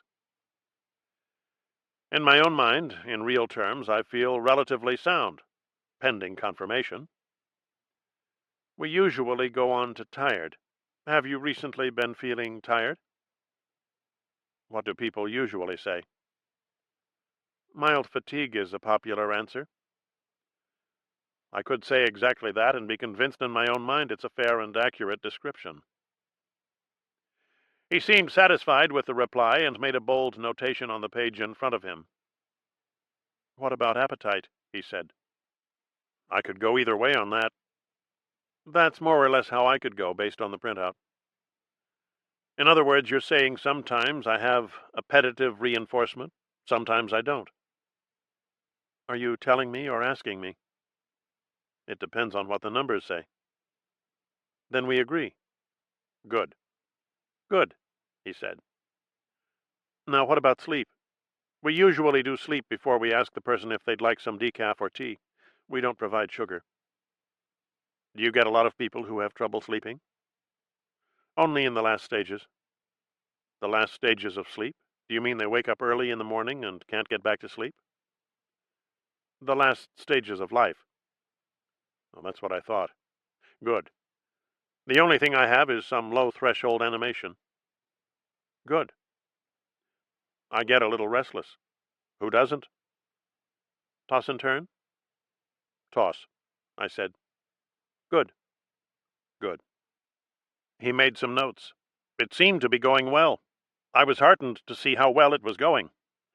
I turned down his offer of tea, which seemed to please him. We were moving right along.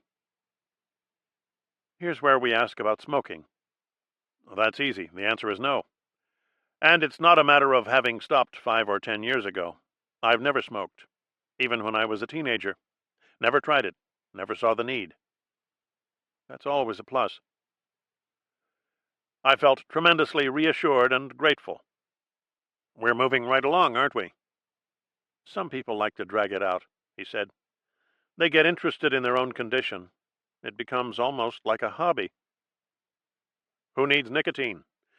Not only that, I rarely drink coffee, and certainly never with caffeine. Can't understand what people see in all this artificial stimulation.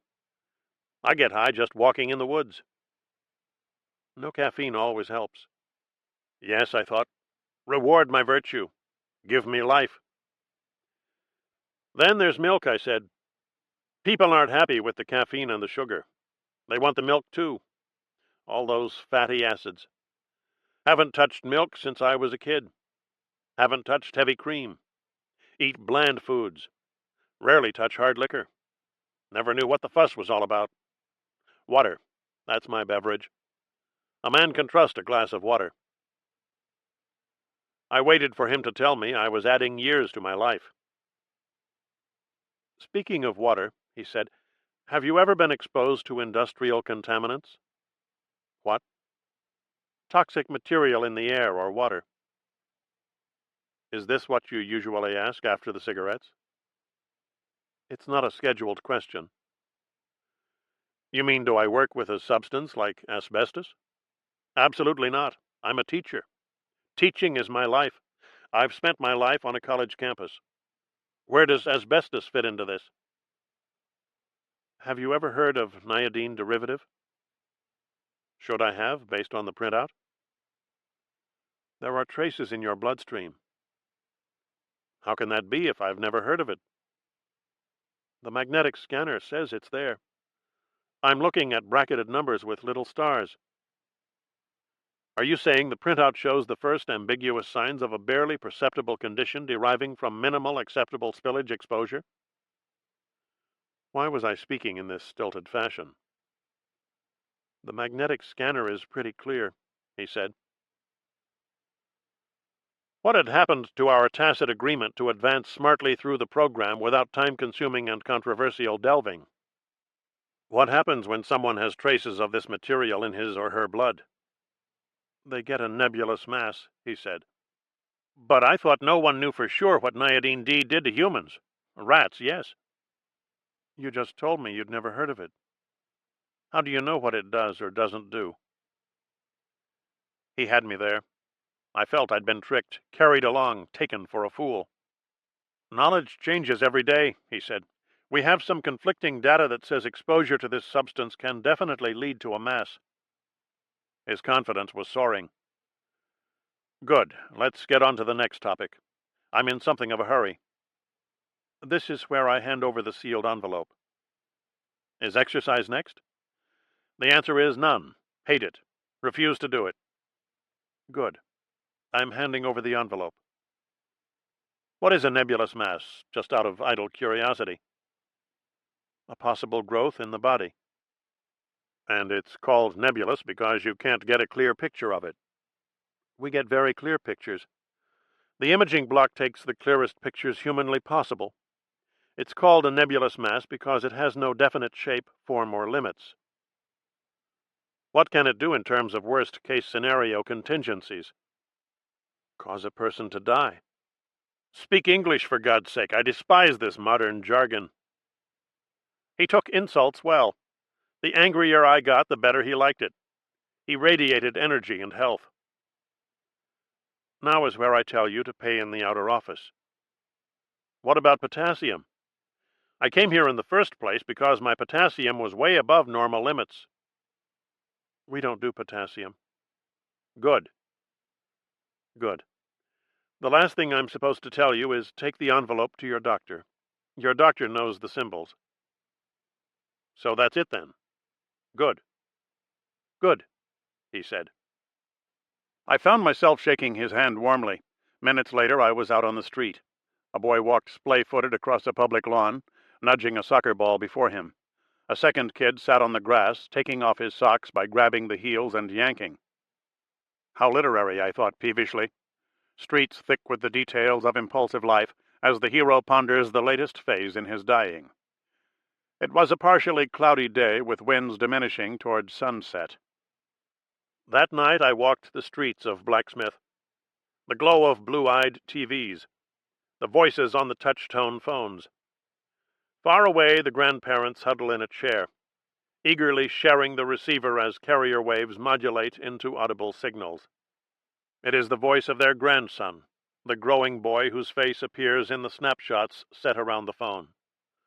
Joy rushes to their eyes, but it is misted over, infused with a sad and complex knowing. What is the youngster saying to them? His wretched complexion makes him unhappy. He wants to leave school and work full-time at Foodland, bagging groceries. He tells them he likes to bag groceries. It is the one thing in life he finds satisfying. Put the gallon jugs in first, square off the six-packs, double-bag the heavy merch. He does it well. He has the knack. He sees the items arranged in the bag before he touches a thing. It's like Zen, Grandpa. I snap out 2 bags, fit one inside the other. Don't bruise the fruit, watch the eggs, put the ice cream in a freezer bag. 1,000 people pass me every day, but no one ever sees me. I like it, Grandma. It's totally unthreatening. It's how I want to spend my life. And so they listen sadly, loving him all the more, their faces pressed against the sleek trimline, the white princess in the bedroom, the plain brown rotary in Granddad's paneled basement hideaway. The old gentleman runs a hand through his thatch of white hair. The woman holds her folded specs against her face. Clouds race across the westering moon. The seasons change in somber montage, going deeper into winter stillness, a landscape of silence and ice. Your doctor knows the symbols. Chapter 37. The long walk started at noon. I didn't know it would turn into a long walk.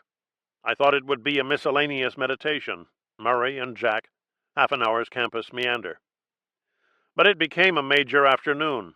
A serious, looping, Socratic walk, with practical consequences.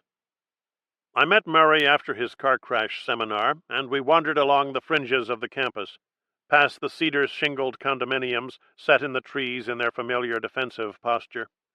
A cluster of dwellings blending so well with the environment that birds kept flying into the plate glass windows. "You're smoking a pipe," I said. Murray smiled sneakily. "It looks good. I like it. It works." He lowered his eyes, smiling. The pipe had a long, narrow stem and cubical bowl. It was pale brown and resembled a highly disciplined household implement, perhaps an Amish or Shaker antique. I wondered if he'd chosen it to match his somewhat severe chin whiskers. A tradition of stern virtue seemed to hover about his gestures and expressions. "Why can't we be intelligent about death?" I said. "It's obvious." "It is." "Ivan Ilyich screamed for 3 days. That's about as intelligent as we get. Tolstoy himself struggled to understand. He feared it terribly. It's almost as though our fear is what brings it on. If we could learn not to be afraid, we could live forever." "We talk ourselves into it, is that what you mean?" "I don't know what I mean. I only know I'm just going through the motions of living. I'm technically dead. My body is growing a nebulous mass. They track these things like satellites. All this as a result of a byproduct of insecticide. There's something artificial about my death. It's shallow, unfulfilling. I don't belong to the earth or sky. They ought to carve an aerosol can on my tombstone." "Well said." What did he mean, well said? I wanted him to argue with me, raise my dying to a higher level, make me feel better. "Do you think it's unfair?" he said. "Of course I do. Or is that a trite answer?" He seemed to shrug. "Look how I've lived. Has my life been a mad dash for pleasure? Have I been hell-bent on self-destruction, using illegal drugs, driving fast cars, drinking to excess? A little dry sherry at faculty parties. I eat bland foods." "No, you don't."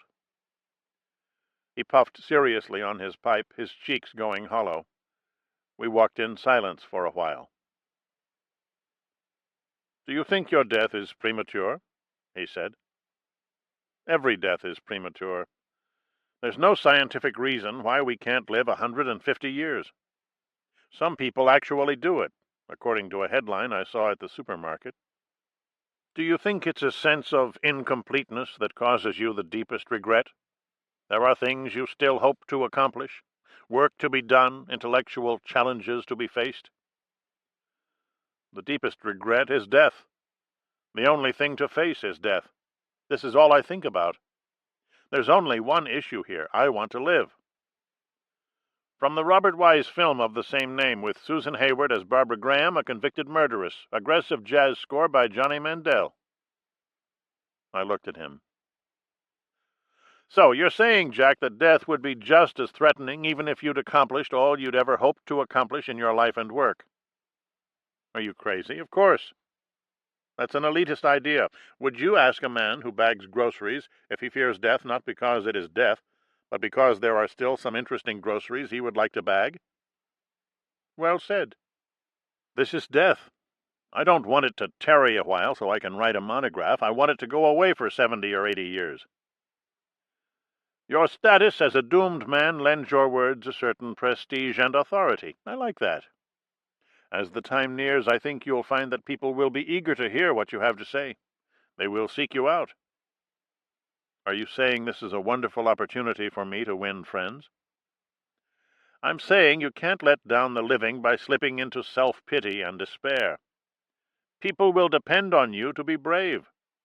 What people look for in a dying friend is a stubborn kind of gravel-voiced nobility, a refusal to give in, with moments of indomitable humor. You're growing in prestige even as we speak. You're creating a hazy light about your own body. I have to like it." We walked down the middle of a steep and winding street. There was no one around. The houses here were old and looming. set above narrow stone stairways in partial disrepair. Do you believe love is stronger than death? Not in a million years. Good, he said. Nothing is stronger than death. Do you believe the only people who fear death are those who are afraid of life? That's crazy, completely stupid. Right. We all fear death to some extent. Those who claim otherwise are lying to themselves. Shallow people. People with their nicknames on their license plates. Excellent, Jack. Do you believe life without death is somehow incomplete? How could it be incomplete? Death is what makes it incomplete. Doesn't our knowledge of death make life more precious? What good is a preciousness based on fear and anxiety? It's an anxious, quivering thing. True.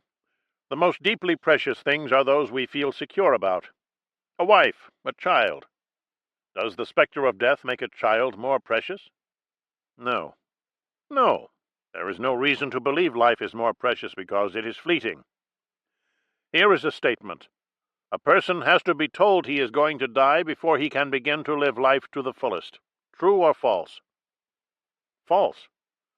Once your death is established, it becomes impossible to live a satisfying life. Would you prefer to know the exact date and time of your death? Absolutely not. It's bad enough to fear the unknown. Faced with the unknown, we can pretend it isn't there. Exact dates would drive many to suicide, if only to beat the system. We crossed an old highway bridge, screened in, littered with sad and faded objects.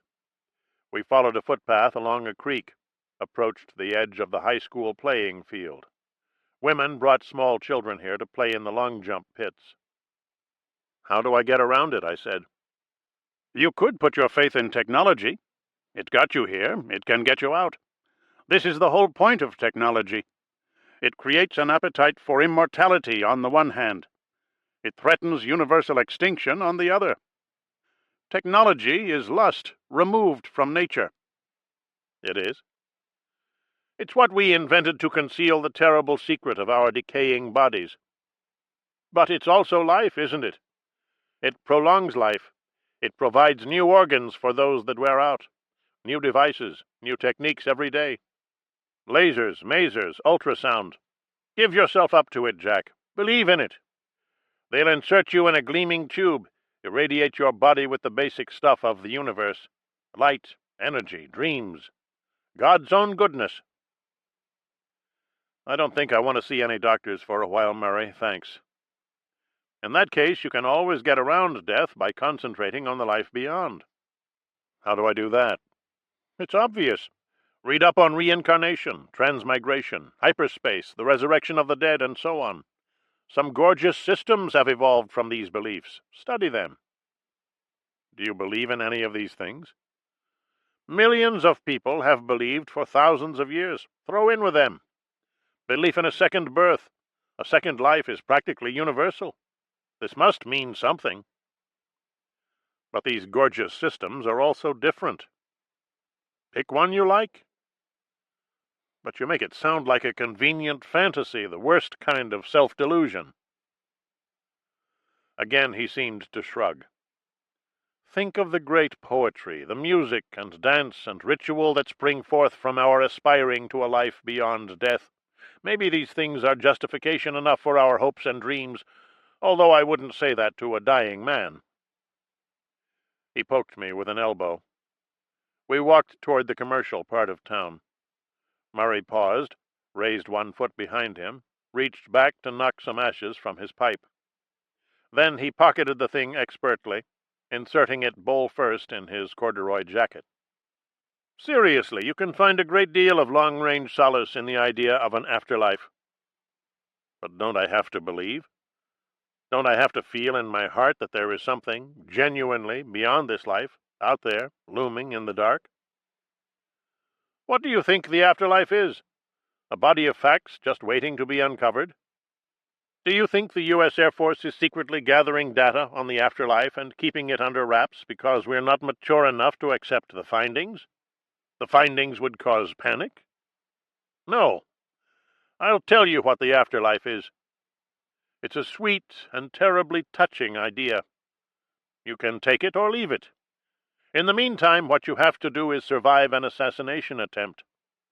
That would be an instant tonic. You would feel specially favored. You would grow in charisma. You said earlier that death was making me grow in charisma. Besides, who would want to kill me? Once more he shrugged. Survive a train wreck in which 100 die. Get thrown clear when your single-engine Cessna crashes on a golf course after striking a power line in heavy rain just minutes after takeoff. It doesn't have to be assassination. The point is, you're standing at the edge of a smoldering ruin where others lie inert and twisted. This can counteract the effect of any number of nebulous masses, at least for a time. We window shopped a while, then went into a shoe store. Murray looked at Weejuns, wallabies, hush puppies. We wandered out into the sun. Children in strollers squinted up at us, appearing to think we were something strange. Has your German helped? I can't say it has. Has it ever helped? I can't say. I don't know. Who knows these things? What have you been trying to do all these years? Put myself under a spell, I guess. Correct. Nothing to be ashamed of, Jack. It's only your fear that makes you act this way. Only my fear? Only my death? We shouldn't be surprised at your lack of success. How powerful did the Germans prove to be? They lost the war, after all. That's what Denise said. You've discussed this with the children? Superficially. Helpless and fearful people are drawn to magical figures, mythic figures, epic men who intimidate and darkly loom. You're talking about Hitler, I take it. Some people are larger than life. Hitler is larger than death. You thought he would protect you. I understand completely. Do you? Because I wish I did. Oh, it's totally obvious. You wanted to be helped and sheltered. The overwhelming horror would leave no room for your own death. Submerge me, you said. Absorb my fear. On one level, you wanted to conceal yourself in Hitler and his works. On another level, you wanted to use him to grow in significance and strength. I sense a confusion of means. Oh, not that I'm criticizing. It was a daring thing you did, a daring thrust. To use him. I can admire the attempt even as I see how totally dumb it was, although no dumber than wearing a charm or knocking wood. 600 million Hindus stay home from work if the signs are not favorable that morning. So I'm not singling you out. The vast and terrible depth. Of course, he said. The inexhaustibility. I understand. The whole huge, nameless thing. Yes, absolutely. The massive darkness. Certainly, certainly. The whole terrible, endless hugeness. I know exactly what you mean. He tapped the fender of a diagonally parked car, half smiling. Why have you failed, Jack? A confusion of means. Correct. There are numerous ways to get around death. You tried to employ two of them at once. You stood out on the one hand and tried to hide on the other. What is the name we give to this attempt? Dumb. I followed him into the supermarket. Blasts of color, layers of oceanic sound. We walked under a bright banner announcing a raffle to raise money for some incurable disease. The wording seemed to indicate that the winner would get the disease. Murray likened the banner to a Tibetan prayer flag. Why have I had this fear so long, so consistently? It's obvious. You don't know how to repress. We're all aware there's no escape from death. How do we deal with this crushing knowledge? We repress, we disguise, we bury, we exclude. Some people do it better than others, that's all. How can I improve? You can't? Some people just don't have the unconscious tools to perform the necessary disguising operations. How do we know repression exists if the tools are unconscious and the thing we're repressing is so cleverly disguised? Freud said so. Speaking of looming figures. He picked up a box of Handy Wrap 2, reading the display type, studying the colors. He smelled a packet of dehydrated soup. The data was strong today. Do you think I'm somehow healthier because I don't know how to repress? Is it possible that constant fear is the natural state of man, and that by living close to my fear I am actually doing something heroic, Murray? Do you feel heroic? No. Then you probably aren't. But isn't repression unnatural? Fear is unnatural. Lightning and thunder are unnatural. Pain, death, reality, these are all unnatural.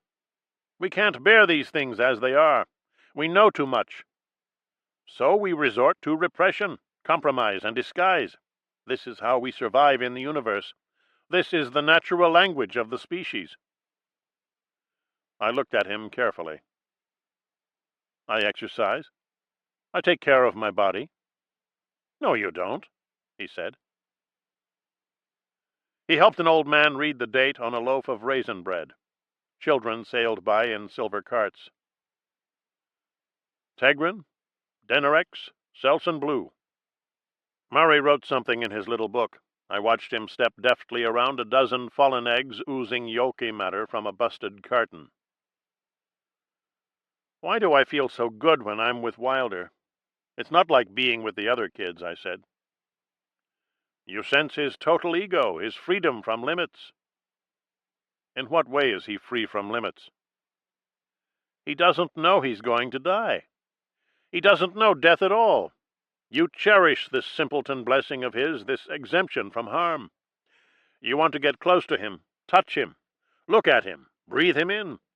How lucky he is! A cloud of unknowing, an omnipotent little person. The child is everything. The adult, nothing. Think about it.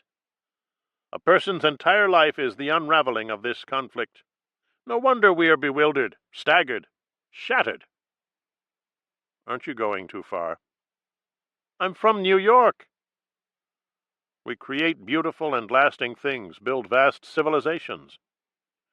Gorgeous evasions, he said, great escapes. The doors parted photoelectronically. We went outside, walking past the dry cleaner, the hairstylist, the optician. Murray relighted his pipe, sucking impressively at the mouthpiece. We have talked about ways to get around death, he said. We have discussed how you've already tried two such ways, each canceling the other. We have mentioned technology, train wrecks, belief in an afterlife. There are other methods as well, and I would like to talk about one such approach. We crossed the street. I believe, Jack, there are two kinds of people in the world, killers and dyers. Most of us are dyers.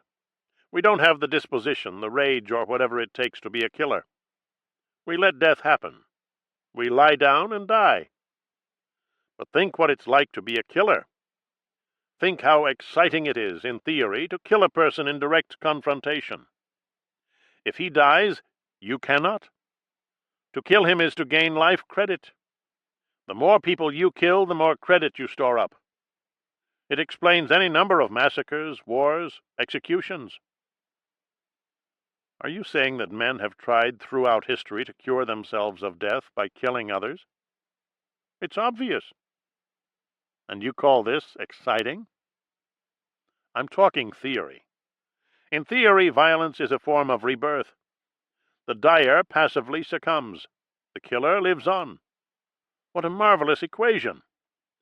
As a marauding band amasses dead bodies, it gathers strength. Strength accumulates like a favor from the gods. What does this have to do with me? This is theory. We're a couple of academics taking a walk. But imagine the visceral jolt, seeing your opponent bleeding in the dust. You think it adds to a person's store of credit, like a bank transaction. Nothingness is staring you in the face. Utter and permanent oblivion. You will cease to be. To be, Jack. The dyer accepts this and dies. The killer, in theory, attempts to defeat his own death by killing others. He buys time. He buys life. Watch others squirm. See the blood trickle in the dust. I looked at him, amazed. He drew contentedly on his pipe, making hollow sounds. It's a way of controlling death, a way of gaining the ultimate upper hand. Be the killer for a change. Let someone else be the dyer. Let him replace you theoretically in that role. You can't die if he does. He dies, you live. See how marvelously simple. You say this is what people have been doing for centuries. They're still doing it. They do it on a small, intimate scale. They do it in groups and crowds and masses. Kill to live. Sounds pretty awful. He seemed to shrug. Slaughter is never random. The more people you kill, the more power you gain over your own death. There is a secret precision at work in the most savage and indiscriminate killings. To speak about this is not to do public relations for murder. We are two academics in an intellectual environment. It's our duty to examine currents of thought, investigate the meaning of human behavior. But think how exciting. To come out a winner in a deathly struggle, to watch the bastard bleed. Plot a murder, you're saying. But every plot is a murder in effect. To plot is to die, whether we know it or not. To plot is to live, he said. I looked at him. I studied his face, his hands. We start our lives in chaos, in babel. As we surge up into the world, we try to devise a shape, a plan. There is dignity in this. Your whole life is a plot, a scheme, a diagram. It is a failed scheme, but that's not the point. To plot is to affirm life, to seek shape and control. Even after death, most particularly after death, the search continues. Burial rites are an attempt to complete the scheme in ritual. Picture a state funeral, Jack. It is all precision, detail, order, design. The nation holds its breath. The efforts of a huge and powerful government are brought to bear on a ceremony that will shed the last trace of chaos. If all goes well, if they bring it off, some natural law of perfection is obeyed. The nation is delivered from anxiety. The deceased's life is redeemed. Life itself is strengthened, reaffirmed. Are you sure? I said. To plot, to take aim at something, to shape time and space. This is how we advance the art of human consciousness. We moved in a wide arc back toward campus. Streets in deep and soundless shade. Garbage bags set out for collection. We crossed the Sunset overpass, pausing briefly to watch the cars shoot by. Sunlight bouncing off the glass and chrome. Are you a killer or a dyer, Jack? You know the answer to that. I've been a dyer all my life. What can you do about it? What can any dyer do? Isn't it implicit in his makeup that he can't cross over? Let's think about that. Let's examine the nature of the beast, so to speak. The male animal. Isn't there a fund, a pool, a reservoir of potential violence in the male psyche? In theory, I suppose there is. We're talking theory. That's exactly what we're talking. Two friends on a tree-shaded street. What else but theory? Isn't there a deep field? A sort of crude oil deposit that one might tap if and when the occasion warrants? A great, dark lake of male rage? That's what Babette says. Homicidal rage. You sound like her. Amazing lady. Is she right or wrong? In theory, she's probably right. Isn't there a sludgy region you'd rather not know about? A remnant of some prehistoric period when dinosaurs roamed the earth and men fought with flint tools? When to kill was to live? Babette talks about male biology. Is it biology or geology? Does it matter, Jack? We only want to know whether it is there, buried in the most prudent and unassuming soul. I suppose so. It can be. It depends. Is it or isn't it there? It's there, Murray. So what? I only want to hear you say it. That's all. I only want to elicit truths you already possess, truths you've always known at some basic level. Are you saying a dyer can become a killer? I'm only a visiting lecturer. I theorize, I take walks, I admire the trees and houses. I have my students, my rented room, my TV set. I pick out a word here, an image there. I admire the lawns, the porches. What a wonderful thing a porch is. How did I live a life without a porch to sit on up till now? I speculate, I reflect, I take constant notes. I am here to think, to see. Let me warn you, Jack, I won't let up. We passed my street and walked up the hill to the campus. Who's your doctor? Chakravarti, I said. Is he good? How would I know? My shoulder separates, an old sexual injury. I'm afraid to see him. I put the printout of my death in the bottom drawer of a dresser. I know how you feel. But the tough part is yet to come. You've said goodbye to everyone but yourself. How does a person say goodbye to himself? It's a juicy, existential dilemma. It certainly is. We walked past the administration building. I hate to be the one who says it, Jack, but there's something that has to be said. What? Better you than me. I nodded gravely. Why does this have to be said? Because friends have to be brutally honest with each other. I'd feel terrible if I didn't tell you what I was thinking, especially at a time like this. I appreciate it, Murray. I really do. Besides, it's part of the universal experience of dying. Whether you think about it consciously or not, you're aware at some level that people are walking around saying to themselves, "Better him than me." It's only natural. You can't blame them or wish them ill. Everyone but my wife. She wants to die first. Don't be so sure, he said. We shook hands in front of the library. I thanked him for his honesty. That's what it all comes down to in the end, he said. A person spends his life saying goodbye to other people. How does he say goodbye to himself? I threw away picture frame wire, metal bookends, cork coasters, plastic key tags, dusty bottles of mercurochrome and Vaseline, crusted paint brushes, caked shoe brushes, clotted correction fluid. I threw away candle stubs, laminated placemats, frayed pot holders. I went after the padded clothes hangers, the magnetic memo clipboards. I was in a vengeful and near savage state. I bore a personal grudge against these things. Somehow they'd put me in this fix. They'd dragged me down, made escape impossible. The two girls followed me around, observing a respectful silence. I threw away my battered khaki canteen, my ridiculous hip boots. I threw away diplomas, certificates, awards, and citations. When the girls stopped me, I was working the bathrooms, discarding used bars of soap, damp towels, shampoo bottles with streaked labels and missing caps. Please note, in several days, your new automated banking card will arrive in the mail.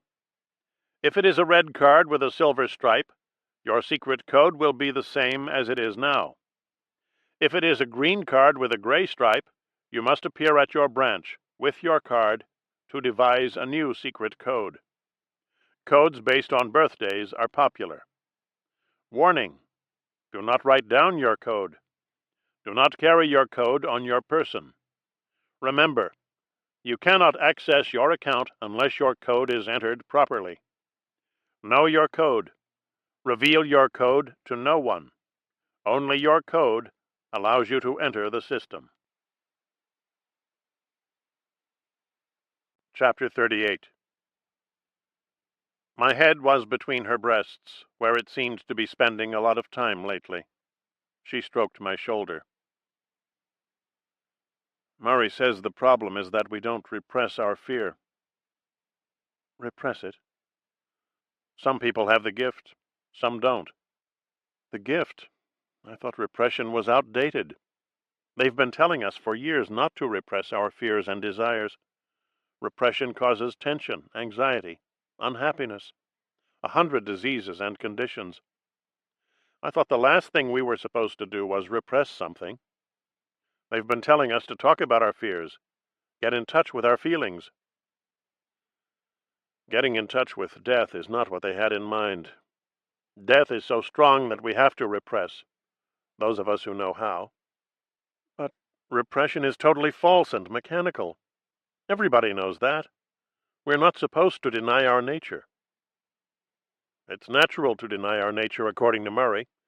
It's the whole point of being different from animals. But that's crazy. It's the only way to survive, I said from her breasts. She stroked my shoulder, thinking about this. Gray flashes of a staticky man standing near a double bed.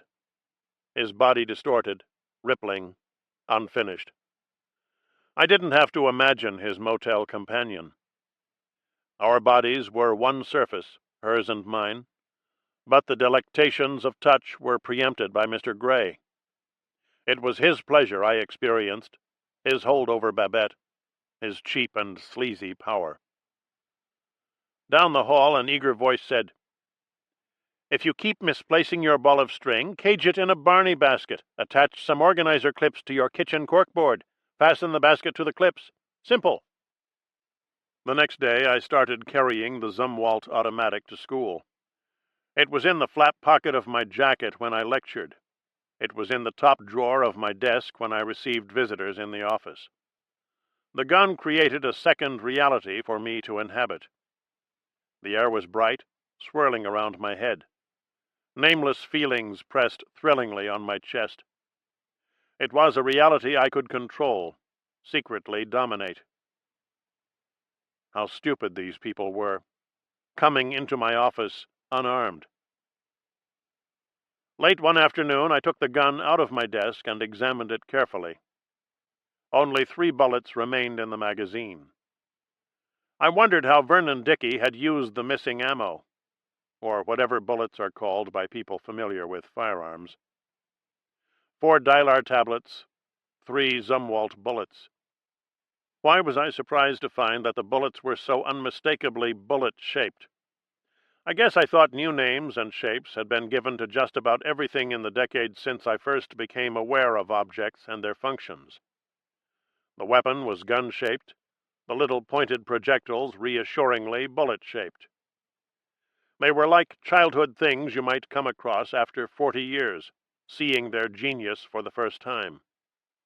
That evening I heard Heinrich in his room, moodily singing The Streets of Laredo. I stopped in to ask whether Orist had entered the cage yet. They said it was not humane. There was no place that would let him do it officially. He had to go underground. Where is underground? Watertown. Orist and his trainer. They found a public notary there who said he would certify a document that said that Orist Mercator spent so many days incarcerated with these venomous reptiles, blah, blah, blah. Where would they find a large glass cage in Watertown? They wouldn't. Or what would they find? A room in the only hotel, plus there were only 3 snakes. And he got bit in 4 minutes. You mean the hotel let them place poisonous snakes in the room? The hotel didn't know. The man who arranged the snakes carried them up in an airline bag. It was a whole massive deception, except the man showed up with 3 snakes instead of the agreed 27. In other words, he told them he had access to 27 snakes. Venomous, except they weren't. So Orist got bit for nothing. The jerk. Suddenly he's a jerk. They had all this anti-venom, which they couldn't even use. The first 4 minutes. How does he feel? How would you feel if you were a jerk? Glad to be alive, I said. Not Orist. He dropped out of sight. He went into complete seclusion. Nobody's seen him since it happened. He doesn't answer the door. He doesn't answer the phone. He doesn't show up at school. The total package. I decided to wander over to my office and glance at some final exams.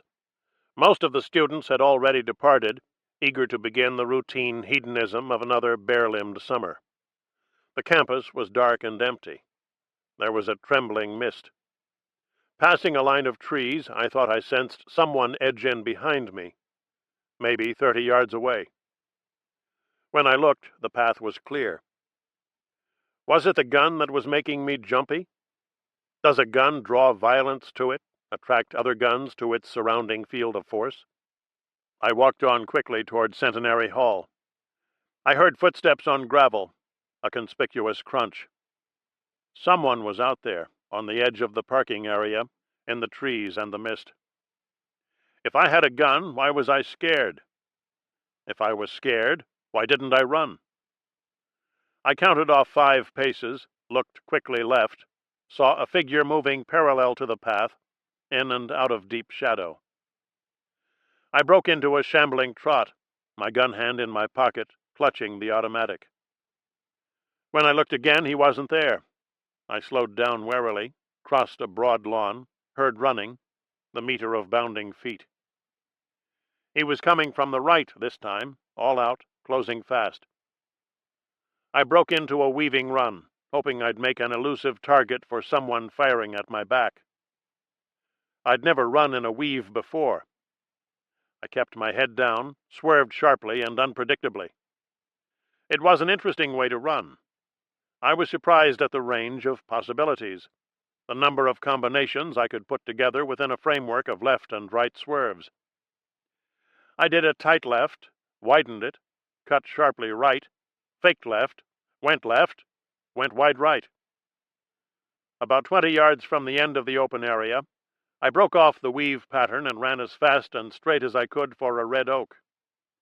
I stuck out my left arm, went skidding around the tree in a headlong cranking counter-motion, simultaneously using my right hand to pluck the Zumwalt from my jacket pocket, so that I now faced the person I'd been fleeing, protected by a tree trunk, my gun at the ready. This was about as deft a thing as I'd ever done. I looked into the heavy mist as my attacker approached in little thudding footfalls. When I saw the familiar, odd, loping stride, I put the gun back in my pocket. It was Winnie Richards, of course. "Hi, Jack. At first I didn't know who it was, so I used evasive tactics. When I realized it was you, I said to myself, that's just the person I want to see." "How come?" "Remember that time you asked me about a secret research group? Working on fear of death? Trying to perfect a medication?" "Sure. Dylar." "There was a journal lying around the office yesterday. American Psychobiologist. Curious story in there. Such a group definitely existed. Supported by a multinational giant. Operating in the deepest secrecy in an unmarked building just outside Iron City." "Why deepest secrecy?" "It's obvious. To prevent espionage by competitive giants. The point is, they came very close to achieving their objective." "What happened?" "A lot of things. The resident organizational genius, one of the forces behind the whole project, was a fellow named Willie Mink. He turns out to be a controversial fellow. He does some very, very controversial things. I'll bet I know the first thing he does. He runs an ad in a gossip tabloid asking for volunteers for a hazardous experiment. Fear of death, it says." "Very good, Jack. A little ad in some rinky-dink newspaper. He interviews the respondents in a motel room, testing them for emotional integration and about a dozen other things in an attempt to work up a death profile for each person. Interviews in a motel. When the scientists and the lawyers find out about this, they go slightly berserk. They reprimand Mink. They put all their resources into computer testing. Berserk official reaction." "But that's not the end of it." "How right you are. Despite the fact that Mink is now a carefully observed person, one of the volunteers manages to slip through the screen of watchfulness and begins a program of more or less unsupervised human experimentation, using a drug that is totally unknown, untested, and unapproved, with side effects that could beat a whale. An unsupervised, well-built human." "Female," I said. "Very correct. She periodically reports to Mink in the very motel where he originally did his interviewing, sometimes arriving in a taxi, sometimes on foot from the shabby and depressing bus terminal." "What is she wearing, Jack?" "I don't know." "A ski mask. She is the woman in the ski mask. When the others find out about Mink's latest caper, there is a period of prolonged controversy, animosity, litigation, and disgrace. Pharmaceutical giants have their code of ethics, just like you and me. The project manager is kicked out. The project goes on without him. Did the article say what happened to him? The reporter tracked him down. He is living in the same motel where all the controversy took place. Where is the motel? In Germantown. Where's that? I said. Iron City. It's the old German section, behind the foundry. I didn't know there was a section in Iron City called Germantown. The Germans are gone, of course. I went straight home. Denise was making check marks in a paperback book called Directory of Toll-Free Numbers. I found Babette sitting by Wilder's bed reading him a story. I don't mind running clothes as such, I said. A sweatsuit is a practical thing to wear at times. But I wish you wouldn't wear it when you read bedtime stories to Wilder or braid Steffi's hair. There's something touching about such moments that is jeopardized by running clothes. Maybe I'm wearing running clothes for a reason. Like what? I'm going running, she said. Is that a good idea? At night? What is night? It happens 7 times a week. Where is the uniqueness in this? It's dark. It's wet. Do we live in a blinding desert glare? What is wet? We live with wet. Babette doesn't speak like this. Does life have to stop because our half of the earth is dark? Is there something about the night that physically resists a runner? I need to pant and gasp. What is dark? It's just another name for light. No one will convince me that the person I know as Babette actually wants to run up the stadium steps at 10 o'clock at night. It's not what I want, it's what I need. My life is no longer in the realm of want. I do what I have to do. I pant, I gasp. Every runner understands the need for this. Why do you have to run up steps? You're not a professional athlete trying to rebuild a shattered knee. Run on plain land. Don't make a major involvement out of it. Everything is a major involvement today. It's my life. I tend to be involved. It's not your life. It's only exercise. A runner needs, she said. I also need, and tonight I need the car. Don't wait up for me. Who knows when I'll be back? I waited for her to ask what mysterious mission would require me to get in the car and drive through the rain-streaked night, time of return unknown. She said, I can't walk to the stadium, run up the steps 5 or 6 times, and then walk all the way back home. You can drive me there, wait for me, drive me back. The car is then yours. I don't want it. What do you think of that? You want the car, you take it. The streets are slippery. You know what that means, don't you? What does it mean? Fasten your seat belt. There's also a chill in the air. You know what a chill in the air means. What does it mean? Wear your ski mask, I told her. The thermostat began to buzz. I put on a jacket and went outside. Ever since the airborne toxic event, our neighbors, the Stovers, had been keeping their car in the driveway instead of the garage, keeping it facing the street, keeping the key in the ignition. I walked up the driveway and got in the car. There were trash caddies fixed to the dashboard and seat backs, dangling plastic bags full of gum wrappers, ticket stubs, lipstick-smeared tissues, crumpled soda cans, crumpled circulars and receipts, ashtray debris, popsicle sticks and French fries, crumpled coupons and paper napkins, pocket combs with missing teeth.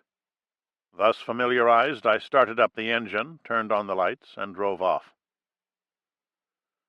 I ran a red light when I crossed Middlebrook. Reaching the end of the expressway ramp, I did not yield. All the way to Iron City, I felt a sense of dreaminess, release, unreality. I slowed down at the toll gate, but did not bother tossing a quarter into the basket. An alarm went off, but no one pursued. What's another quarter to a state that is billions in debt? What's 25 cents when we are talking about a $9,000 stolen car? This must be how people escape the pull of the earth, the gravitational leaf flutter, that brings us hourly closer to dying. Simply stop obeying. Steal instead of buy. Shoot instead of talk. I ran 2 more lights on the rainy approach roads to Iron City.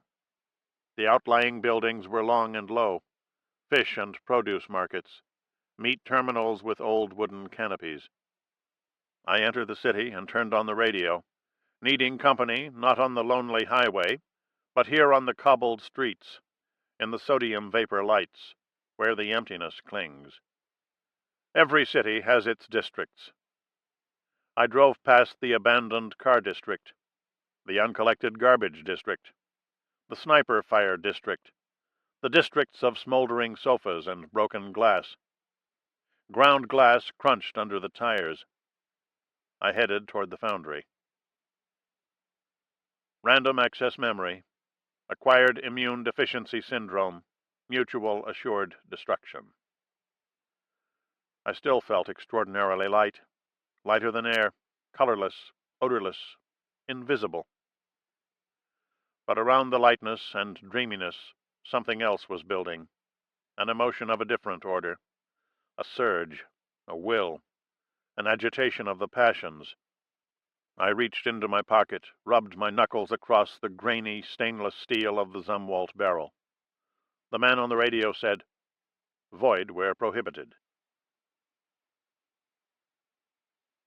Chapter 39. I drove twice around the foundry, looking for signs of some erstwhile German presence. I drove past the row houses. They were set on a steep hill, narrow-fronted frame houses, a climbing line of pitched roofs. I drove past the bus terminal, through the beating rain. It took a while to find the motel, a 1-story building set against the concrete pier of an elevated roadway. It was called the Roadway Motel. Transient pleasures, drastic measures. The area was deserted, a spray-painted district of warehouses and light industry. The motel had 9 or 10 rooms, all dark, no cars out front. I drove past 3 times, studying the scene, and parked half a block away, in the rubble under the roadway. Then I walked back to the motel. Those were the first 3 elements in my plan. Here is my plan. Drive past the scene several times.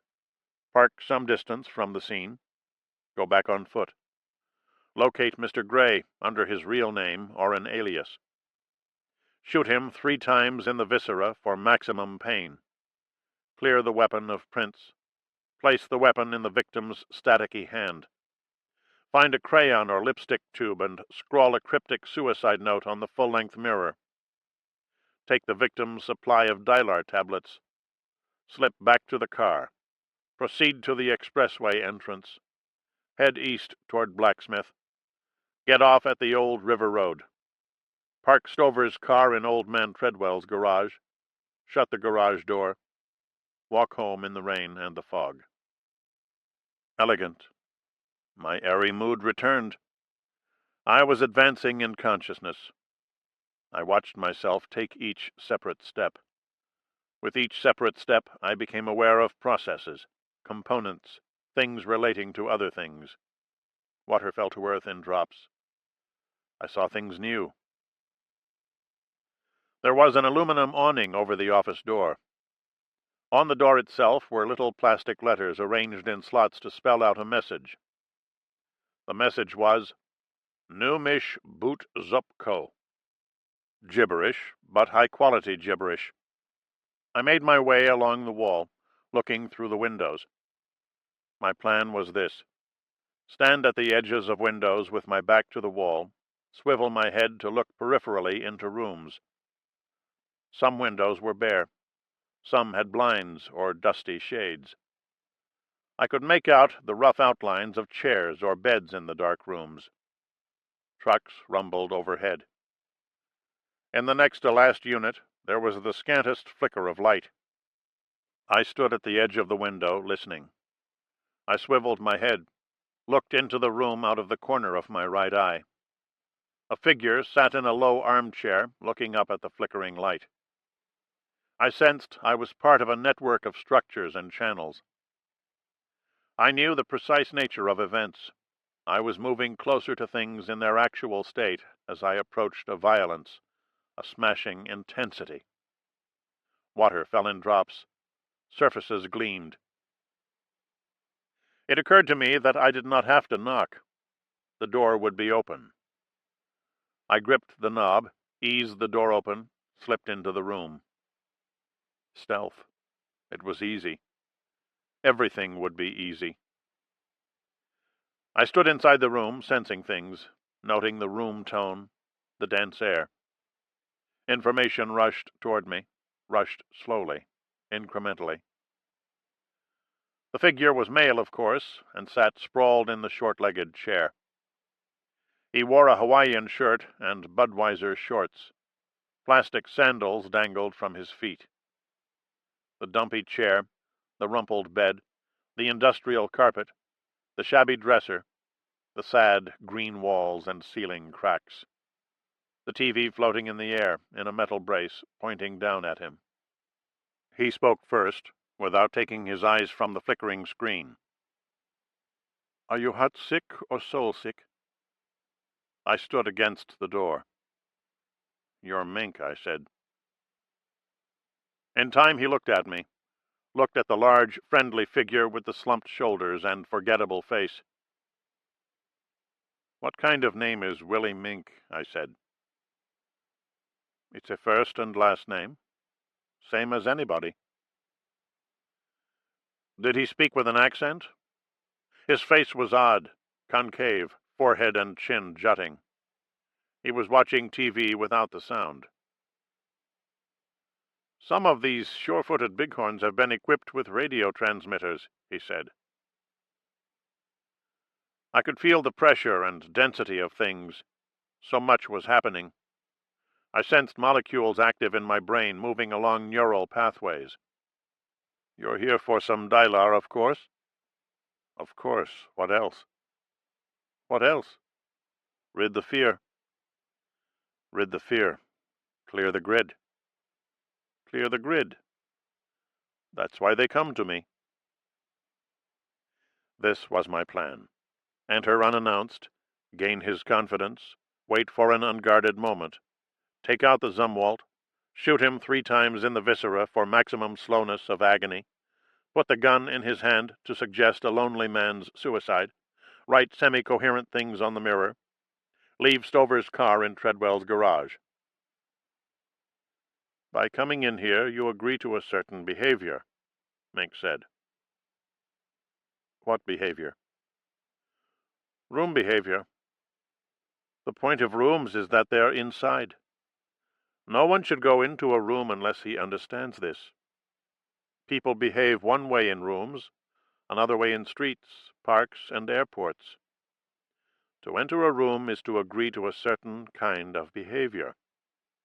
It follows that this would be the kind of behavior that takes place in rooms. This is the standard as opposed to parking lots and beaches. It is the point of rooms. No one should enter a room not knowing the point. There is an unwritten agreement between the person who enters a room and the person whose room has been entered, as opposed to open-air theaters, outdoor pools. The purpose of a room derives from the special nature of a room. A room is inside. This is what people in rooms have to agree on, as differentiated from lawns, meadows, fields, orchards. I agreed completely. It made perfect sense. What was I here for, if not to define, fix in my sights, take aim at? I heard a noise, faint, monotonous, white. "To begin your project, Sweater," he said, "first ask yourself what type sleeve will meet your needs." His nose was flat, his skin the color of a planter's peanut.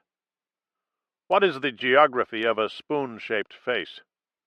Was he Melanesian, Polynesian, Indonesian, Nepalese, Surinamese, Dutch Chinese? Was he a composite? How many people came here for Dylar? Where was Suriname? How was my plan progressing? I studied the palm-studded print of his loose shirt, the Budweiser pattern repeated on the surface of his Bermuda shorts. The shorts were too big. The eyes were half closed. The hair was long and spiky. He was sprawled in the attitude of a stranded air traveler, someone long since defeated by the stale waiting, the airport babble. I began to feel sorry for Babette. This had been her last hope for refuge and serenity, this weary pulse of a man, a common pusher now, spiky-haired, going mad in a dead motel. Auditory scraps, tatters, whirling specks, a heightened reality, a denseness that was also a transparency. Surfaces gleamed, water struck the roof in spherical masses, globules, splashing drams, close to a violence, close to a death. The pet under stress may need a prescription diet, he said. Of course, he hadn't always been like this. He'd been a project manager, dynamic, hard-driving. Even now I could see in his face and eyes the faltering remains of an enterprising shrewdness and intelligence. He reached into his pocket, took a handful of white tablets, tossed them in the direction of his mouth. Some entered, some flew past. The saucer-shaped pills, the end of fear. Where are you from originally, if I can call you Willie? He lapsed into thought, trying to recall. I wanted to put him at ease, get him to talk about himself, about Dylar. Part and parcel of my plan. My plan was this: swivel my head to look into rooms, put him at his ease, wait for an unguarded moment, blast him in the gut 3 times for maximum efficiency of pain, take his Dylar, get off at the river road, shut the garage door, walk home in the rain and the fog. I wasn't always as you see me now. That's exactly what I was thinking. I was doing important work. I envied myself. I was literally embarked. Death without fear is an everyday thing. You can live with it. I learned English watching American TV. I had American sex the first time in Porto San, Texas. Everything they said was true. I wish I could remember. You're saying there is no death as we know it without the element of fear. People would adjust to it, accept its inevitability. Dylar failed, reluctantly. But it will definitely come. Maybe now, maybe never. The heat from your hand will actually make the gold leafing stick to the wax paper. There will eventually be an effective medication, you're saying. A remedy for fear. Followed by a greater death. More effective, product-wise. This is what the scientists don't understand, scrubbing their smucks with woolite. Not that I have anything personal against death, from our vantage point high atop Metropolitan County Stadium. Are you saying death adapts? It eludes our attempts to reason with it? This was similar to something Murray had once said. Murray had also said, imagine the visceral jolt watching your opponent bleed in the dust. He dies, you live. Close to a death, close to the slam of metal projectiles on flesh, the visceral jolt. I watched Mink ingest more pills, throwing them at his face, sucking them like sweets, his eyes on the flickering screen. Waves, rays, coherent beams. I saw things new. Just between you and I, he said, I eat this stuff like candy. I was just thinking that. How much do you want to buy? How much do I need? I see you as a heavy-set white man, about 50. Does this describe your anguish? I see you as a person in a gray jacket and light brown pants. Tell me how correct I am. To convert Fahrenheit to Celsius, this is what you do. There was a silence. Things began to glow. The dumpy chair, the shabby dresser, the rumpled bed. The bed was equipped with casters. I thought, this is the grayish figure of my torment, the man who took my wife. Did she wheel him around the room as he sat on the bed popping pills? Did each lie prone along one side of the bed, reaching an arm down to paddle? Did they make the bed spin with their love-making, a froth of pillows and sheets above the small wheels on swivels? Look at him now, glowing in the dark, showing a senile grin. "I barely forget the times I had in this room," he said, "before I became misplaced. There was a woman in a ski mask, which her name escapes me at the moment. American sex, let me tell you, this is how I learned my English." The air was rich with extrasensory material, nearer to death, nearer to second sight. A smashing intensity. I advanced 2 steps toward the middle of the room. My plan was elegant. Advance gradually, gain his confidence, take out the Zumwalt, fire 3 bullets at his midsection for maximum visceral agony, clear the weapon of Prince, write suicidal cult messages on the mirrors and walls, take his supply of Dylar, slip back to the car, drive to the expressway entrance, head east toward Blacksmith, leave Stover's car in Treadwell's garage, walk home in the rain and the fog. He gobbled more pills, flung others down the front of his Budweiser shorts. I advanced 1 step. There were cracked Dylar tablets all over the fire-retardant carpet, trod upon, stomped. He tossed some tablets at the screen. The set had a walnut veneer with silvery hardware. The picture rolled badly. "Now I am picking up my metallic gold tube," he said. "Using my palette knife and my odorless terp, I will thicken the paint on my palette." I recalled Babette's remarks about the side effects of the medication. I said, as a test, "Falling plane." He looked at me, gripping the arms of the chair, the first signs of panic building in his eyes. "Plunging aircraft," I said, pronouncing the words crisply, authoritatively.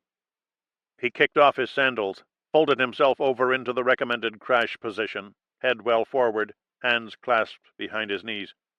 He performed the maneuver automatically, with a double-jointed collapsible dexterity, throwing himself into it like a child or a mime.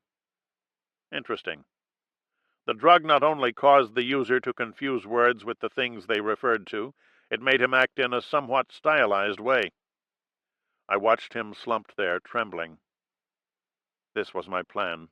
Look peripherally into rooms, enter unannounced, reduce him to trembling, gut shoot him maximally 3 times, get off at the river road, shut the garage door. I took another step toward the middle of the room. As the TV picture jumped, wobbled, caught itself in snarls, Mink appeared to grow more vivid.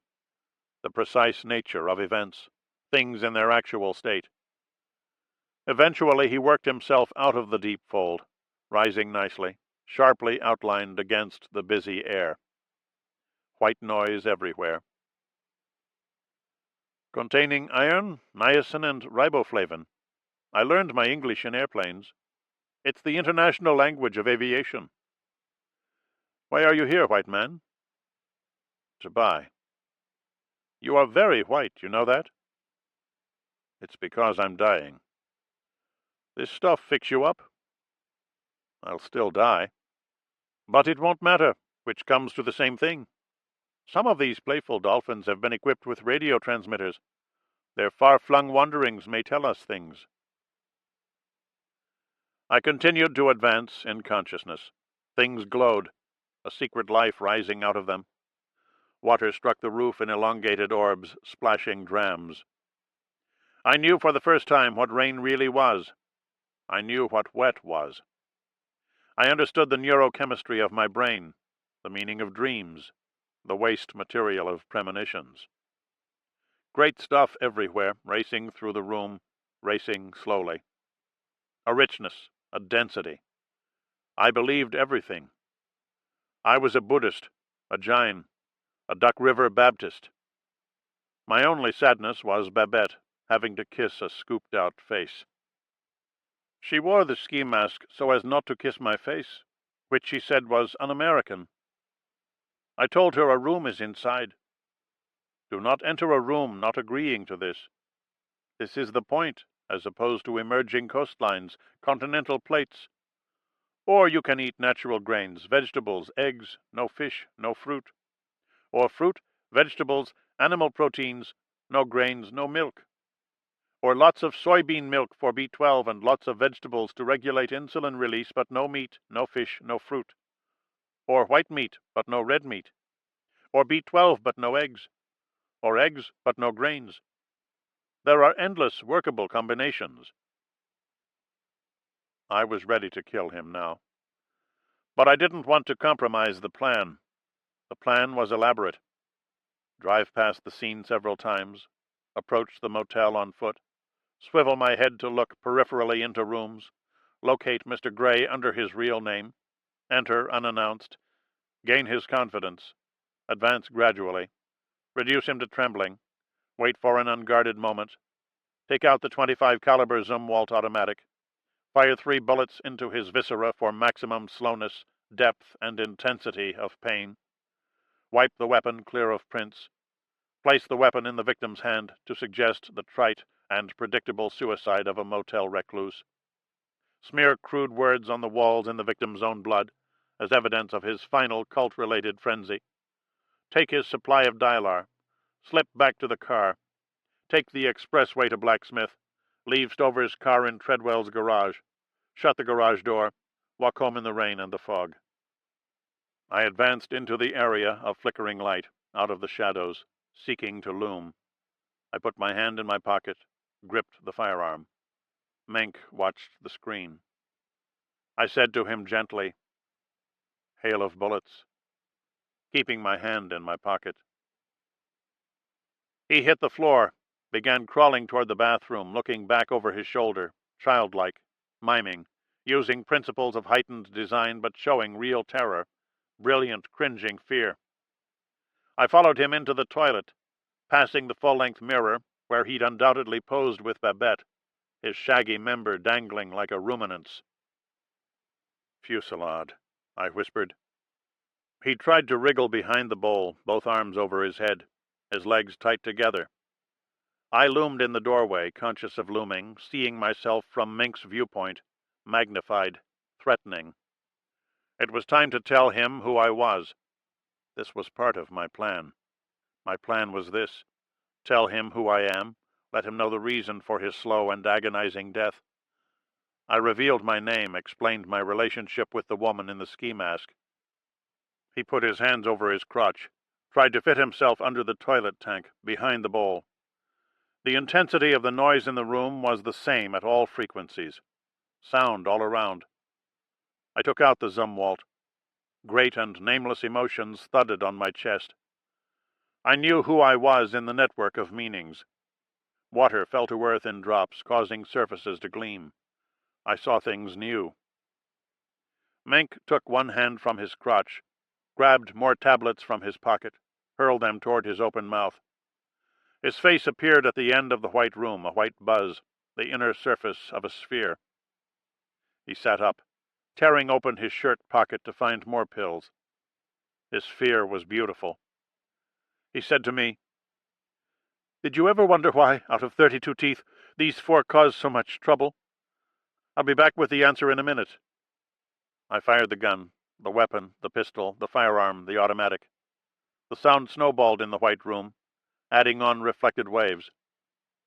I watched blood squirt from the victim's midsection. A delicate arc. I marveled at the rich color, sensed the color-causing action of non-nucleated cells. The flow diminished to a trickle, spread across the tile floor. I saw beyond words. I knew what red was, saw it in terms of dominant wavelength, luminance, purity. Mink's pain was beautiful, intense. I fired a second shot, just to fire it, relive the experience, hear the sonic waves layering through the room, feel the jolt travel up my arm. The bullet struck him just inside the right hip bone. A claret stain appeared on his shorts and shirt. I paused to notice him. He sat wedged between the toilet bowl and wall, one sandal missing, eyes totally white. I tried to see myself from Mink's viewpoint, looming, dominant, gaining life power, storing up life credit. But he was too far gone to have a viewpoint. It was going well. I was pleased to see how well it was going. The trucks rumbled overhead. The shower curtain smelled of mildewed vinyl.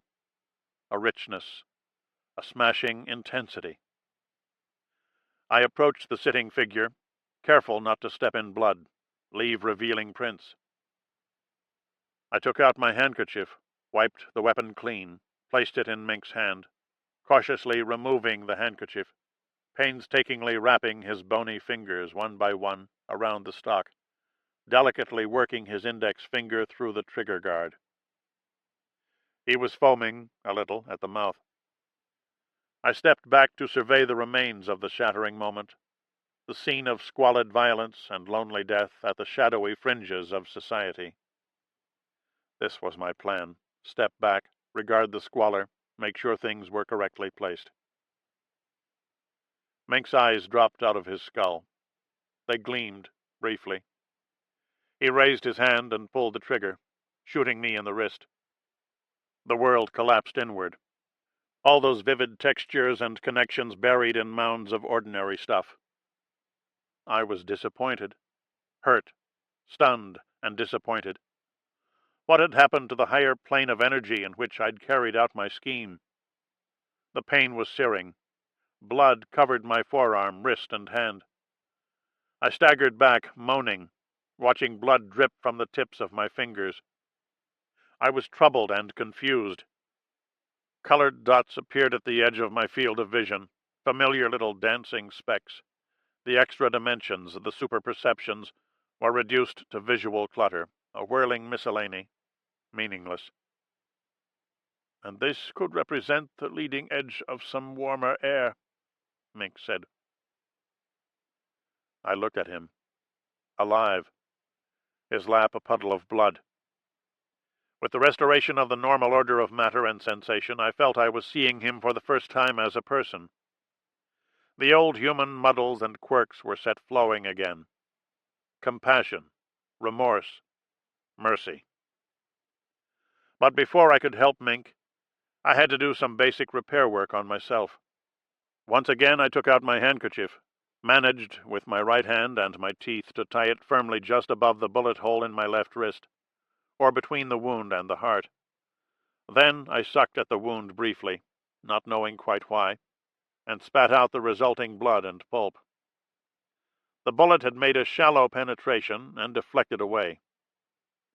Using my good hand, I grabbed Mink by his bare foot and dragged him across the blood-dappled tile, the gun still clutched in his fist. There was something redemptive here. Dragging him foot first across the tile, across the medicated carpet, through the door and into the night. Something large and grand and scenic. Is it better to commit evil and attempt to balance it with an exalted act than to live a resolutely neutral life? I know I felt virtuous. I felt blood-stained and stately, dragging the badly wounded man through the dark and empty street. The rain had stopped. I was shocked at the amount of blood we were leaving behind. His, mainly. The sidewalk was striped. An interesting cultural deposit. He reached up feebly, dropped more Dylar down his throat. The gun hand dragged. We reached the car. Mink kicked free involuntarily, his body flopping and spinning, a little fish-like. He made spent and gasping noises, short on oxygen. I decided to attempt mouth-to-mouth. I leaned over him, used my thumb and index finger to close-pin his nose, and then tried to work my face down into his. The awkwardness and grim intimacy of the act made it seem all the more dignified under the circumstances.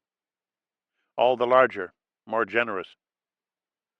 I kept trying to reach his mouth in order to breathe powerful gusts of air into his lungs. My lips were gathered, ready to funnel. His eyes followed me down. Perhaps he thought he was about to be kissed. I savored the irony. His mouth was awash in regurgitated Dylar foam, half-chewed tablets, fly-speck shards of polymer. I felt large and selfless, above resentment.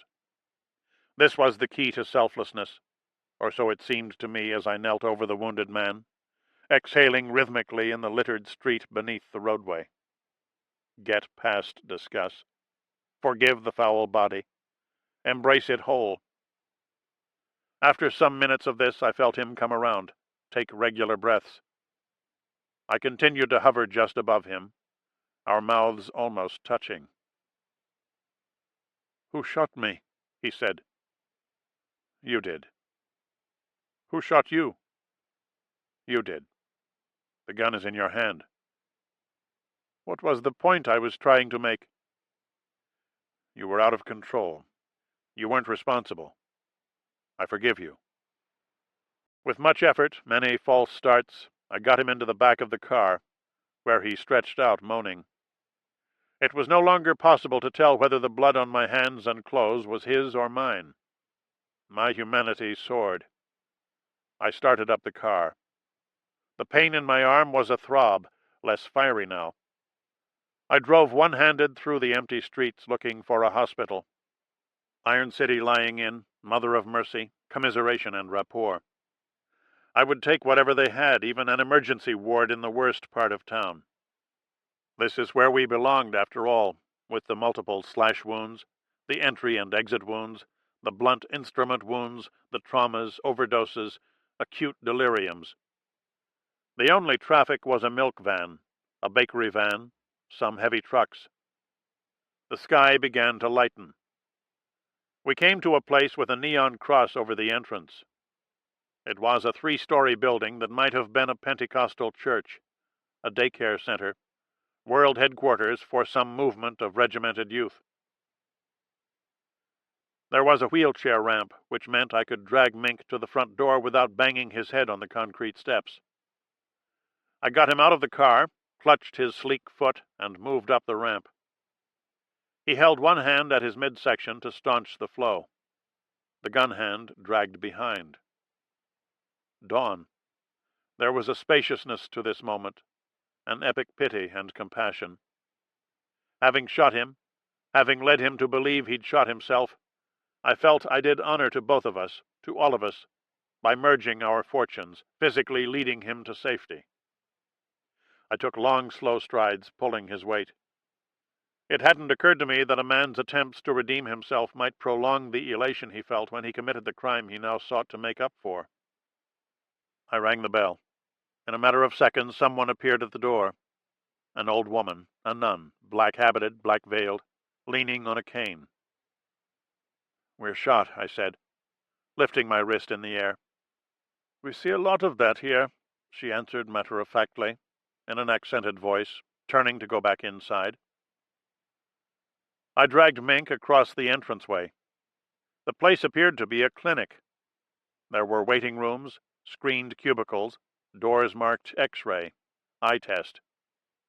We followed the old nun to the trauma room. 2 orderlies showed up, great squat men with sumo physiques. They lifted Mink onto a table and tore away his clothes in neat, short, practiced strokes.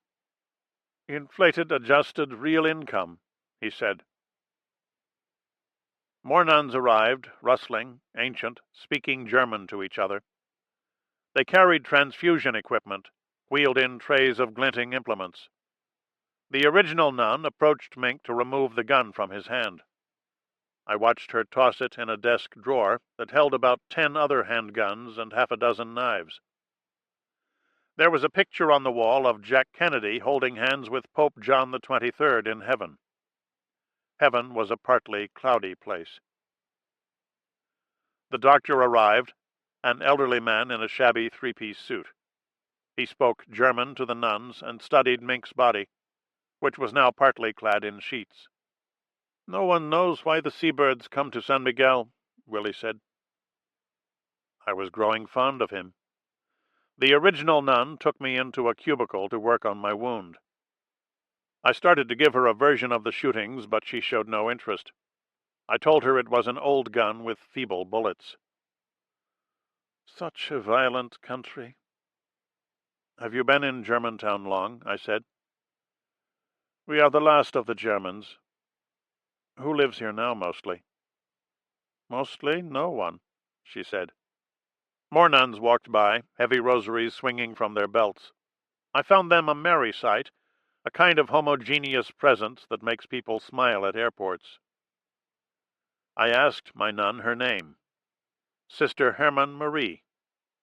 I told her I knew some German, trying to gain her favor, as I always did with medical personnel of any kind, at least in the early stages, before my fear and distrust overwhelmed any hope I might have had in maneuvering for advantage. Gut, besser, best, I said. A smile appeared on her seamed face. I counted for her, pointed to objects, and gave their names. She nodded happily, cleaning out the wound and wrapping the wrist in sterile pads. She said I would not need a splint, and told me the doctor would write a prescription for antibiotics. We counted to 10 together. 2 more nuns appeared, wizened and creaky. My nun said something to them, and soon all 4 of us were charmingly engaged in a childlike dialogue. We did colors, items of clothing, parts of the body. I felt much more at ease in this German-speaking company than I had with the Hitler scholars. Is there something so innocent in the recitation of names that God is pleased? Sister Hermann Marie applied finishing touches to the bullet wound. From my chair, I had a clear view of the picture of Kennedy and the Pope in heaven. I had a sneaking admiration for the picture. It made me feel good, sentimentally refreshed. The President still vigorous after death. The Pope's homeliness a kind of radiance. Why shouldn't it be true? Why shouldn't they meet somewhere, advanced in time, against a layer of fluffy cumulus, to clasp hands? Why shouldn't we all meet, as in some epic of protean gods and ordinary people, aloft, well-formed, shining? I said to my nun, "What does the Church say about heaven today? Is it still the old heaven like that in the sky?" She turned to glance at the picture. "Do you think we are stupid?" she said. I was surprised by the force of her reply. Then what is heaven according to the Church, if it isn't the abode of God and the angels and the souls of those who are saved? Saved? What is saved? This is a dumb head. Who would come in here to talk about angels? Show me an angel, please. I want to see. But you're a nun. Nuns believe these things.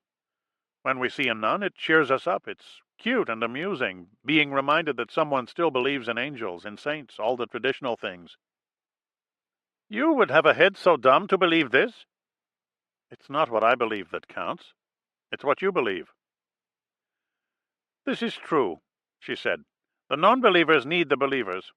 They are desperate to have someone believe. But show me a saint. Give me one hair from the body of a saint. She leaned toward me, her stark face framed in the black veil. I began to worry. We are here to take care of sick and injured, only this. You would talk about heaven, you must find another place. Other nuns wear dresses, I said reasonably. Here you still wear the old uniform, the habit, the veil, the clunky shoes. You must believe in tradition.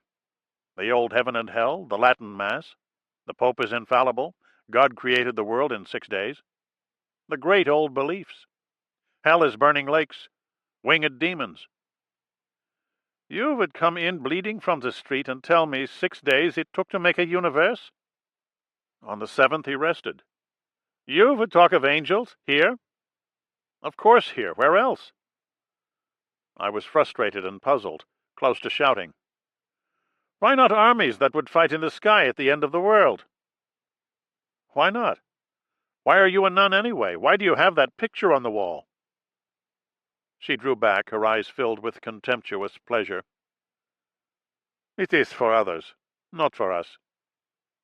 But that's ridiculous. What others? All the others. The others who spend their lives believing that we still believe. It is our task in the world to believe things no one else takes seriously. To abandon such beliefs completely, the human race would die. This is why we are here, a tiny minority, to embody old things, old beliefs. The devils, the angels, heaven, hell. If we did not pretend to believe these things, the world would collapse. Pretend? Of course pretend. Do you think we are stupid? Get out of here. You don't believe in heaven? A nun? If you don't, why should I? If you did, maybe I would. If I did, you would not have to. All the old muddles and quirks, I said. Faith, religion, life everlasting. The great old human gullibilities. Are you saying you don't take them seriously? Your dedication is a pretense? Our pretense is a dedication. Someone must appear to believe. Our lives are no less serious than if we professed real faith, real belief. As belief shrinks from the world, people find it more necessary than ever that someone believe. Wild-eyed men in caves, nuns in black, monks who do not speak. We are left to believe. Fools. Children. Those who have abandoned belief must still believe in us.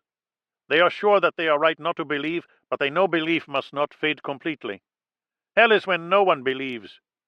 There must always be believers. Fools, idiots, those who hear voices, those who speak in tongues. We are your lunatics. We surrender our lives to make your non-belief possible. You are sure that you are right, but you don't want everyone to think as you do. There is no truth without fools. We are your fools, your mad women, rising at dawn to pray, lighting candles, asking statues for good health, long life. You've had long life. Maybe it works.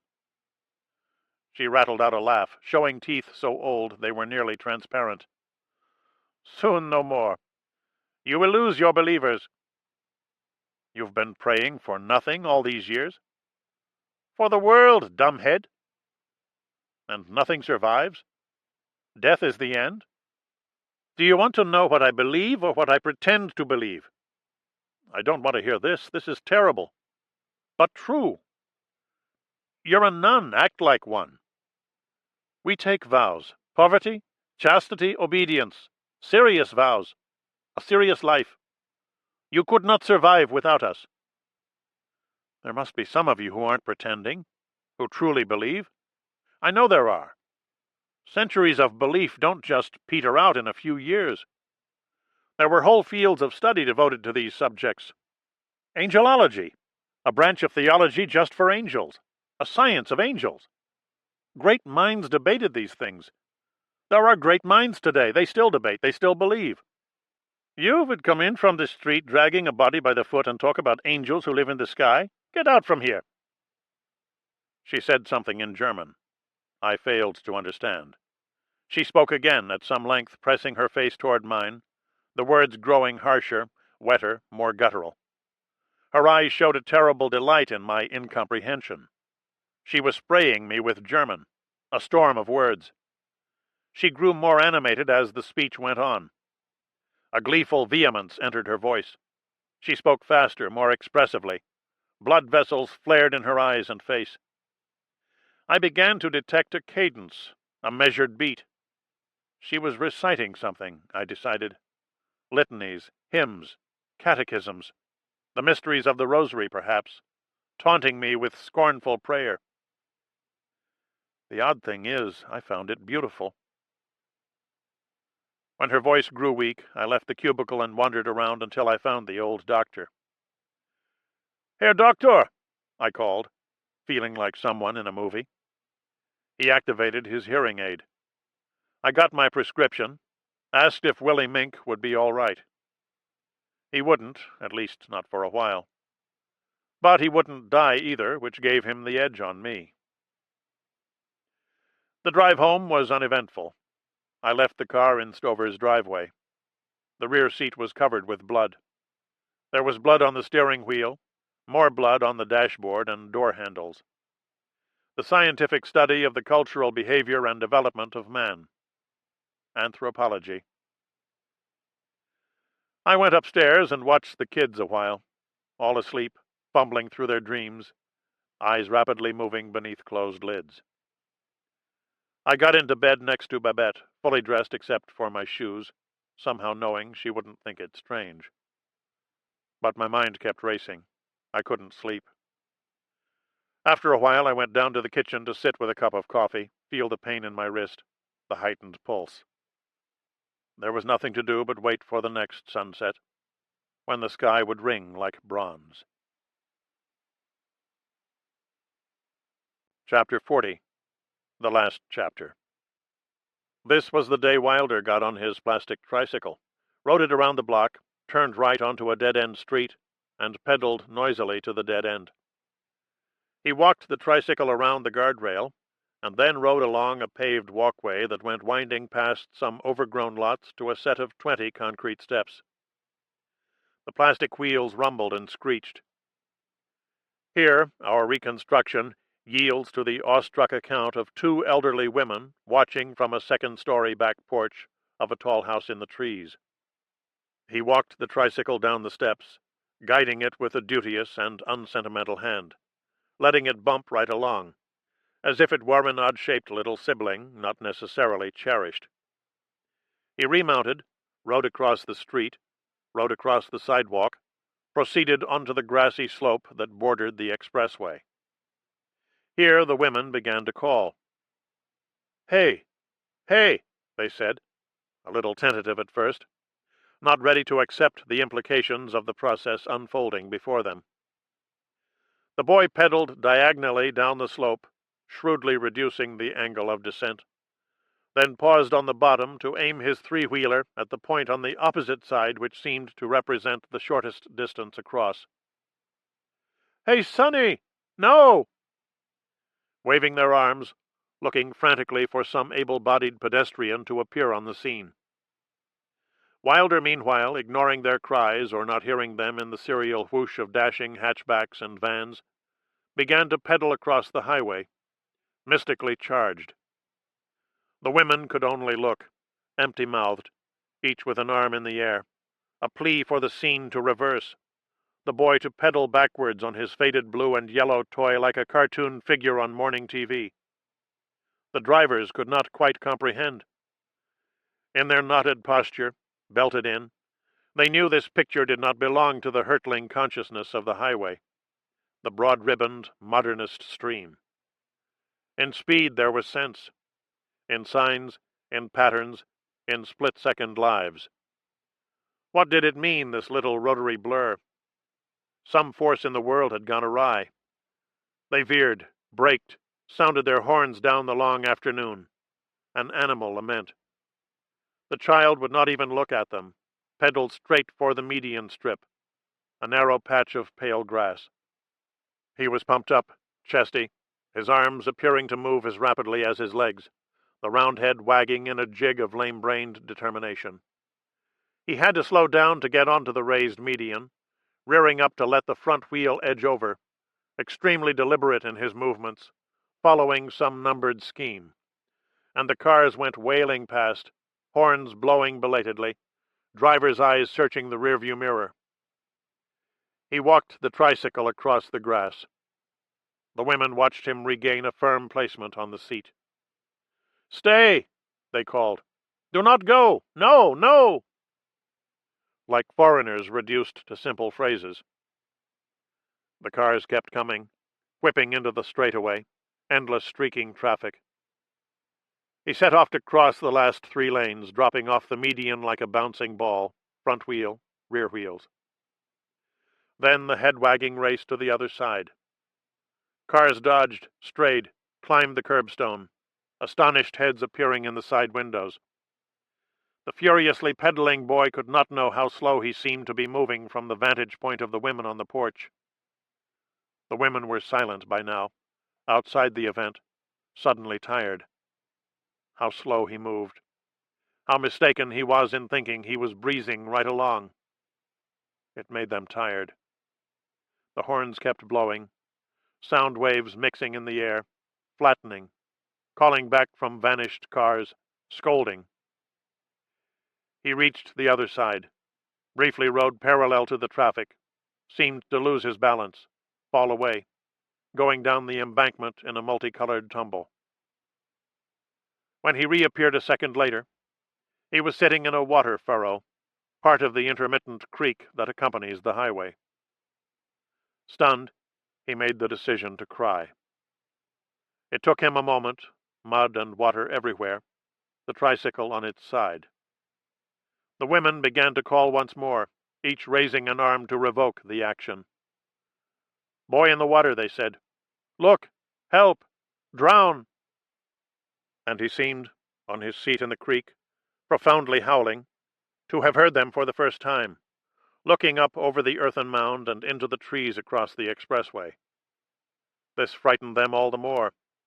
They called and waved, were approaching the early phases of uncontrollable terror, when a passing motorist, as such people are called, alertly pulled over, got out of the car, skidded down the embankment, and lifted the boy from the murky shallows, holding him aloft for the clamoring elders to see. We go to the overpass all the time, Babette, Wilder, and I. We take a thermos of iced tea, park the car, watch the setting sun. Clouds are no deterrent. Clouds intensify the drama, trap and shape the light. Heavy overcasts have little effect. Light bursts through, tracers and smoky arcs. Overcasts enhance the mood. We find little to say to each other. More cars arrive, parking in a line that extends down to the residential zone. People walk up the incline and onto the overpass, carrying fruit and nuts, cool drinks, mainly the middle-aged, the elderly, some with webbed beach chairs, which they set out on the sidewalk, but younger couples also, arm in arm at the rail, looking west. The sky takes on content, feeling, an exalted narrative life. The bands of color reach so high, seem at times to separate into their constituent parts. There are turreted skies, light storms, softly falling streamers. It is hard to know how we should feel about this. Some people are scared by the sunsets, some determined to be elated. But most of us don't know how to feel, are ready to go either way. Rain is no deterrent. Rain brings on graded displays, wonderful running hues.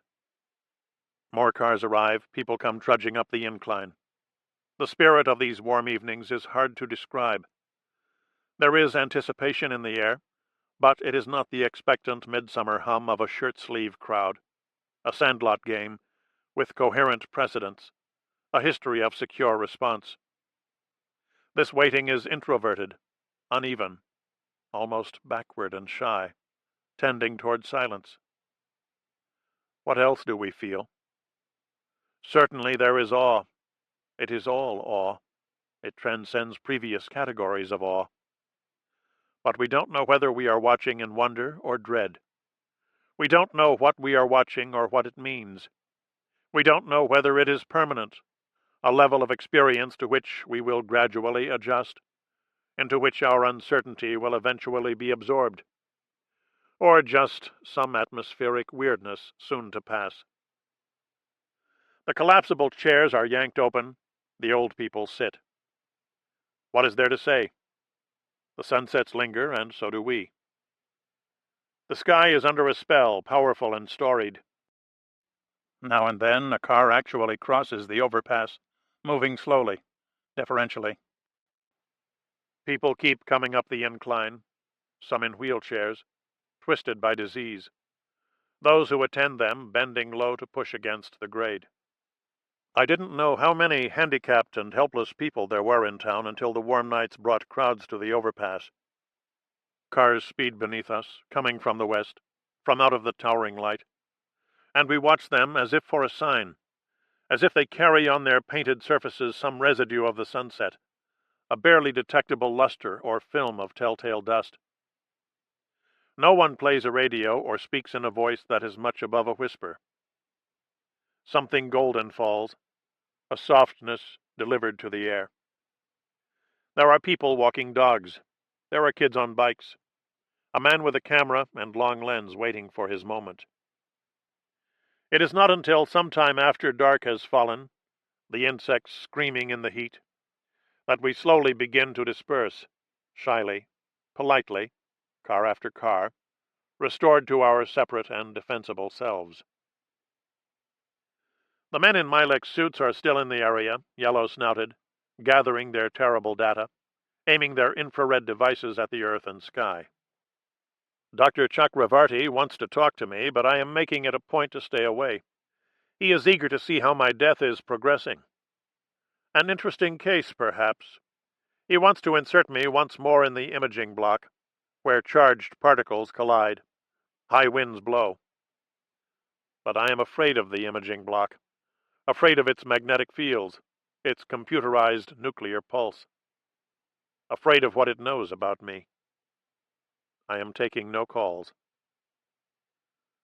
The supermarket shelves have been rearranged. It happened one day without warning. There is agitation and panic in the aisles, dismay in the faces of older shoppers. They walk in a fragmented trance, stop and go, clusters of well-dressed figures frozen in the aisles, trying to figure out the pattern, discern the underlying logic, trying to remember where they'd seen the cream of wheat. They see no reason for it, find no sense in it. The scouring pads are with the hand soap now, the condiments are scattered. The older the man or woman, the more carefully dressed and groomed. Men in Sansa-belt slacks and bright knit shirts. Women with a powdered and fussy look, a self-conscious air, prepared for some anxious event. They turn into the wrong aisle, peer along the shelves, sometimes stop abruptly, causing other carts to run into them. Only the generic food is where it was, white packages plainly labeled. The men consult lists. The women do not. There is a sense of wandering now, an aimless and haunted mood, sweet-tempered people taken to the edge. They scrutinize the small print on packages, wary of a second level of betrayal. The men scan for stamped dates, the women for ingredients. Many have trouble making out the words. Smeared print, ghost images. In the altered shelves, the ambient roar, in the plain and heartless fact of their decline, they try to work their way through confusion. But in the end, it doesn't matter what they see or think they see. The terminals are equipped with holographic scanners, which decode the binary secret of every item infallibly. This is the language of waves and radiation, or how the dead speak to the living. And this is where we wait together, regardless of age, our carts stocked with brightly colored goods. A slowly moving line, satisfying, giving us time to glance at the tabloids in the racks. Everything we need that is not food or love is here in the tabloid racks. The tales of the supernatural and the extraterrestrial. The miracle vitamins, the cures for cancer, the remedies for obesity. The cults of the famous and the dead. This concludes the reading of